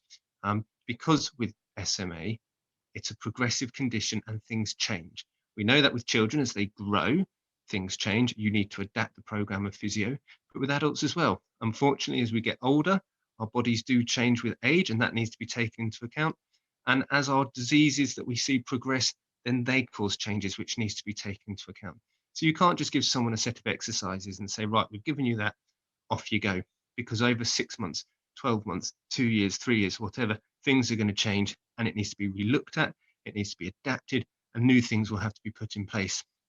Now, the important thing here when you're looking for physiotherapy in the community, especially if it's not a specialist or someone who's particularly experienced with SMA, is that you have to have very clear goals and realistic goals of what you want to achieve, because they will, or should, if they're practicing their physiotherapy properly, they should look at what is the problem people have, what would they like to achieve through physiotherapy, and then put a treatment program in place to target those goals.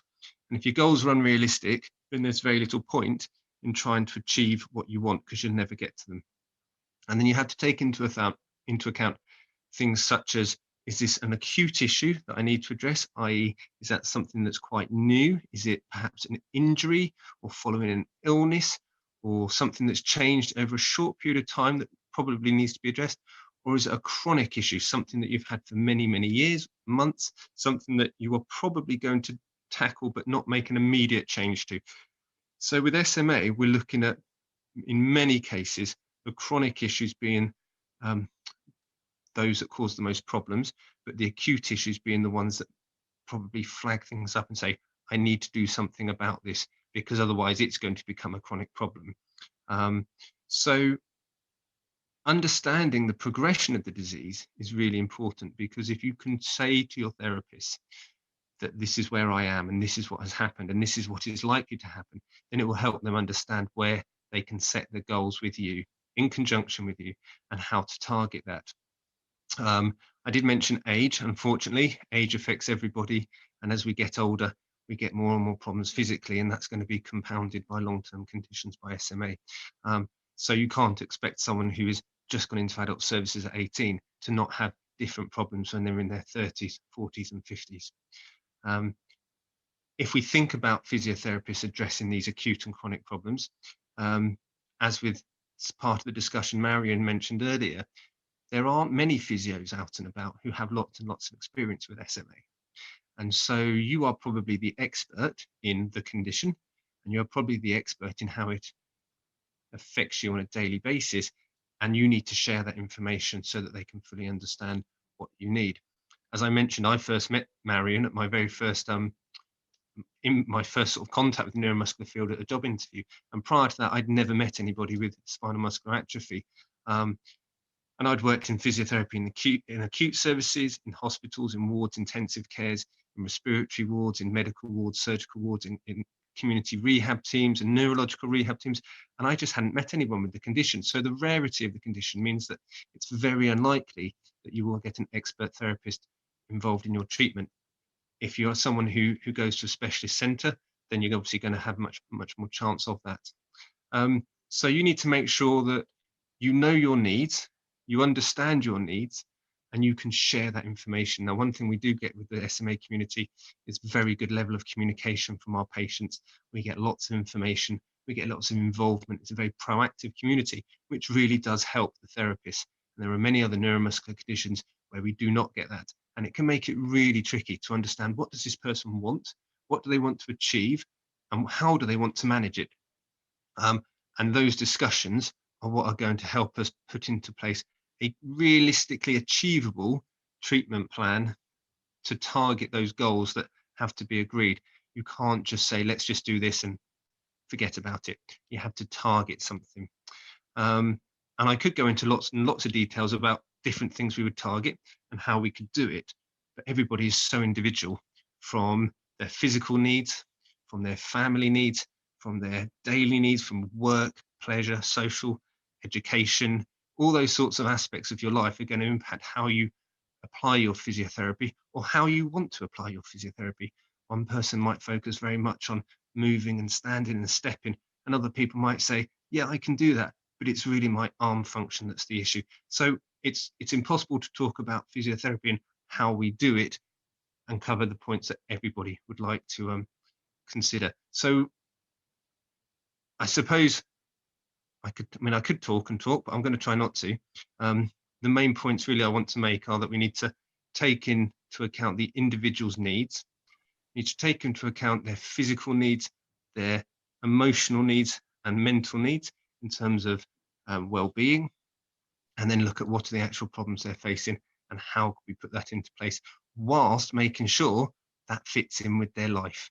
We can't expect to give people exercise programs that need to be done X number of times a day for X number of minutes, because it just doesn't fit. It just doesn't fit into life. And we know that if you can't fit it into your daily program, you're not going to do it. If you're not going to do it, you're not going to get the benefits. So it has to be realistic in terms of the target of the goals, but also realistic in terms of how we actually make it fit in. Accessing physiotherapy is one of the hardest things for our patients, particularly when you've had a long-term condition for many, many years, and perhaps it hasn't changed a huge amount, but it is starting to affect you in different ways. And trying to justify to local physiotherapy teams why you need something and how to get involved and help out could be one of the hardest parts. Of course, if you have a fracture in your lower leg, or you have an acute injury to a shoulder or a hand, it's going to be much easier to get some therapy because there's going to be that sort of acute rehab potential. Let's get in there, let's work on it. But when you've had something that's been a problem for many years, it's going to be hard for therapists to think, well, how are we actually going to target that? But that's where your communication, your explanations, and your goal setting is really, really important. Marion mentioned we won't she mentioned that contractures will happen. She mentioned that scoliosis will happen, and that's exactly the same for adults. These things are part and parcel of long-term conditions. But if we approach it with that understanding that it's going to happen, and we're realistic in how we're going to address it, then there's good chances that you can maintain that range of movement, possibly increase that range of movement, target the pain and the discomfort, and actually make a difference. But it's got to be realistic. Which probably brings me on slightly to new treatments and how that's going to impact adults. And that's one of my very questions. Oh, there we go.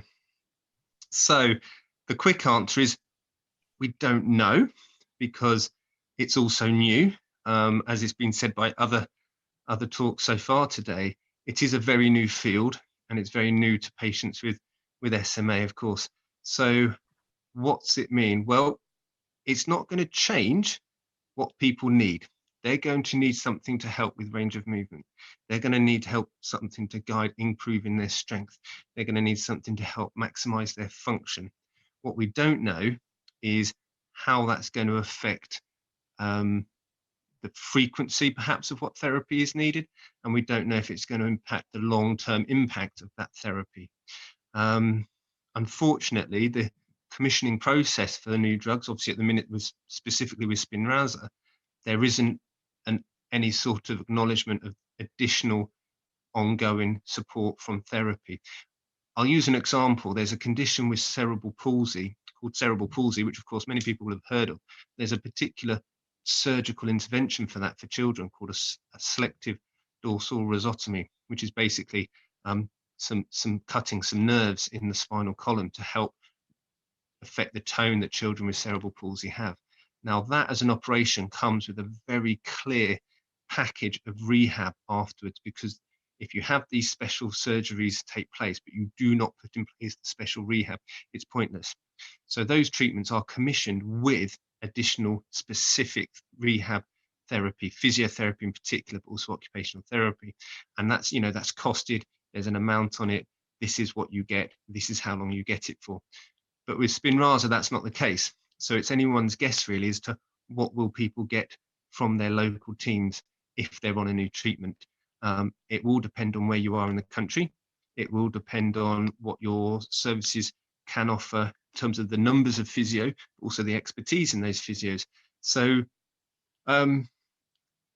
Marion said, prior to Spinraza, you need to get yourself ready for it. So you can't wait for the treatment, then start doing your exercises and all the things you need to do. So just like with the children, you've got to try and maximize your range of movement, your function, your strength. So when you do start accessing new treatments, ones that are out now, and also those on the horizon, you're already up and running in terms of getting used to a program. You're already doing it as part of a daily exercise program or within your routine. It's normal for you.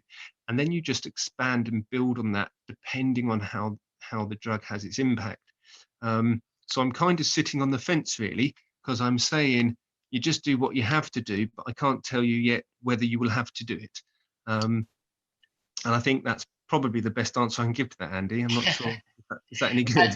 Yeah, and I guess it's hard, isn't it? Because obviously everybody is aware of the treatment in the community, but you guys have a finite resource.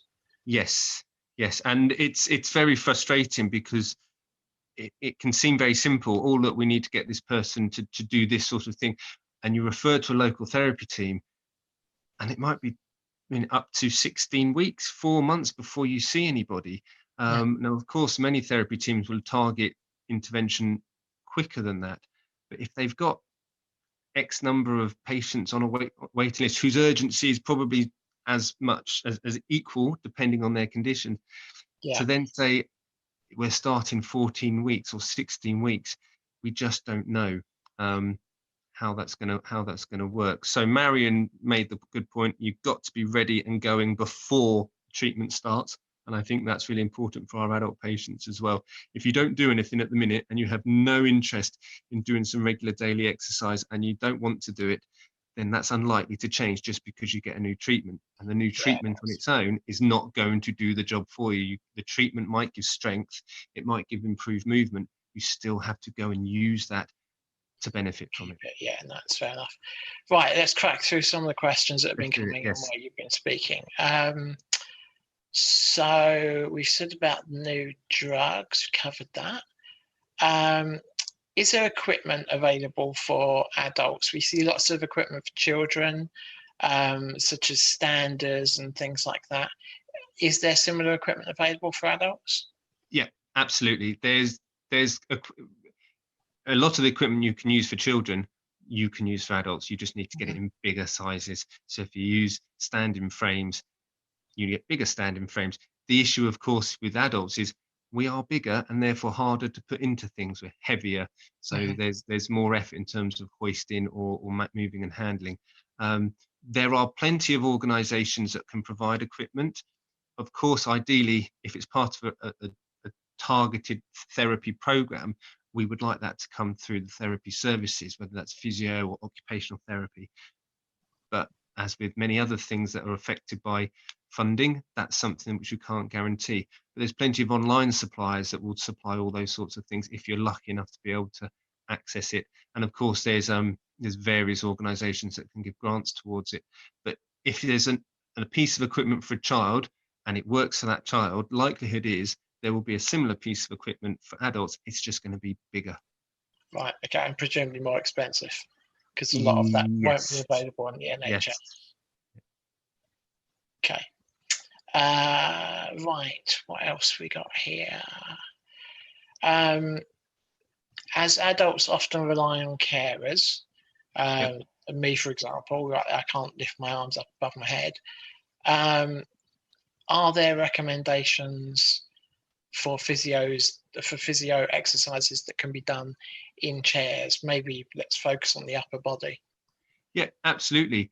If any part of the body can be moved if you're in a position that allows it. So if you're sitting in a chair and you need to do upper limb arm exercises, as long as your arms aren't secured against you, that can happen. What you have to think about is, what is the exercise for and how is it being done? So if it's for helping maintain range of movement, then it's quite, in my mind, at least it's thinking about it from a physio, that's very easy. If you've got someone with you, such as a carer, to do that. And Marion, I keep going back to Marion because a lot of what she said carries over. You can have passive exercises where someone or something moves you. and you can have active exercises where you use your muscles to move part of your body. And in between, there's something called active assisted. So you do what you can do, and then someone or something helps you get that last little bit of movement or takes up the slack where there's a little bit more weakness. So yeah, you can do exercises in a chair, in a bed, in a swimming pool, lying on the floor, sofa, anywhere, as long as the movement you're trying to get is accessible, i.e. you're not restricted by space or equipment, then you can do your exercises anywhere. And that does make it easier to fit it into a daily routine, because if you have to be hoisted out, say, onto a treatment bed or a treatment mat to do your arm exercises, it's going to take a lot of time to get out, to do the exercises, to get back in your chair. Whereas if you can do your exercise program in your chair, you can fit it into the 5 or 10 minute gap you've got in a certain part of the day. Okay, excellent. So that leads us on to another question about exercises and spinal rods or spinal fusions. Right. Does that limit exercise at all? So the spinal rod or spinal fusion will limit in the sense that you won't be able to get movement in the part of the spine that has been fixed. That doesn't mean you can't exercise. It doesn't mean you can't move. It just means that particular part of the body is not going to move. So if you want to work the hips, the legs, the shoulders, the elbows, of course you can do that, because they've not been secured by metal. They still have the ability to move. So what you're not going to be able to do is move those parts of the body that are actually connected by the metal work. So, as long as you're not doing something that is putting that metal work at risk, you're not trying to bend that part of the body, absolutely. And it's important to still exercise when you've had spinal fixation. Heart and lungs still need to get working. We need to huff and puff a bit to get everything healthy and keep it as strong as we can inside. But if we don't move our arms and legs when we've had spinal surgery, you're going to get the same contractures and functional problems with those arms and legs as you would have done if your spine hadn't been fixed. So yeah, absolutely, really important to exercise whether or not you've had your spine fixed. Yep. Okay, so going back to the conversation about new drugs, do you think in time there is likely to be additional investment in sort of adult physiotherapy, bearing in mind it is so critical to see a result from the drugs? I would like to say yes, but realistically, because of the number of people with SMA, it's such small numbers. It's never going to be, it's never going to have the same impact as if it was a new treatment for something like Parkinson's disease or epilepsy, where if there was a treatment that could reduce the impact of those conditions that was proven to be longer term with therapy, then it would get funded. The issue with, so the way the drugs are tested and funded is, do they have an impact? And what we don't see in trials for these drugs is, okay, we'll give the individual a drug, but you also, let me break it down. We split the drugs into, you might have the drug or a placebo drug. Yep. So that means you have a drug that works and a drug that doesn't work. And people are tested with both different groups to see whether you get a better impact from the drug.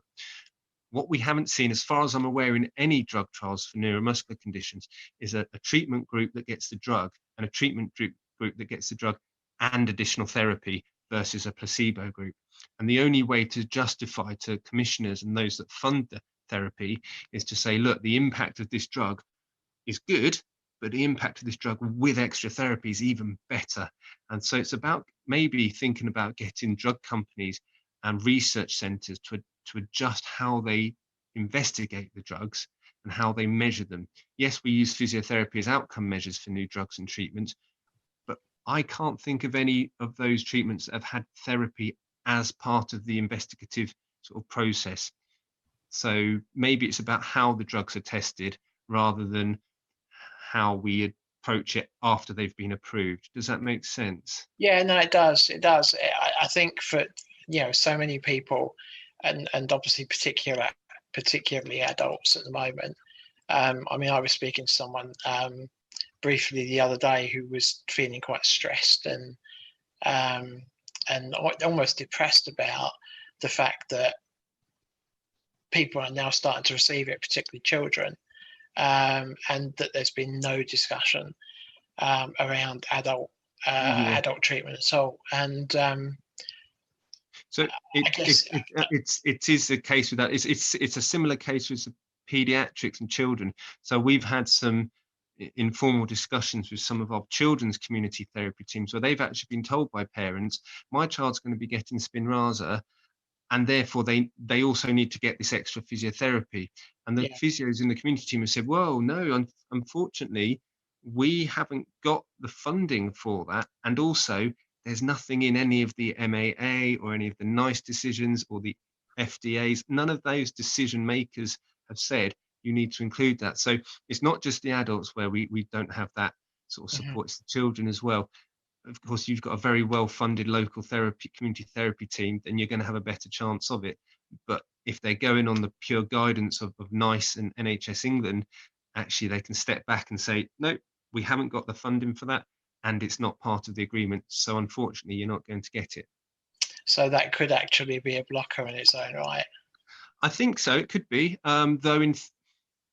It could be, because as we know, and as I'm sure the vast majority of the SMA community watching today will be aware, that the MAA for Spinraza includes the stopping criteria of having 2 assessments with a decline in score. And so a lot of people will, understandably, want to focus the therapy program on those particular elements of those outcome measures. But it's important not to focus just on that, because if you ask a therapy team to say, right, I can't afford to drop the points on sitting or rolling over or reaching, I want to work on that, you might actually be missing out on the functional aspects of therapy that you need on your day-to-day life. And it could become more of a focus on passing the assessments every twice a year rather than improving the functional and sort of daily abilities you have. So a balance has to be made of using the new treatments and actually making the most of your therapy for what you need it during the day, not just for passing the assessments for the new drugs. Okay, interesting. I think that's all the questions I've got. I think for me, and for me personally, I think it's hard when you are in a position where you are severely disabled.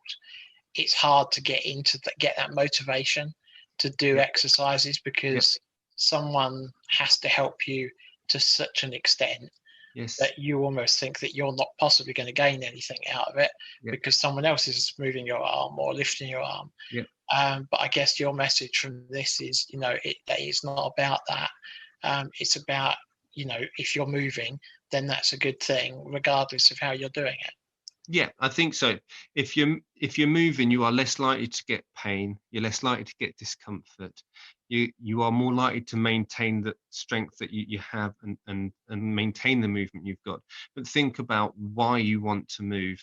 If you really don't want to, and you feel like it's more of a chore, are you doing yourselves any favor? But at the same time, trying to think about the benefits of moving. So yeah, you've got to want to do it, but you've got to understand why you want to do it. And if you can't understand, then maybe that's where you need to have a discussion with someone who understands the condition. It could be another person affected by the condition, or it could be someone expert in treating the condition. One thing we haven't touched on, I haven't mentioned, I don't know if anyone else has mentioned during the course of today, but the benefits of psychological and emotional support. And that's a whole nother issue within the UK, trying to access those services because, again, of funding. But combining that sort of input with the therapy, physical side of therapy, can be really motivating and help people understand why and motivate them to do what they need to do. But it's got to be good for you. If it's not doing you any good, then are you doing yourself benefit? I would, of course, I'm going to argue always yes, but individuals might say, do you know what, it's just stressing me out, I just feel awful trying to fit it in. And then you just have to look back at, okay, let's get some goals that are realistic. And that's where we have to talk more about what we're doing and why we're doing it, rather than just giving you a set of exercises and saying crack on with it. Yeah, so quality, not quantity again. Absolutely, for sure. Yep. Brilliant. Well, thank you very much for your time today, Andy. That's been great. And obviously, if anybody has any questions for Andy after the session, please get them across to TreatSMA and we will pass them on and hopefully get answers. Okay, lovely. Brilliant. Thanks a lot, Andy. Cheers. Bye-bye.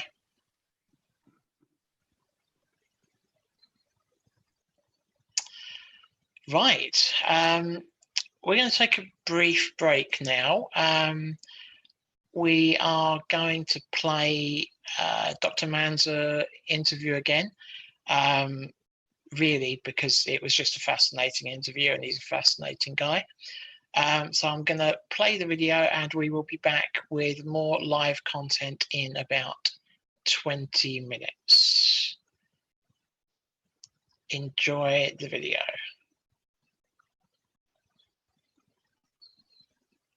Please introduce yourself. So my name is Adnan Manzo.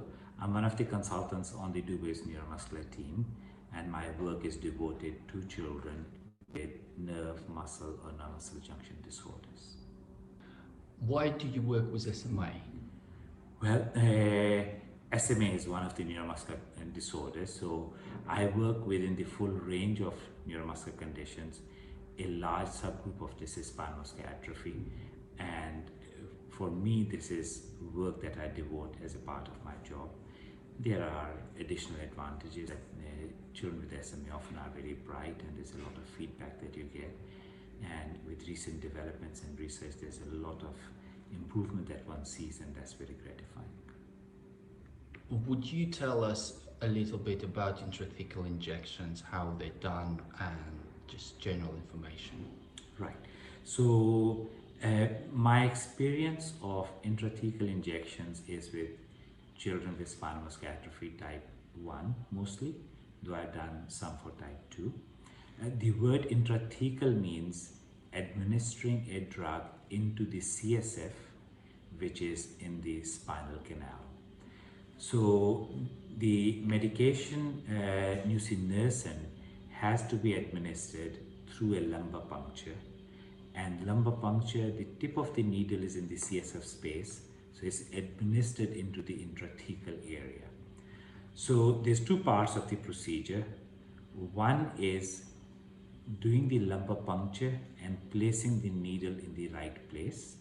The second part is injecting the nusinersen. That's the easy part. The third part is making the procedure comfortable for the infant or the child. So I will explain this in a little bit more detail. So the first consideration is to see how old is the child, and is the child breathing satisfactorily, or does the child need the support of a ventilator, which the child usually uses at night or sometimes during the day. We like to do these procedures with the children being awake, the parents being present in a dedicated room with preparation, and local anesthetic cream is put on the back 30 to 45 minutes before the procedure. That numbs the skin. So the different professionals may have slightly different way of doing the procedure. So I'm telling you the way I do it. In some centers, they may use sedation or general anesthetic. In our experience, especially for the younger children, the children with SMA1, we've been very successful by preparing the children and the families, giving the local anesthetic cream, and then having an arrangement where a child lies on his or her back on the left side. The parents are sitting in front, and they often have a video clip of an interesting material or song. The doctor and nurse at the back. One nurse holds the child in what is called fetal position. So the child is bent over, but we take care that the neck is kept extended and there's no pressure on the neck to interrupt the breathing. Then there's a fine needle which is inserted in the midline of the lower back. There's a technical terminology of how we do it, but I will leave it at lower back. And as trained physicians, we know where to place the needle, how to angle it, and approximately what depth to put it in. Once the needle is in the proper position, there's a two set of needles. So the one part of needle is withdrawn and the CSF fluid is obtained. So a small amount of CSF is obtained and stored for studies, for example, for research, and it also establishes that the needle is in the right place. Then the nusinersen, which has been prepared specially, is connected to the needle, the syringe, and it is administered. And then the needle is withdrawn. So my experience of this procedure up till now is we've done, or I would have done upwards of 150 procedures, close to 200, that the infants and children have tolerated it very well. I often get the report that some children were more upset by the blood test which was done rather than by the lumbar puncture. And the children that I've described, they have been in the age range from a few weeks till about 6 to 8 years of age. I recognize that there may be some children especially and some older who may be very nervous and with whom we may need to do a lot of work. There may be some children who may require more than local anesthetic, but up till now we've been very successful with upwards of 25 children with this technique. When it comes to introducing the nusinersen intrathecal injection program to children with SMA 2 and 3, we will have, and we actually are, but we will reconsider on a case-by-case basis. And even for SMA 1, as the children get older, on a case-by-case basis, whether doing the way I described it with local anesthetic cream and distraction by parents and reassurance. And for individual children in whom that is not possible, clearly we'll have options of either giving some sedative or giving a general anesthetic. But the current advice that we have received from our anesthetic colleagues is that the safest form, if tolerated, is to do just with the anesthetic cream on the back. So in the view of lots of children developing scoliosis, there will be spinal surgeries, fusion rods, etc. And sometimes there are gaps left for administration of Spinraza. One of the questions I had was, in the young children, can the bone grow over those holes, and what could be ways around it? Right. So I think the first thing to say is that this is a completely new field and we are still learning. In the past, when the spinal orthopedic surgeons used to do the spinal surgery, their aim was to get dense bone forming around the metalwork so that the spine gets converted to a solid block of bone which has got a lot of strength. So we gave them a different task. We said, can you leave a hole or a space through which a needle can be inserted? And they have different techniques. One of the techniques that they're trying to do is that in the construct of the bone, they leave a circular area which they call the window for ease of description. Now the body tries to repair itself. So there's a drive by the bone around it to overcome that gap. And one of the tricks that the orthopedic surgeons are using is that they put a piece of fat, the body fat, into that hole. Now, the experience with this technique is limited. The body still tries to make bone in that area. I think our limited experience, and from what I talk to colleagues, is that the body will try to repair it and make a bone in that area. What we can do is to do the future lumbar punctures under what we call intervention radiology approach. That there's a special arrangement where there are X-rays called fluoroscopy or a CT scan, which is done, and the precise location of bone and the window is obvious, where the needle is going, the tip of the needle, that's obvious, and a specially trained radiologist places the lumbar puncture needle in the right position. And once the needle is in the right position, then the injection is given. But as I said, this is still a developing area. All that we can highlight is that the body likes to repair the gap and close the window, and we need to learn more about it. So what is your opinion about the use of portholes? Right. So by portholes, I think what we mean is that normally to give nusinersen, one would need to do a lumbar puncture and give the injection through the lumbar puncture. So to overcome the need for repeated lumbar punctures, the question has been raised that a device is placed and the device has got a circular area with a window called a port. It's connected to a thin tubing which goes through the vertebral column, enters what is called dura. Dura is the sac or covering which contains the spinal fluid and the spinal cord. So the aim is to have this construct where a circular structure or a porthole is connected to a thin tubing, and the tip of that tubing is placed inside the spinal canal, inside the dura, into the CSF. Clearly, the placement of this device, some people call them reservoirs, some people call them pumps because some of these were used to infuse drugs, and some people like to call them portholes, but the principle is the same. Now, there's a large body of experience of placing this reservoir around the head region and with a catheter to go into the ventricles of the brain. There's this large experience because previously we needed to use infused drugs by that route. The porthole that is required for spinal muscular atrophy for nusinersen is different. This is a porthole in which the catheter tip or the tip of the tubing has to be in the spinal canal at the lumbar or lower chest level.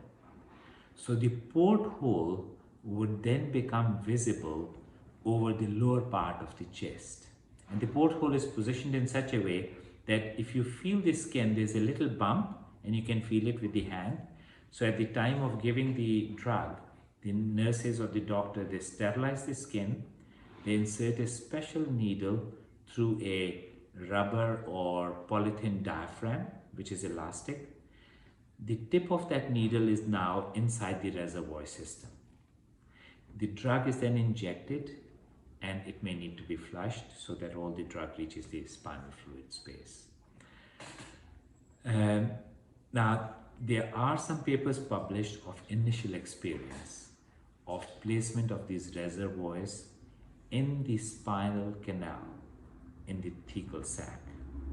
So the first thing to say is that we do not feel that it's a good idea to put that reservoir or port and its catheter in the brain level, not in the ventricles, because the drug gets too high a concentration there and may not get effectively into the spinal canal. And there may be side effects of that on the brain. So for this procedure, we are looking at a porthole or reservoir with the catheter in the spinal area. There's a previous experience in literature for something called lumboperitoneal shunts or lumbar shunts. And the difficulty with this technique is that it is, if the spine has not had surgery, it is easy to place, but there's often migration of the tip of the catheter, and if the catheter is not used for 3 or 4 months, there may be natural buildup of protein or material and it tends to block. So one has to overcome this hurdle, firstly to place it and then keep it patent. Now, the second part of this discussion is, theoretically, this would be beneficial for those people in whom a lumbar puncture access is difficult. For example, somebody who's already had spinal surgery. Now, placement of the catheter tip and accessing the spine through bone graft, which was put in at the time of spinal surgery, technically is challenging. So it will need drilling, going through the bone, and then maintaining it there. The third consideration is because this is not the license, the drug has not been licensed to give this way, the doctors will have to take the initiative that in patient interest, this is doable, and that should be doable. So at the moment, what's happening in UK is that there's a sort of working group of doctors and neurosurgeons who are working on this, trying to get established the basic principles and framework of how should this be tackled, what are the reservoirs that should be used, what is the principles of application. And the question about those patients who have already had spinal surgery, we are looking into this, the feasibility of how to drill into the bony construct after the spinal surgery to place the catheter safely. So this is an area where we are developing the field rather than an existing guideline and existing procedure which is well developed. So I think this again there will be a framework of how we address this issue, and then within that framework each child and each case will be assessed for what is the benefit, what is the risk, should we go ahead, discussion with the family and the doctor. So I think that is the approach that we will have. What would you like to say to SMA families? Well, I think the first thing I would say is that I'm most impressed by their resilience and how in the face of very severe condition, how most families have done so well and have continued to maintain happiness and pursuit of well-being. So I think that's the first thing I would say. I think the second thing is a common sharing of enthusiasm of how much research is happening and how positive the outlook is at the moment. I think the SMA families have been through a very hard time, especially around 2017 when the SMA families together with MD UK, the SMA charities, they were working very, very hard to have nusinersen treatment brought into UK and be given on the NHS. So I think there was a very difficult time. I think some families are still worried about this, how the future will unfold and whether UK as a country and NHS would be able to afford these very expensive medications. So I think I would say to SMA families, you have done very well. You come through very difficult time. We are at the beginning of some very exciting and promising time, but it is also a fight that has to be continued to bring new medicines, to bring the cost of the new medicines down, to bring a greater social awareness of this condition. Not only this condition, I think we start with SMA, but there's a parallel and other conditions in which families are similar. I think we and the SMA families and the SMA Trust and Care Organization in MD UK, they are laying down the foundations of how to bring expensive medication from research into clinical practice. And I think this will be a legacy of these families to future generations and to other conditions in future of how successfully we can bring these things in. Thank you.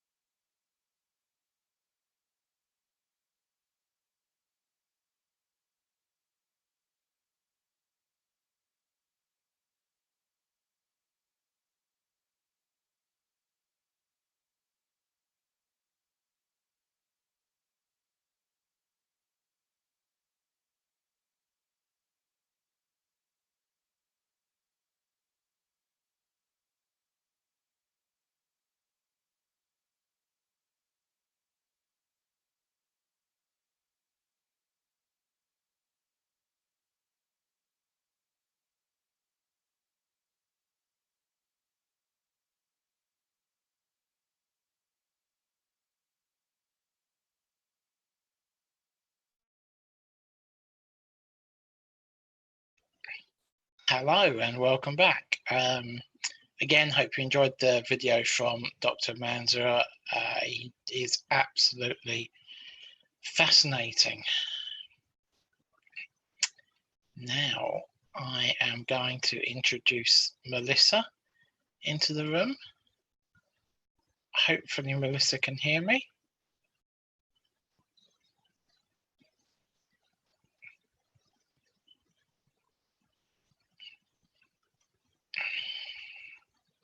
Melissa, you there?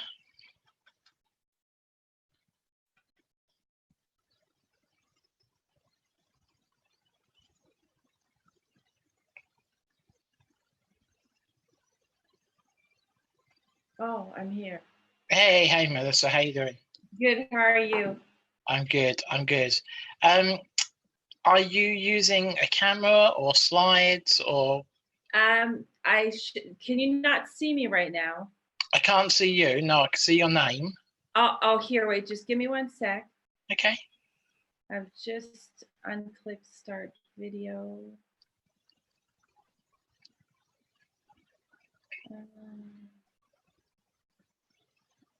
Maybe this.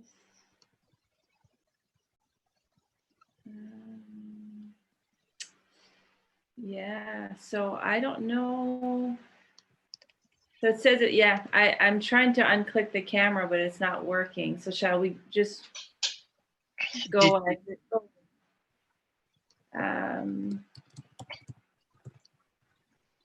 You want to just crack on? Did you need the camera? Yeah, let's do that. If I can share, I have slides, so we can go through some slides just so we can discuss our research. Yep, you should be able to share. Can you see the share button? Yep, so I'll do that.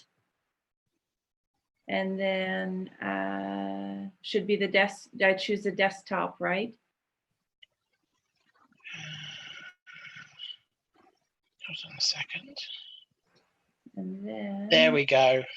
Can you see me? I can see your desktop now. Excellent. Okay. Perfect. Okay. So if I just do that, and then I'm not sure about what's going on with the video, unfortunately. No, that's fine. Don't worry about it. Okay. Yeah, so over to you to run through the slides. Yeah, absolutely. So really, thank you to TreatSMA for inviting me to speak about our research. It's my pleasure to be here with everyone. And I've been following throughout the day, so it's been very interesting to get everyone's perspective. So I'm a researcher at the School of Medicine at Keele University. I've been researching SMA for close to 15 years now. And really the aim of our research is to develop treatments that can support Spinraza and other SMN gene therapies, such as the Avexis SMN1 that's coming around the corner. And really, I need to highlight that I'm part of a bigger research consortium in the UK that comprises several researchers in Oxford, Edinburgh, London, and Sheffield. And really, our aim is to work together to advance research and make it quicker and optimize and merge our expertise together. And we were funded or started by funding from the SMA Trust, which is now merged to become Spinal Muscular Atrophy UK. So our research of the consortium is really aimed at answering two overarching questions. The first one being how are SMN gene therapies, whether it be Spinraza or the AAV9 SMN1, or even the small molecules that are being evaluated by Roche and Novartis, really to understand how these drugs are changing the different tissues that are affected in SMA. So really we want to try to understand what is restored, so what is fixed, but also what is not, because we might be in a situation where the new treatments, the SMN therapies are not restoring perfectly every tissue. And so that gives us the opportunity to see if non-SMN treatments can come in and play some benefits as well. And really our our second goal is to see if we can combine these treatments that have different functions, that have different effects and activities to improve several health outcomes at the same time. Not forgetting that, you know, the crucial treatments are the SMN dependent Spinraza AAV9 treatments, but how can we come and help these treatments? And in our lab in particular, we try to address these questions by better understanding how SMA impacts muscle, but also whole body health, so metabolic health. And really what we mean by that is really how the heart's impacted, the liver, the muscle, the pancreas, but how all of these interact together to regulate our metabolism. So basically what we mean by metabolism is how we use and store all the food that we eat. And are we using it and storing it properly to maximize their effects in the body? And once we identify these abnormalities, what we try to do is develop treatments that can restore them to healthier levels. And really our goal is through interventions that might be easier to translate to patients and not have to go through the whole drug approval pathway. And actually also looking at options that might be less expensive than Spinraza and AAV that would add and complement those drugs. So really we're looking at dietary intervention, so diets, how can diet actually improve muscle and whole body health? But also by identifying drugs that already exist and are approved either by the FDA or the EMA.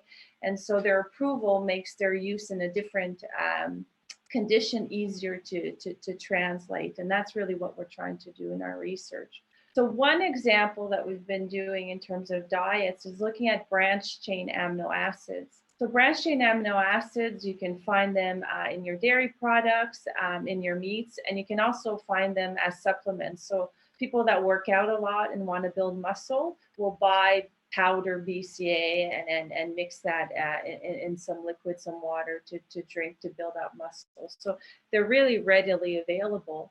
And really there are three of the BCAAs, so branched chain amino acids. They're your valine, your isoleucine, and your leucine. And so once you ingest them, when you eat them, they travel in your blood. And really they go to muscle. So that's, you know, the predominant place that your BCAAs go is to your muscle that everywhere in your body. And what they do really, we don't need to pay so much attention to this side, but really they promote muscle, protein generation in muscle. So building protein, making more protein in your muscle to make it bigger and healthier. And that's why actually bodybuilders use BCAAs a lot. So they help make protein, healthy protein in your muscle.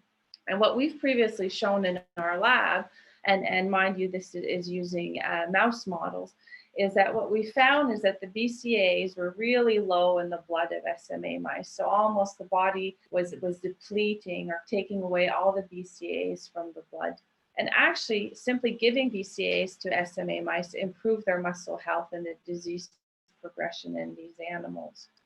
And obviously our work is mostly done in SMA mouse models. So we really like to collaborate with clinicians or SMA families to understand the relevance of this in SMA patients.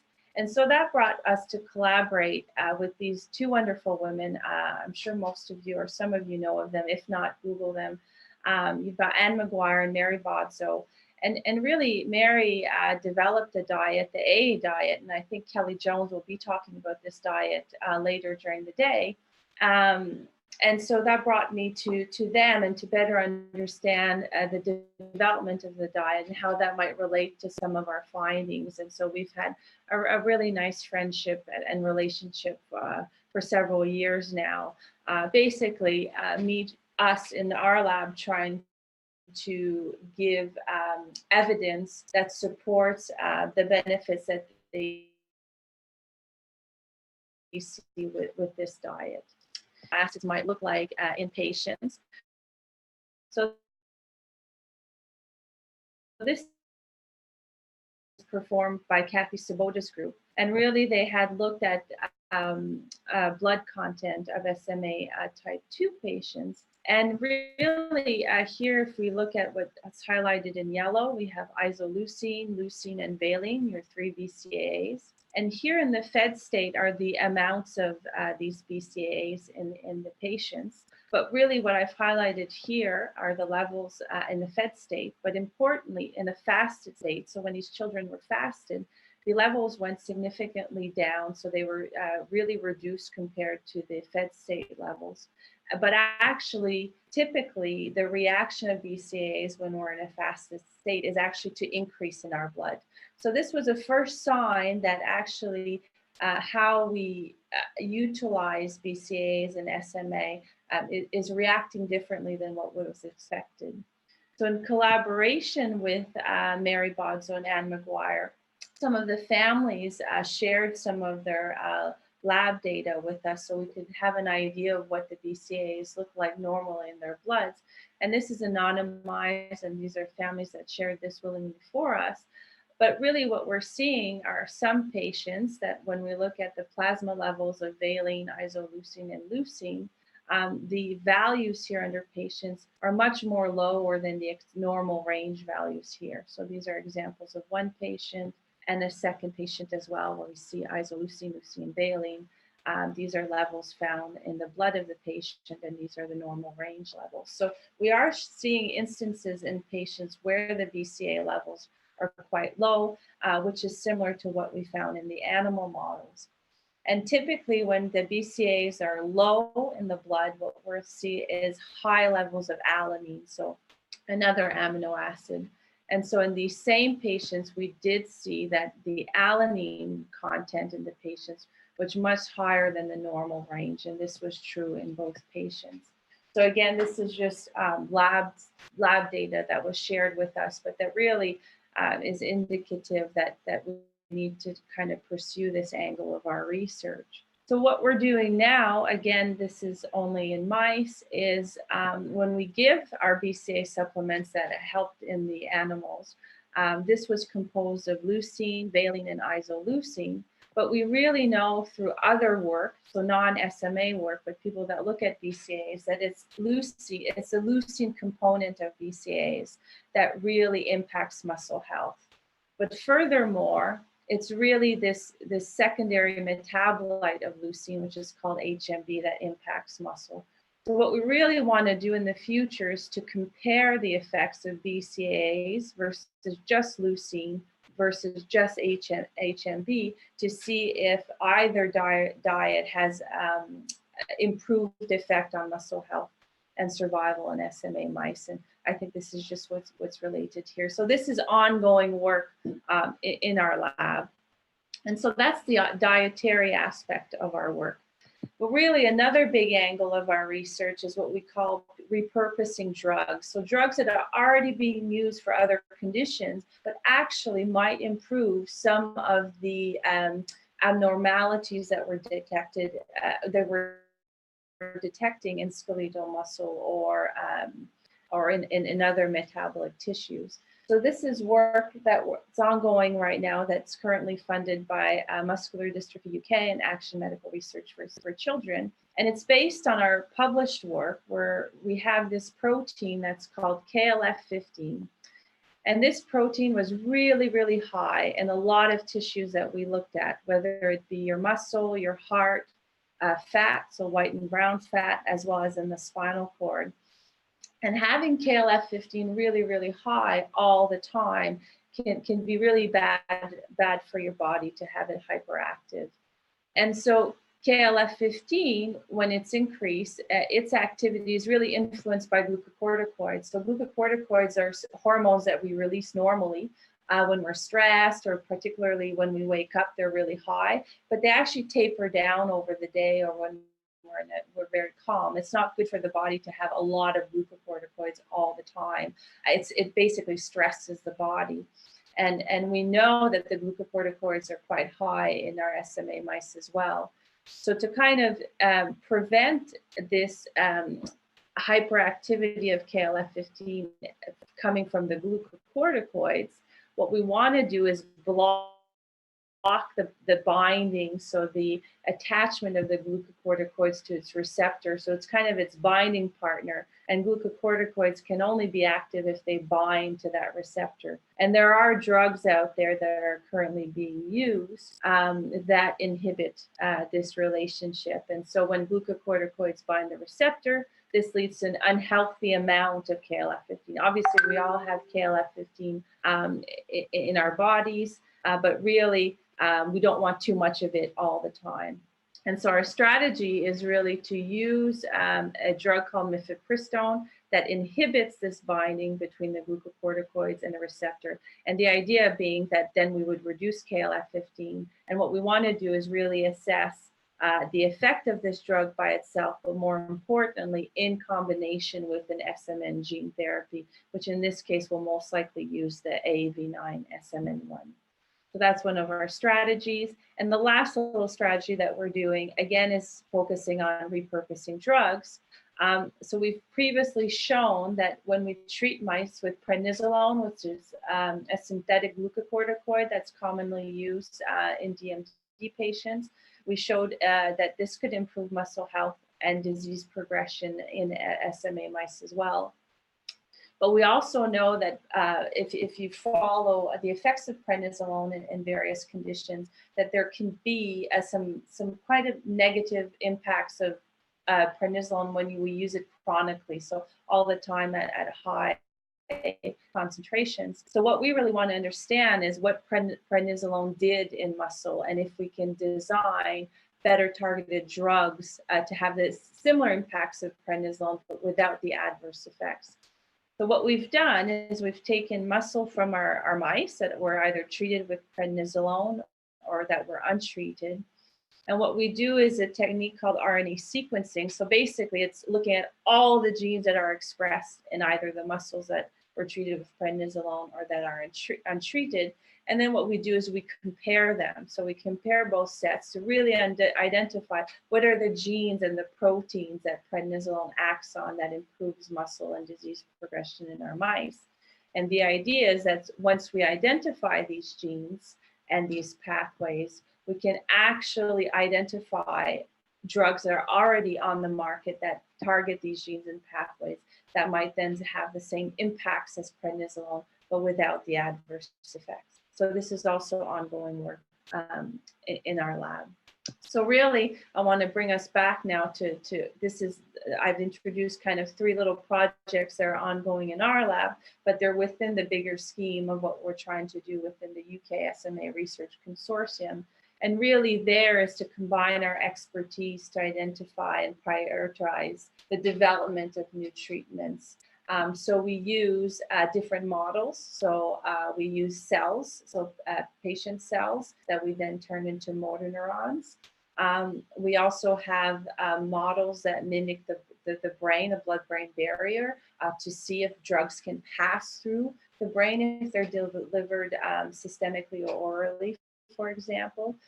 We have Katerina Becker in Edinburgh that works with zebrafish, and myself and others that use different models. And the idea being that if we have a new treatment that we want to test, we test in all of these different models to see the impact either on cells, neurons themselves, or on bigger organisms.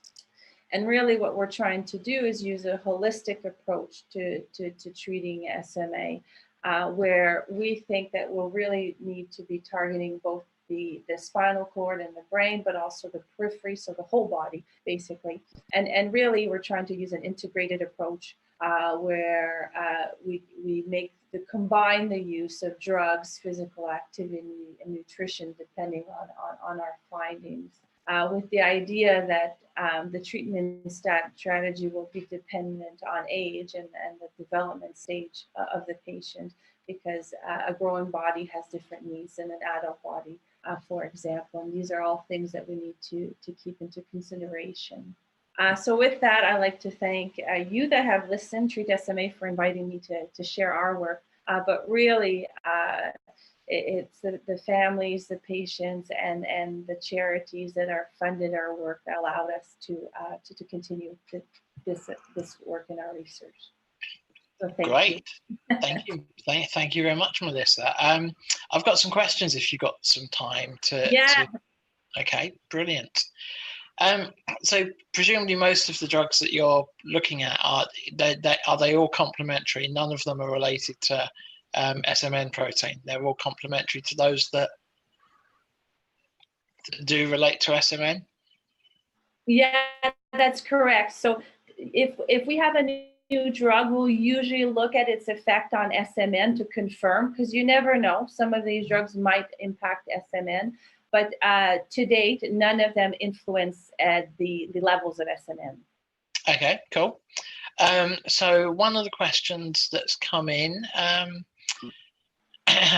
so a lot of publicity was made for muscle building nutrients, but as SMA individuals are not building muscle and weight is a problem with movement, do these supplements really work with SMA? Yeah, I think it's less focusing on the muscle building, but on shifting the type of nutrients that we're giving the body, if that makes sense. Because what we're finding is that it's not only muscle that uses what we give it, right? Your liver will participate and your pancreas. Mm-hmm. And how it's working will define, the content in fat, in amino acids, and sugars that the body's properly capable of utilizing and storing. And that's really what we're trying to understand, more than trying to just pump the muscle to make more and bigger muscle, if that makes sense. Okay, and there's no, so how do you check for risk against some of the other organs in the body? I mean, obviously sitting and being still a lot can have an impact elsewhere. How do you make? Yeah, and I think that's a really good question, and it's hard to assess that with mice, right? Because they're quadrupeds. Our mice will walk in the cage even as they develop a phenotype, and I think this is where actually there is a need in the research field to have better models for the type 2 and type 3 patients, for example, so that we can really understand and compare what that metabolism would look like. Okay, cool. Right, another question that's come in. If you use off-label treatments in SMA, which studies would be run in children to demonstrate safety, especially for repurposing of drugs? Could you repeat that, please? Yeah, so basically the question is, if you are using off-label treatments in SMA, which studies would be run in children to demonstrate safety, especially for repurposing drugs? So I guess they're saying, how do you come up with a method of demonstrating safety when you're using drugs that are clearly designed for something else? Yeah, and it's a fair question. I probably won't answer it perfectly because I'm not a clinician. I'm a PhD, not an MD. But I do believe that the idea being is that you would skip that kind of phase 1 global tolerance safety phase, but it would still need to be evaluated in the juvenile population. And actually, that is one thing that we take into consideration when we screen for the drugs that we're going to evaluate. We also look for drugs that have been used in the younger population and or have been evaluated in clinical trials. So we try to take that into consideration as well. Okay. Another question. This one's a bit of a long one, so bear with me. Yeah. In the past, before the approval of Spinraza, drugs like sodium valproate were seen as enhancers, but this was not shown in trials to fully be the case. Has there been any more research on screening these approved drugs for use in SMA, like using the models you discussed today?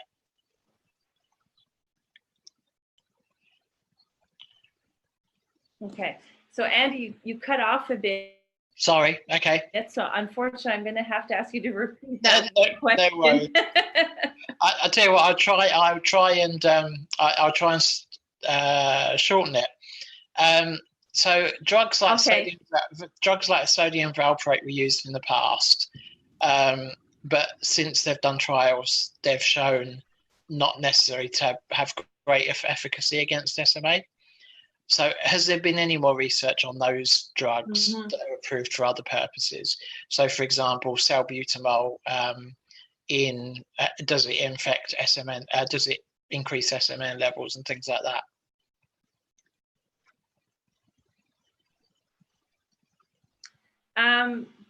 That I'm not too sure. So those are mostly the HDAC inhibitors, I think, that are mentioned. And we don't particularly focus on the HDAC inhibitors. Okay, fair enough. Fair enough. Any other questions? So there's a question about why does salbutamol make you tremor? But I guess it's the same answer as you just gave.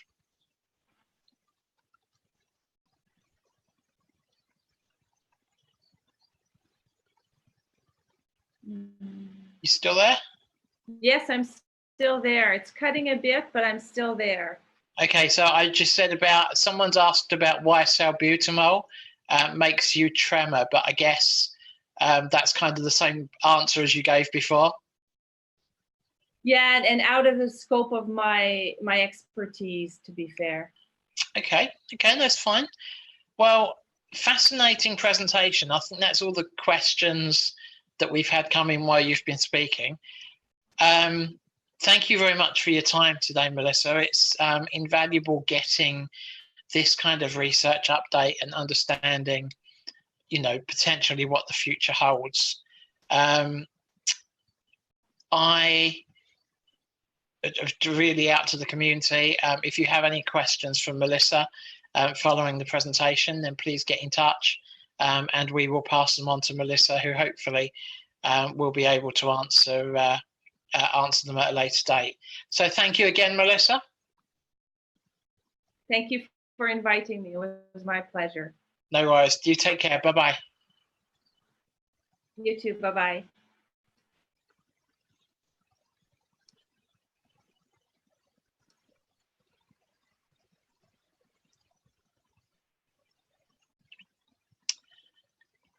Right.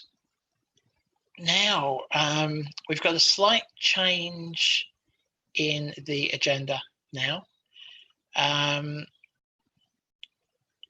We have got Joseph Owen, again, trustee of TreatSMA, who was doing the Risdiplam presentation earlier, is now also going to do a little talk for us on gene therapy.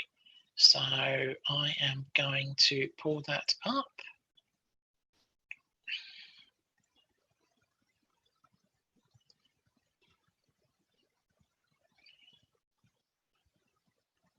Right.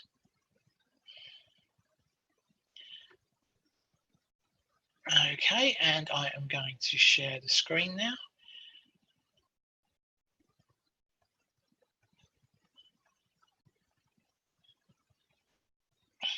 And I will be back with you after the video.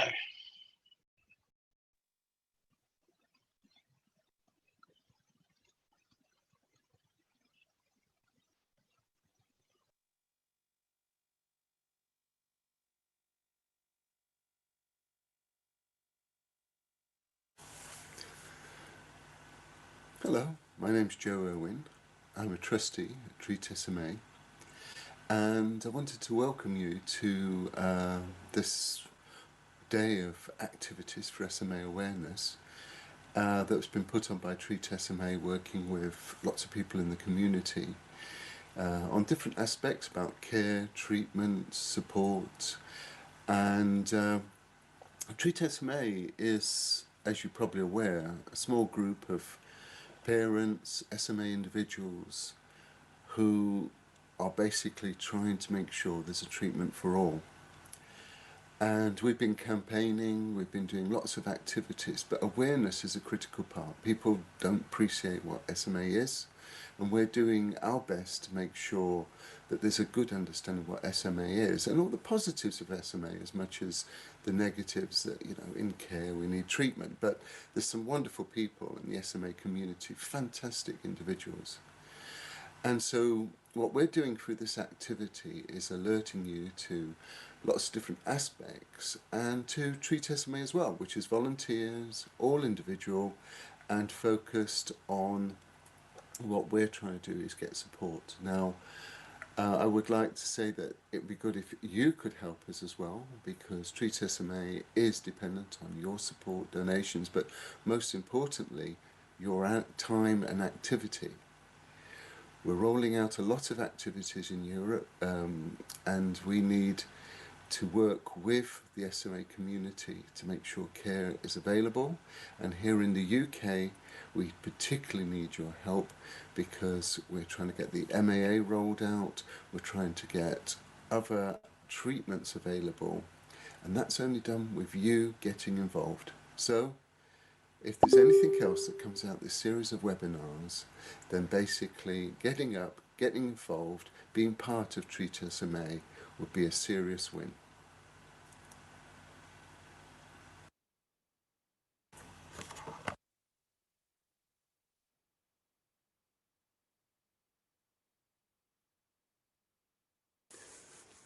So today we were going to discuss Zolgensma, which was the Avexis and Novartis product, gene therapy.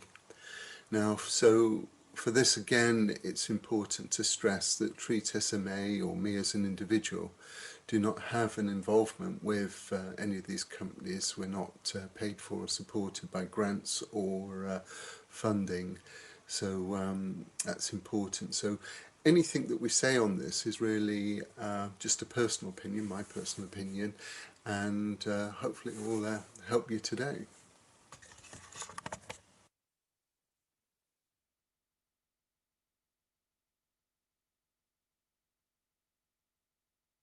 SMA is a rare autosomal recessive disease, so it means that if the two parents have got one weak gene and one strong gene, then in 4 children there's a chance that one will have both of the weak genes showing full SMA, where the others may be carriers, or one may not have any effect. Now obviously each child is different, so each could have SMA or be a carrier or actually have the strong genes.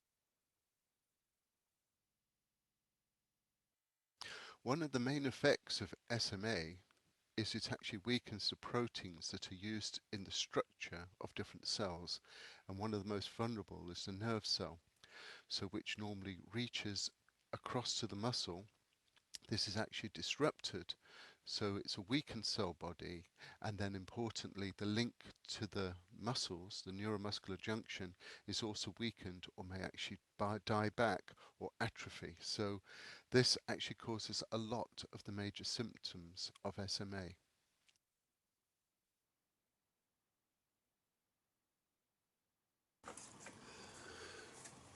So when we were talking about SMA in an earlier webinar, we talk about the issue that we have at the moment, that essentially in SMA individuals, depending on copy number of the backup gene, SMN2, that we have a problem that normally the full length, I'm going to use my piece of string, the full length gene is not always expressed, and the backup is often the shorter express. I mean, the gene information's there, it's just literally due to a change in one base pair here, just literally at one point, that as the enzymes are reading across, that it doesn't produce the messenger, the protein, so the actual reading through fails at one point.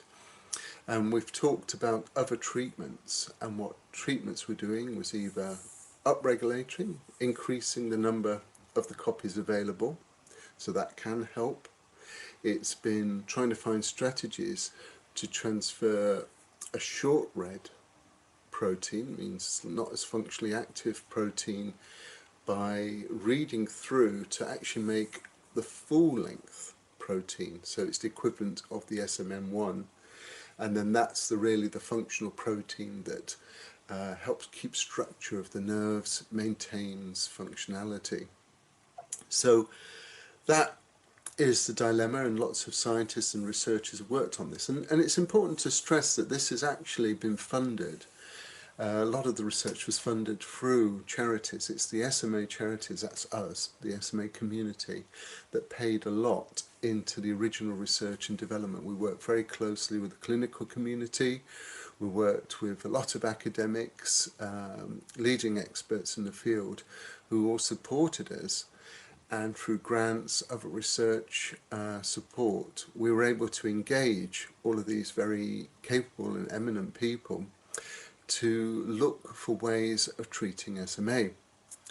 Now, we have now got a number of treatments coming through, because obviously then you get into big industry as they start looking at the big trials, which got very expensive. So you need to bring in basically the big guns. You need the funds, the support of these organisations, and also the expertise.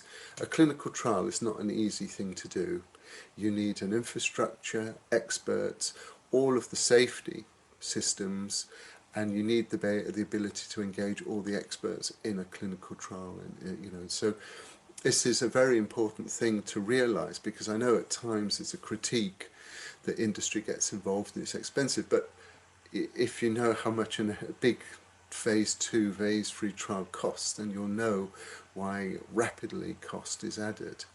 But there is other ways to obviously help deal with those expenses. But at the end of the day, whichever product, whichever area, therapeutic area, there are inevitable costs just by nature of the need for these studies. And these are regulatory requirements to show safety, efficacy, and to show the drug works. Now, when dealing with Zolgensma as a gene therapy, there's a new element to the game.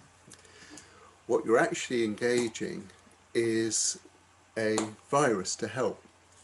Now, viruses by nature are clever little things. They essentially hold enough information for their own good, and then they tap the information within the host, whatever that is. It's a bacteria, it's a animal cell, plant cell, or as human beings. So what they're actually doing is they have enough information and design to be able to get through our defenses, so they get into the system, lock into our DNA, which they do quite effectively, and then start expressing their little genes for their purpose. Now, sometimes a virus will kick off very regularly. This may be a stress moment or something, like cold sores or something where it's herpes. You'll end up with a flare-up on a very regular basis. So that's when the virus becomes stressed and it starts to basically generate the actual viral bodies. It's getting ready to pass on its virus to other people. In other ones, hepatitis, an example, you have long-term conditions where it hides there, doing something, but what? And then suddenly can kick off when the person's stressed. So there are various strategies of a virus. But scientists are more interested in the fact that they are able to get through the defenses, get into the body, and actually able to get their DNA into the host DNA. So the idea is that as you are working on various virus models, and there's a number out there, there's lentivirus, AAV viruses. So these are ones that have now been shown in clinic to be useful. What you do is, I've got a little model, here it is, my little virus. Now often they're full of little proteins, they've got all sorts of little features that help them slip into the host. You know, they're getting past cells, they're getting into your defenses. At the same time, often size is important. very small ones can get away with a lot more than the bigger viruses. So your body tends to spot the bigger ones quicker. And then obviously the moment your body locks in on them, they know they're there, and then they'll start to react. But once it's in your DNA, then it's harder for the body to find it there, because then it's locked in as part of your own genome, your own information. So scientists would basically take this, open up, actually the way what they really do is you start from scratch. So you take the virus DNA, and this has got some very useful features, because up at this end it will have ways in which it gets into the cell, into the DNA, structures that help it move around in the body. But some of those you might not need, so you're looking at that, especially that bit that gets you into the DNA. And then there's a lot of information which is virus. That is more virus, more virus, more virus. And there's some bits in that which can be pathogenic. It can be destructive, can be what makes the virus bad for us when we've got colds, flus, whatever. When the viruses kick off, you have the negative bit, because it's the virus looking after themselves. They don't care about us. We're host. We're somewhere to live. They will use these bits to do virus things, and that's what they're up to. Now, scientists say, well, okay, let's take this bit, and we put that bit onto the gene that is the full SMA gene, or as close to it as we can get. So you've got the beginning bit, which was stolen from the virus. Then we add all of the SMN gene. So now suddenly we have the whole gene expressed, tucked away behind the virus. Now there's some information that we will need to have added for it to form its normal coat and structure, and it's to form its little helix, because viruses do form their own little structures as they go in to their, oops, it's gone, virus has vanished, into their protein structure. And that is a chemical process. They will actually, normally in the cell, tell them to make these components. The components all come together. So you actually probably grow these actually in a cell system. But you then have these little babies which are not pathogenic. They've got that information taken out, but they have the sticky end that goes into the DNA, and they have the SMN1 gene. They have the full gene. And so you've got now that in a neat deliverable form. Then it's choosing who's the right patient. Now we talked before about when you're dealing with SMA, that you'll have the neuromuscular junction, so the nerve is coming in, you'll have the muscles, and then as the nerves atrophy and the muscles lose the actual stimulus from the nerves, various nerves, so you say you have thousands, if a number die back, if a few hundred, it's one level, if half the number, it's another, and then if it's most, it's yet more. So you're seeing this level of severity as more and more of these nerve connections are dying back. So what you do need to consider then is who to give the treatment to. And the most likeliest one is a young child, a baby that at the moment hasn't shown deterioration, the atrophy linked to spinal muscular atrophy. How do you find those children? Well, one of the most important things is to actually look at siblings, looking at families where they've had children before, and that's how often the clinical trial's done. But for a bigger treatment, you actually need postnatal or prenatal screening. So most babies, when they're born, there's already a little heel prick test, there's little other tests that they do, and if you can add to that test one for SMA, it alerts you quickly that this is a potential SMA child. We need to start doing things quickly. If not, you have to wait until the first signs show, and that's a problem because you're already getting some sort of atrophy, something's happening, and it means that you're actually losing some tone or something. So you want to be as quick as possible. And that's why at the moment a lot of the studies in the gene therapy have gone for very, very young babies, first 6 months. There's a question later, what happens if they're only 2 years? What happens if they're different types, etc., etc.? So you've got a gradation of studies that you can do.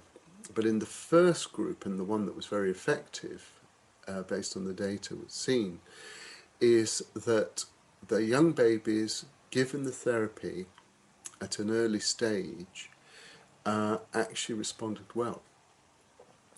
And there's also another little question: how many of these do you need to give? If you've got X number of virus particles with the good gene in, you are still signaling the body that the virus is arriving. You know, your body defenses are there. It will take your maternal defenses, they would have been alerted. Then the baby's defenses are kicking in. So the virus is going in. There is a chance that there is a sensitivity. You can have excess virus signals and your body tries to respond to that.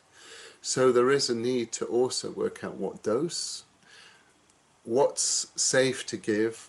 So in a young baby, often at equivalent of a lower dose to an adult, you're able to give the virus and know with the good gene in, and know that it is actually helping. So these are given as a series of safe to give. So in a young baby, have the treatment often at equivalent of a lower dose to an adult target, so based on weight and other calculations.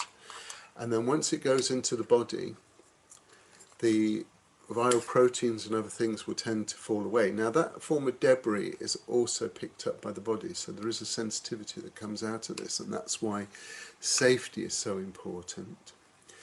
And then also this gene, well then remember we have the sticky end here, will be locking into the genome, and it may lock in different places. It doesn't always just go to one place. Now in gene therapy, one of the things to be very careful of is also where it goes, because obviously does it affect something else. So again, another safety issue. How do you make sure it's safe? So experience has demonstrated this tends to go to a functional area. Now what happens is if it's not in an expressing gene, you've not knocked that out, but you're actually putting in then the whole gene expressing itself. And you've got to remember there's a lot of DNA in humans which frankly isn't read. There's only a limited percentage that makes us, and then there's a lot of information about it, be it historic, be it dormant, or be it for structural reasons. There's a lot of DNA that's there. And so some of these places they can go in, and because it has this head, then this area stimulates it to be read. And so then the information goes in, the gene starts to express. That makes messenger RNA. Messenger RNA starts to form protein, and the protein is the protein that is in ordinary adults, ones where they're not expressing SMA. So suddenly you've got the proper protein in place. It's available across the whole body, but certainly organs like areas of the body like the nerves, not organs, but they are networks that have been developed which will need that. And then obviously organs and others don't use SMN as much. It's often at a developmental stage and for a shorter pulse, but nerves, we said, need it for keeping that structure. And so the gene is in, it locks in place, and then essentially your genome has changed. You have changed from an SMA genome to what is classed as the norm, if you want to call it that. So it is an exciting development. It is a very important breakthrough, and so it does emphasize the need for postnatal screening. We need to have a better network. At the moment, it isn't a formal requirement, and it's certainly an area that we have been pushing for. It needs in place the expertise to be able to spot these children quickly, move them rapidly to treatment, determine if they can be treated, and then if they can be treated, to get the treatment in as early as possible to stop any of the deterioration, any of the falling away of nerves. So it is a critical development, but safety again is key. Now the FDA have assessed all the data and they're happy. It's with the European agency and it's with other government agencies at the moment. But overall, the hope is they will also be happy, and then this therapy becomes available and then becomes part of an arsenal of treatments. As we have a variety of treatments, it means that each one who has SMA, each individual, be them a baby, be them an older adult, has an option available, and to a greater if they're baby, or lesser extent if they're an adult or a much older adult, they will have some level of treatment and support. And so it is an exciting moment. You say my son, it was 32 years ago I lost him, and at that time working in a hospital there was nothing, you know, you took him home, you looked after him. Now we have so many options. We're fighting with obviously the cost, the government agency restrictions and reviews, and obviously pricing and reimbursement. All of these are necessary parts of getting medicines to us, but they're coming closer. We're getting more and more options, and there's even competition in this market which helps price in the future, but most importantly it means there are alternatives. So when you go and see your doctor, if A and B doesn't work, there's C. So I think really it is a wonderful moment. Now obviously it'd be great if we didn't have SMA, it'd be great if everything was good, but in a world where SMA is there, then I think this development is a very positive one, and I'm certainly excited to be around to see it happen. So wish you all well, and thanks very much for following these webinars, and every success in all that you do. Thank you.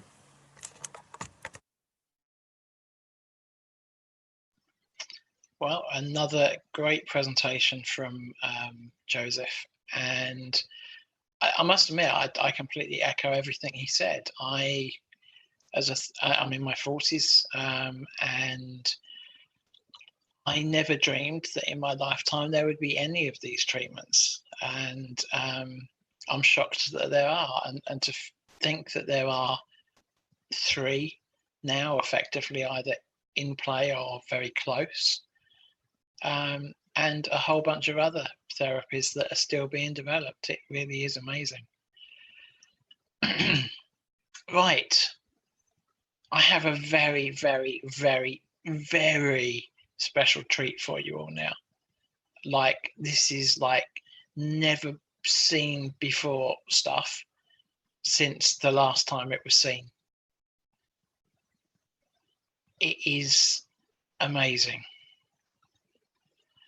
I'm not going to introduce it because it just bears no introduction. Enjoy, and I will be back with you shortly.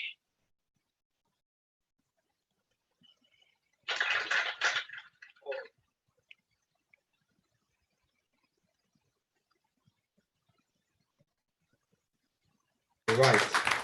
Okay, next up tonight we have a person who at the interval asked me if when I did their introduction I could be vague. I was like, did you not see the first half?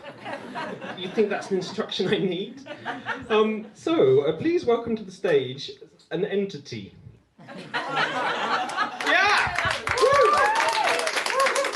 Otherwise known as Mr. Mark Bromley. Hello, Mark. Can you hear Mark? This seems very loud, this one. Yeah, it's super loud. It suddenly went loud at some point. Yeah. Okay, thank you. Get off the stage. No, yeah, I am. I'm going to use it. All right, then she's turned my mic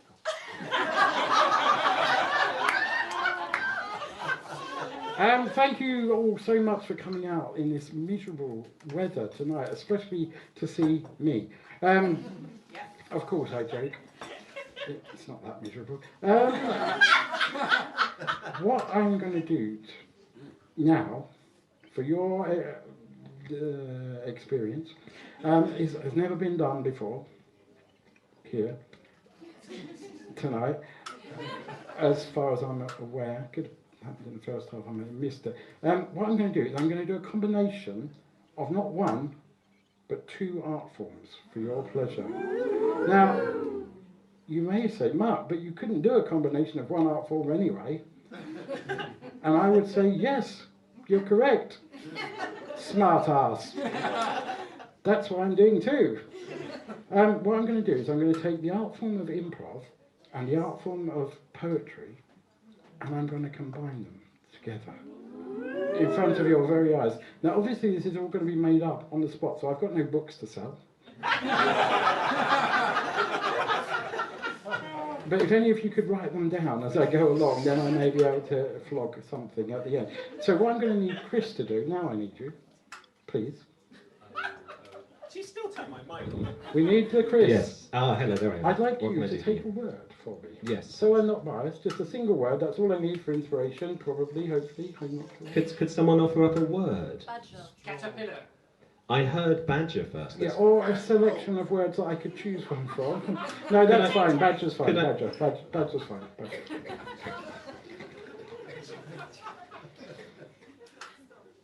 I wandered lonely as a badger.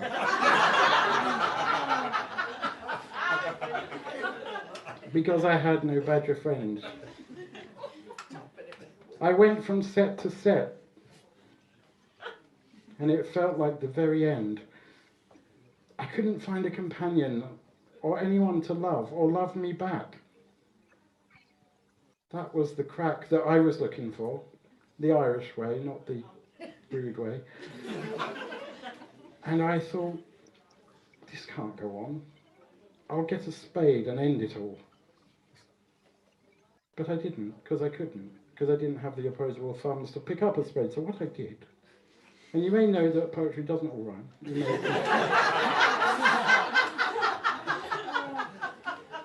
yes, it does.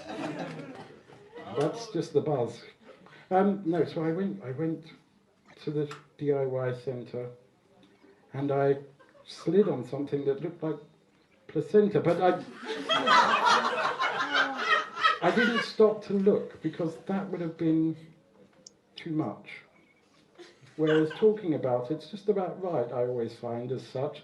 And then I went to the tool section and I saw myself some tools. And I thought, I can't lift them up, so I'll have to ask one of these human-looking fools. And so I said, excuse me, sir. He looked at me with shock. It's not because he was surprised that a badger was talking. It's because he didn't understand what badgers' noises mean. And so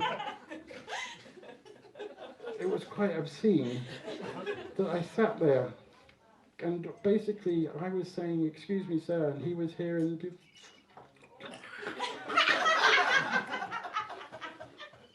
after half an hour I regained my power and decided that I should leave, and I went out the store and I'd go there no more because I decided to weave a different web for my life to follow, and instead of a set I'd now go live in a hollow. And so there I am to this day, and this is why I sound this way. It would have been good with an echo there, wouldn't it?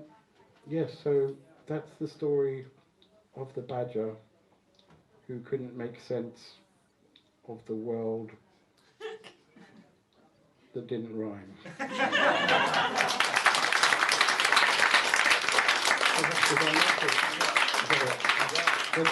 Let's hear it for the entity known as Mark Wombesby.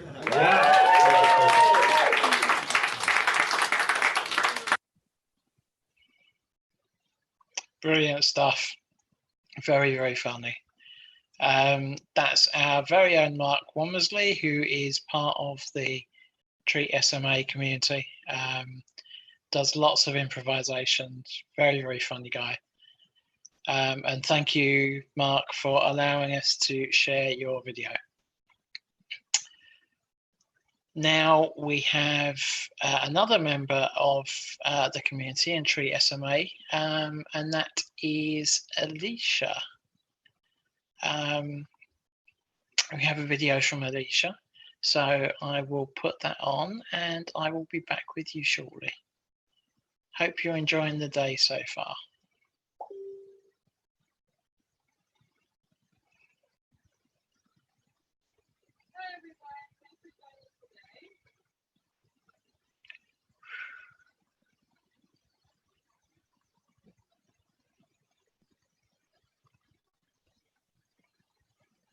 Hi everyone, thanks for joining today.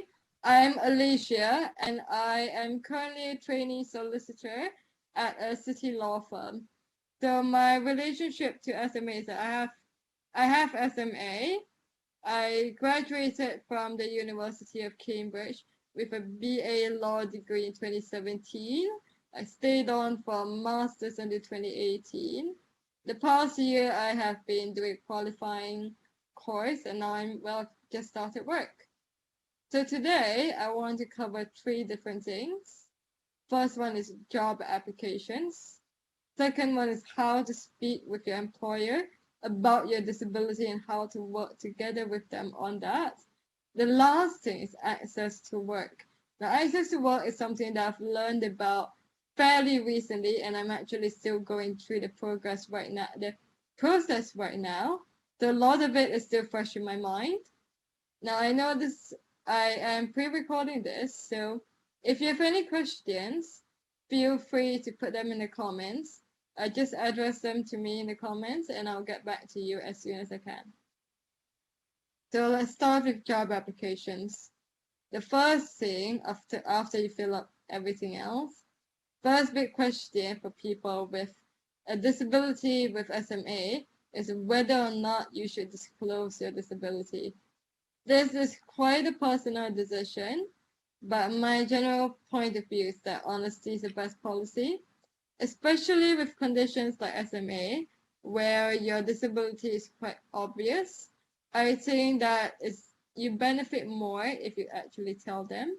Also, for things like interviews, going for assessments or anything like that, you do need to make sure that the venue is accessible.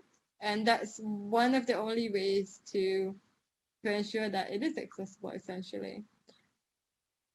My policy is generally that if they don't know, they can't help you. So remember that it's a two-way thing. I know that a lot of people, and myself included, when I was doing my first few applications, was a sort of fear that if you put, it's not a good kind of fear, but it is there that if you disclose your disability, it might impact your application in some way. But the thing is that you have to remember it is a two-way interview. Job applications are a two-way process. You are assessing them as much as they are assessing you. If they view that your disability affects your application in any way, then you probably don't want to work for them anyway. So most of or rather all of the firms that I've applied to for jobs have been really great with that. So that's not something that you should worry about. Again, it's a personal decision, but I personally feel that you're better off telling them right away. Now, once you actually do get a job, the next thing is speaking to your employer. Depending on the degree of your SMA, a lot of your needs may or may not be obvious. So honesty, again, is really and truly the best policy. They don't know what you need, so the best thing you can do is to simply tell HR or tell whatever recruitment manager is at your firm that you need to have a conversation with them. They're probably expecting it, to be honest, or they might have it planned anyway. Just speak to them, tell them exactly what you need. Remember that they must provide reasonable adjustments, And a lot of things are just common sense. For example, I have a very low immune system. So I told HR that if anybody is sick, to kind of stay away from me a little bit, or to have a sort of a safe perimeter. Over the past few weeks, that has actually worked out quite well. Like, I have been told at times when people are sick, they will actually like quickly come by and just tell me that they are not avoiding me, but they are just sick. Therefore, they're trying not to get too close. So things like that, they actually do work out quite well. The team that you're working with, I know it doesn't always happen, but really and truly, they should be supportive. And again, if they're not, well, that's not really a place that you want to be working at anyway. Try to work together with your employer. They want to help you as much as you need their help and their support. It is really a two-way thing. If they know what you need, they will or they should try to provide for that, because ultimately you are the employee, you are there to help them make money. The way that they can do that, the way that you can make money for them, is if you have everything that you need so that you are productive. For example, I can't really use a normal keyboard because they're really hard to type on. So I need a softer one like an Apple or Mac keyboard. When I tried using the normal standard keyboard, I typed at about half of my normal rate. So you can imagine that for them, even if it's a fairly expensive keyboard, it's really worth it to actually be literally doubling my efficiency. So it's worth it for them as well. Also, remember that a lot of things that you ask for will benefit other employees as well. Making the building accessible, putting in ramps, things like that, that helps everybody. People are going to get injured, people are going to break their legs, they will need these things anyway. Things like flexible working, for example, that's a bit of an interesting subject. With my employer, for example, they told me that they're trying to do it, they've been trying to implement it in teams, but it's a fairly traditional firm, so people haven't quite taken them up on it. So in a way, because I'm there, they can actually use that opportunity to push for it, to change the work culture a little bit so that people are more comfortable seeking out these sort of arrangements. The next thing that I think that people really need to know is access to work. Access to work, now lots of people don't know about this. It's a publicly funded employment support program. So essentially what they do is that they will provide funding or they will provide support to enable you to work, to get involved in your workplace. They can help with lots and lots of things. They can provide you with a support worker. They can pay for transport to and from work to your home. They can do equipment, for example, if you need a height adjustable table, or if you need a special keyboard, a special computer, things like that, or like dictation software. Access to Work will provide funding for that. Now, how the process works is that you go online, fill out the form. It's really straightforward, it takes 10-15 minutes. Once you do that, they'll contact you within 3 weeks. The time scale is a little bit different. I had to contact them twice. The first time they closed my case, but both times they did contact me within 3 weeks. The first time was a lot quicker. The second time, sorry. Remember that they usually contact you by phone, so you do need to keep your phone with you and turned on during those 3 weeks. As I said, Access to Work can help with almost anything.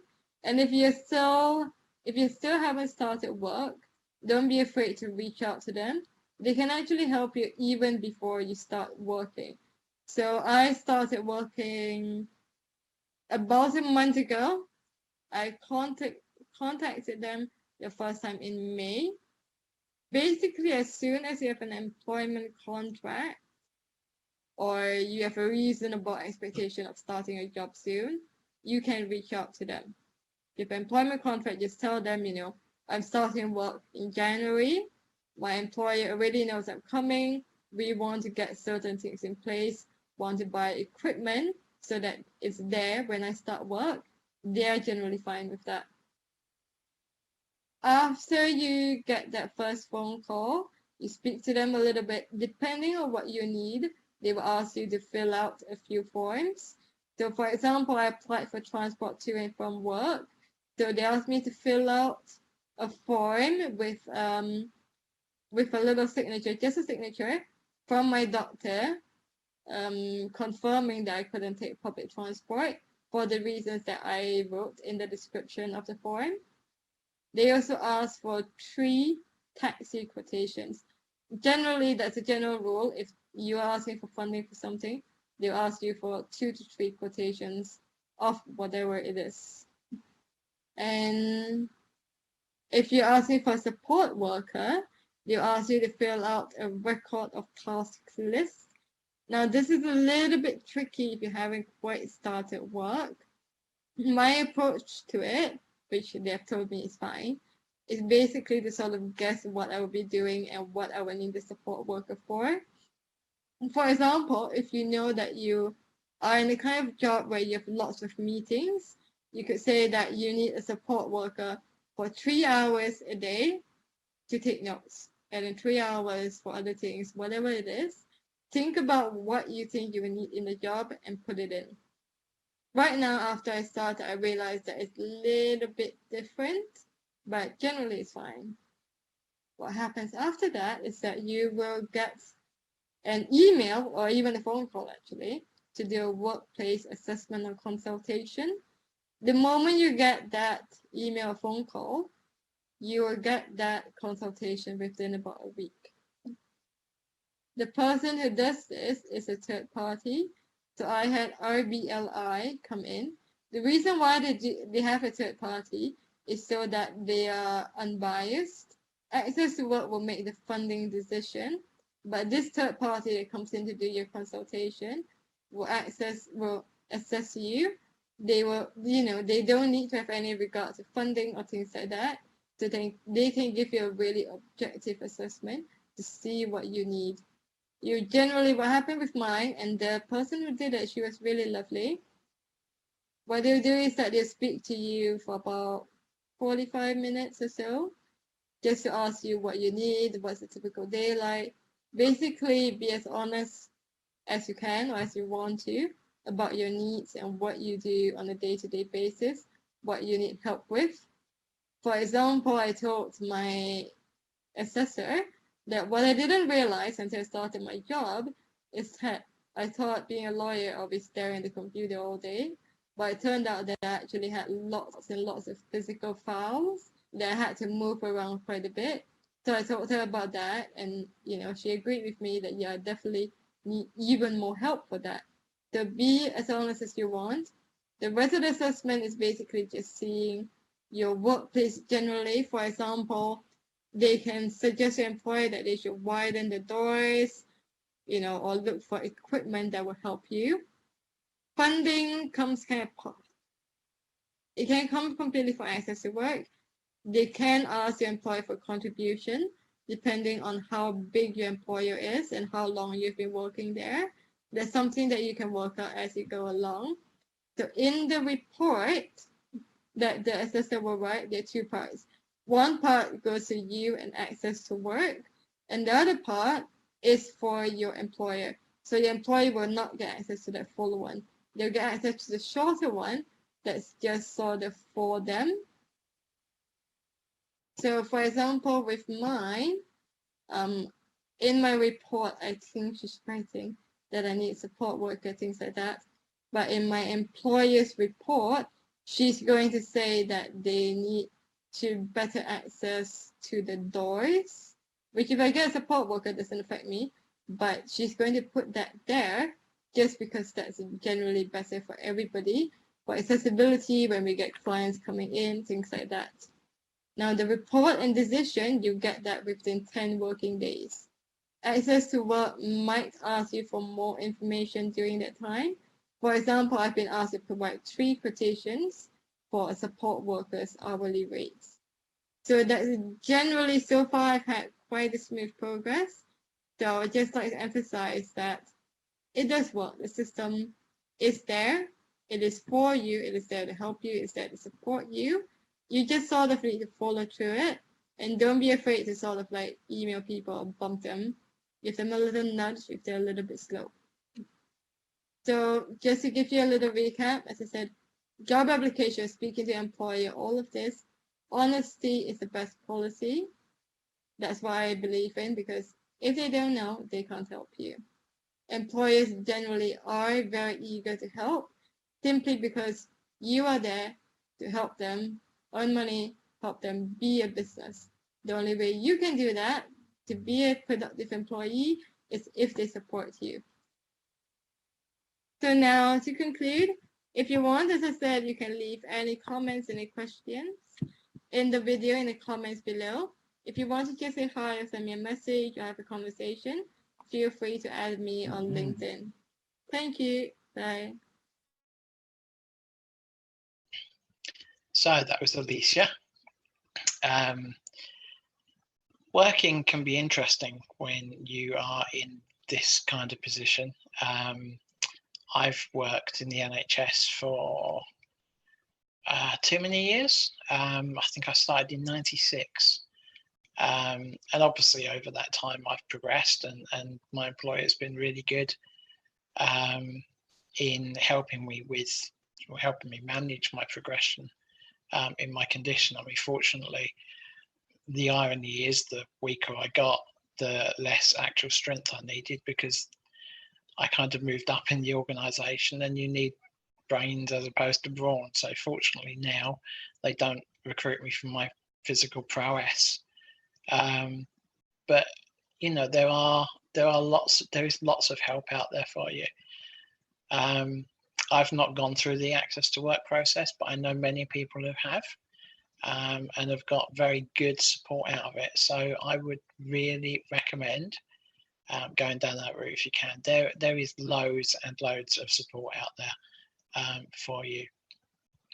So we have a brief interlude now. We've had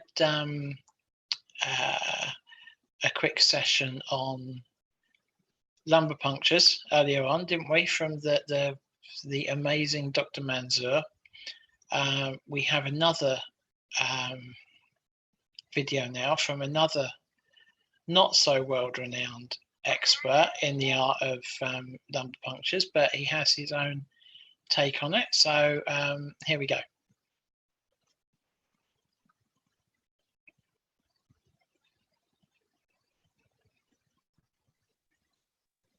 Alright, everybody.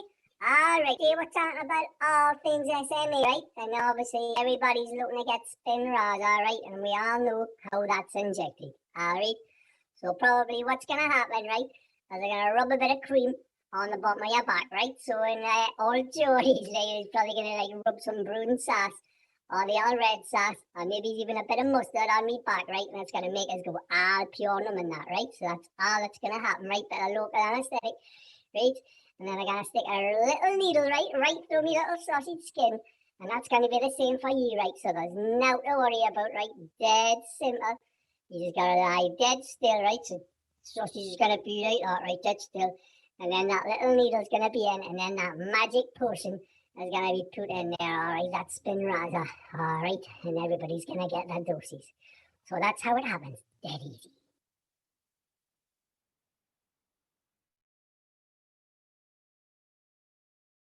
Seriously thinking about sending that to Dr. Manzoor and seeing whether or not he can use it when it comes to introducing treatment to his patients. I think I know what the answer would be, but it might be fun to see the response.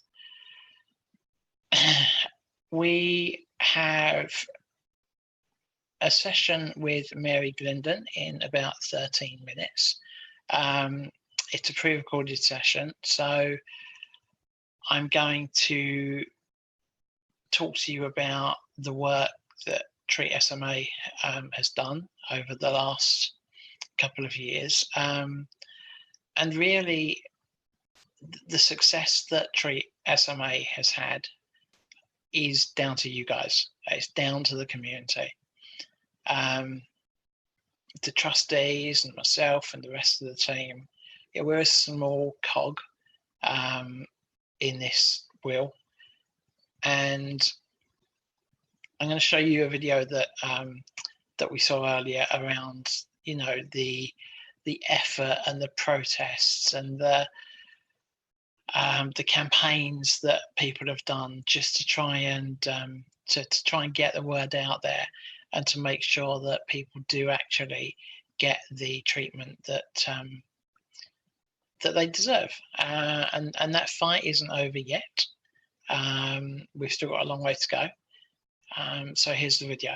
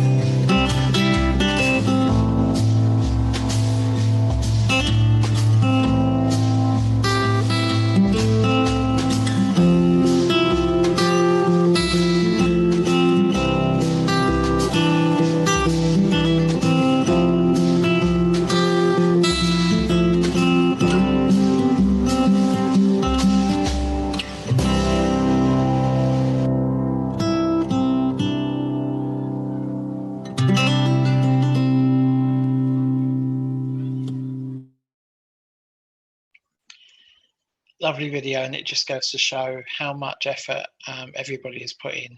As I said, not just the core team of TreatSMA, but all of you guys. Another great example of that was the recent awareness campaign that we ran during August, which was SMA Awareness Month. We decided we were going to do a poster a day. Because it's not always about campaign, it's not always about fighting for something.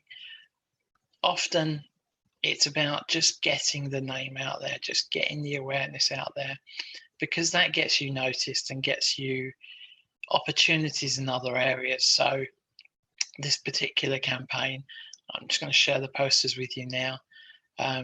We reached over 130,000 people.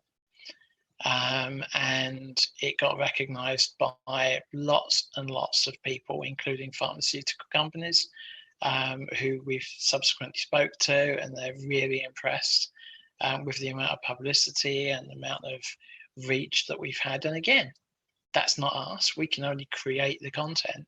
That's thanks to you guys sharing it and buying into it and promoting it. So yeah, I'm going to show you. I'm going to show you those posters now.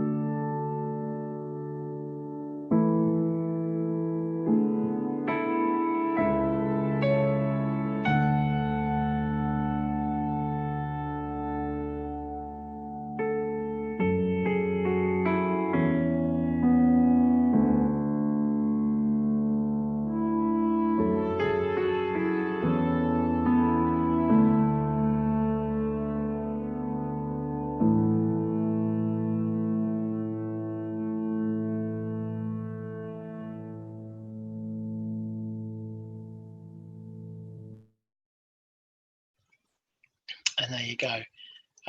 They were all of the posters that we produced in August. I don't think any of us thought we were going to be able to keep it up throughout the whole month, but we did. So we're very pleased.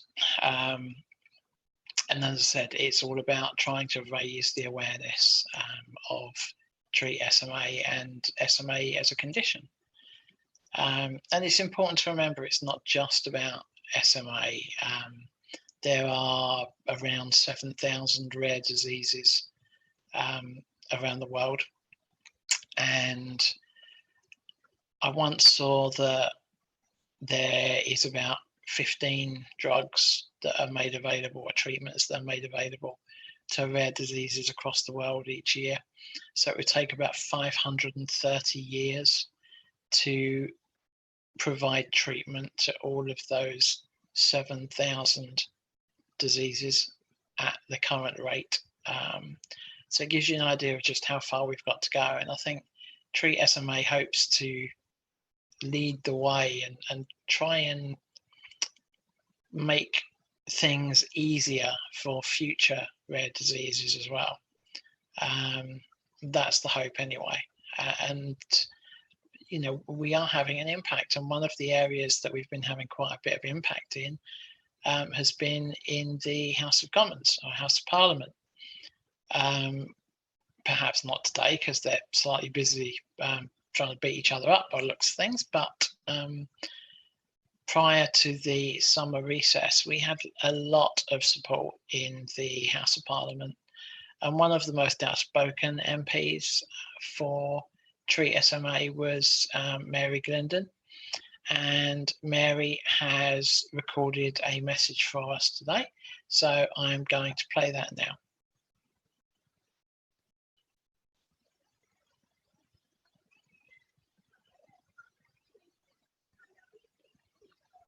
Event. I've been the MP for North Tyneside since 2010, and for the last few years it's been my great honour to be the chair of the parliamentary group that was referred to as an APPG, an all-party parliamentary group on muscular dystrophy. And one of the focuses of our group has been in the last couple of years on getting NICE to approve access to the important drug Spinraza for all SMA patients, because we know from our own experience of working with people who have SMA and families of people with SMA that this is the only real possibility they have, if they can get this drug, of having either some cure or improvement for life chances of everyone with SMA. Our group is very, very well supported by the Muscular Dystrophy UK charity, who give us our secretariat and do a marvellous job at that. And through them and working with MPs across the House, our group has been able in the last couple of years to really put pressure on everybody involved in bringing to fruition the access to SMA.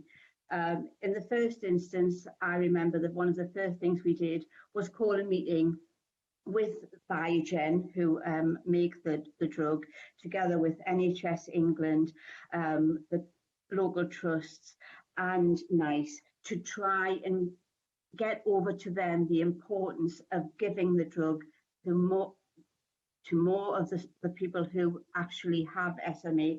We all know, those of us who've been involved, that the initial access was for type 1, and that Biogen kindly allowed that access to the very young who had this condition. But when they looked at putting a stop to that access, then obviously we had to put more pressure on them, and we've worked with all the charities, including the charity SMA UK, and of course TreatSMA, where the families there have been marvellous, including the parents of my young constituent Sam McKee, who have fought as hard as anybody to get access to SMA. We've had such frustrations along the way, not only because the NICE's methodology hasn't really been appropriate for rare conditions, but also that there's been a number of stops and not really that much support could be given by government despite our efforts and meetings with 2 successive health ministers who both said that, you know, this isn't NICE is independent and they really can't put any pressure on them to move along with the approval. However, I did manage to get a parliamentary question to the Prime Minister during PMQs last year, and she promised that she would look into what was happening with NICE and access to the drug. Unfortunately, when you're an MP in opposition to the government, it's not always easy to get them to listen.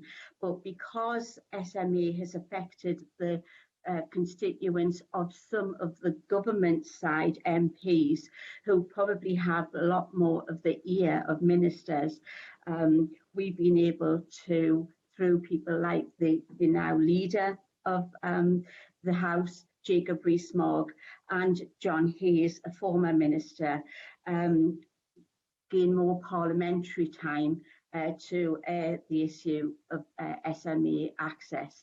And it was with great joy, I think, when, after all the frustrations we've had in accessing the drug, that when in July the access was, that NICE actually announced that they would be given access through the the managed access agreement to some types of SMA, but it didn't include full access. That we tread that with, as I say, that news with some pleasure, but feeling that we needed it to go further, and we know that MD, Muscular Dystrophy UK, TreatSMA and SMA UK all played a massive part in getting that decision by NICE. But we've got to now work all together, and that includes the charities, that includes the MPs, to get further access to the drug and make sure that the clinical evidence that's being gathered now to get positive changes to the managed access agreement is expedient, and that we can continue the pressure for the changes for patients and their carers and clinicians. And I would really like to say that it's great to hear that the charities, Muscular Dystrophy UK, TreatSMA and SMA UK are all involved in as consultees in the NICE evaluation method review, which hopefully will lead to more drugs for rare diseases being made available far more quickly. And that's something that MPs will support. Our part in all of this is just that we can be the voice for the charities in the House of Commons, in the House of Lords, but behind the scenes, it's about working together. Politicians, charities, carers, parents, people with the condition, to ensure that we can see that at some point, and I hope not in the too distant future, that everybody, including those who've been disappointed with the news that was made public in July, will be able to access the drug. And I just give my commitment, along with my colleagues in Parliament, keep the pressure on, and that our all-party group will do everything we can to support all our colleagues and friends and families who have SMA and who need hope for the future. And that's and I really hope that we can all keep going together. Thank you all for listening. Bye. Lovely message there from Mary, and as said, she's been a great proponent of SMA treatment right the way across the board. Nice comment from Josephine in the comment section. Mary, thank you for speaking out about SMA in Parliament, especially from my grandson, Sam Mackay. And for those of you that follow Gary's Facebook page, you'll know that Sam is soon to start treatment for Spinraza, which is great news, as there are a number around the country of children who are due to start treatment. I'm going to play a couple of videos of Mary Glindon actually in Parliament. Just she mentioned about asking questions to the Prime Minister, so I thought it would be quite fitting if we just showed her in action.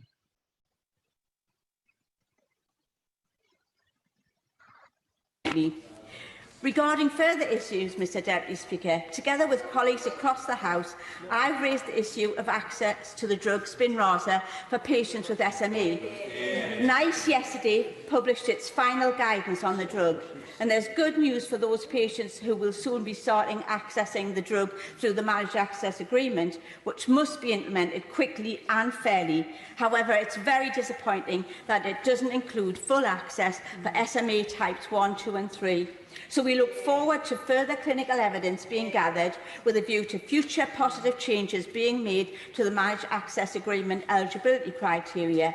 NICE and NHS England can expect continued pressure from MPs as well as patients, carers, clinicians. In fact, all those involved in Mothers for UK, TreatSMA and SMA UK for those changes to happen. The objective is to access Spinraza for all who need it, and the campaign will continue until that goal is reached. Finally, Mrs. Mary Glindon. Thank you, Mr Speaker. Since the life-changing SMA treatment, Spinraza, was rejected by NICE in its first guidance last month, families affected, including that of young Sam McKee in North Tyneside, have been left heartbroken. Will the Prime Minister meet with me and Muscular Dystrophy UK to discuss progress urgently needed with the Managed Access Agreement so that patients can access Spinraza as soon as possible? Can I say to Prime the Minister Honourable Lady that I'm very happy to look at the issue, the specific issue that she has raised in relation to the decision that's taken by NICE, and I will ensure that health ministers look into that and have a meeting with her to discuss the details of it. Thank you. Order.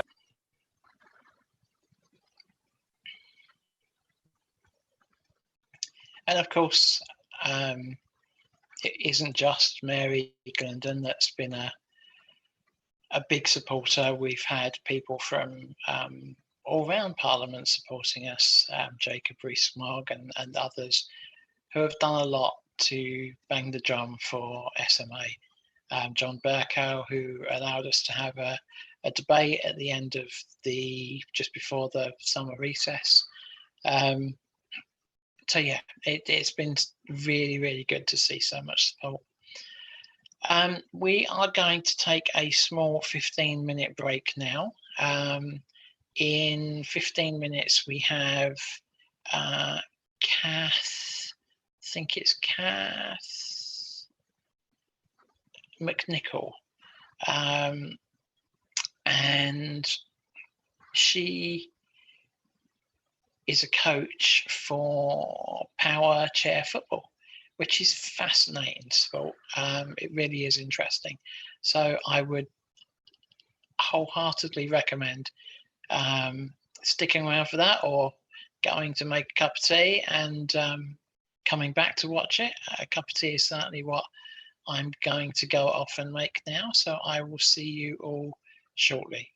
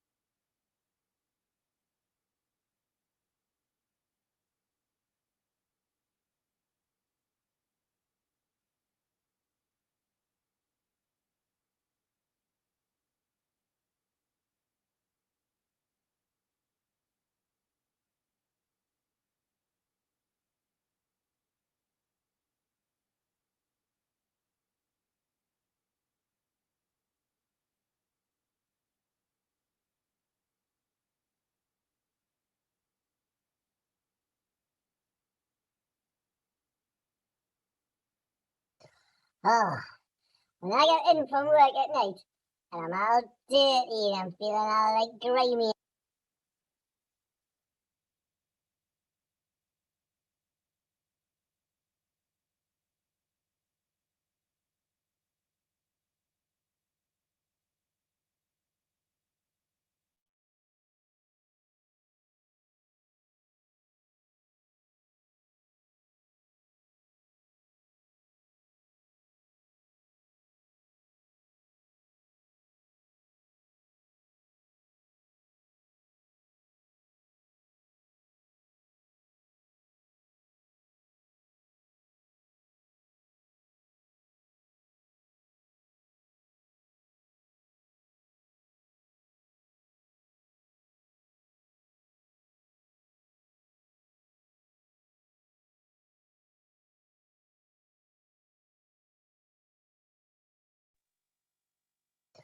Oh, when I get in from work at night and I'm all dirty and I'm feeling all like grimy and that, right? Nothing beats, right, having a cracking shower and using shower gel. Well, me personally, right, I've gone for sausage shower gel. It makes me feel all fresh and zingy, and it reaches the parts that other shower gels don't reach, right? It gets me skin all shiny. Look at that. Look at the way it's shading on there. Look at me heat. So if you want to feel like a brand new sausage, get yourself and get sausage shower gel. It's absolutely fantastic. It leaves your skin feeling moist, ready for the good cooking. Alright, so get yourself sausage shower gel. Available at all good sausage stores. Bye!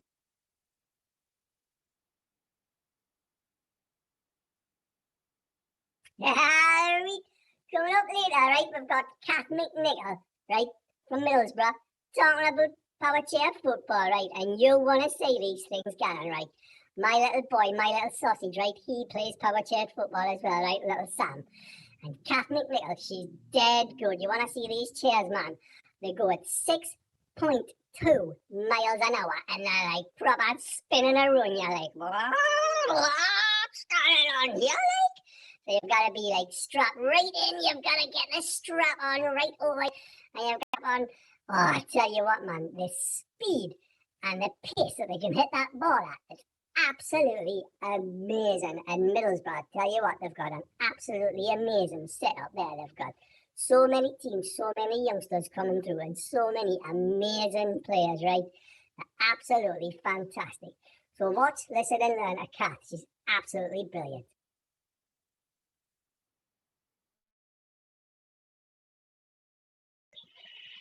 So that was Power Wheelchair according to Georgie Sausage. Oh, I've got some feedback.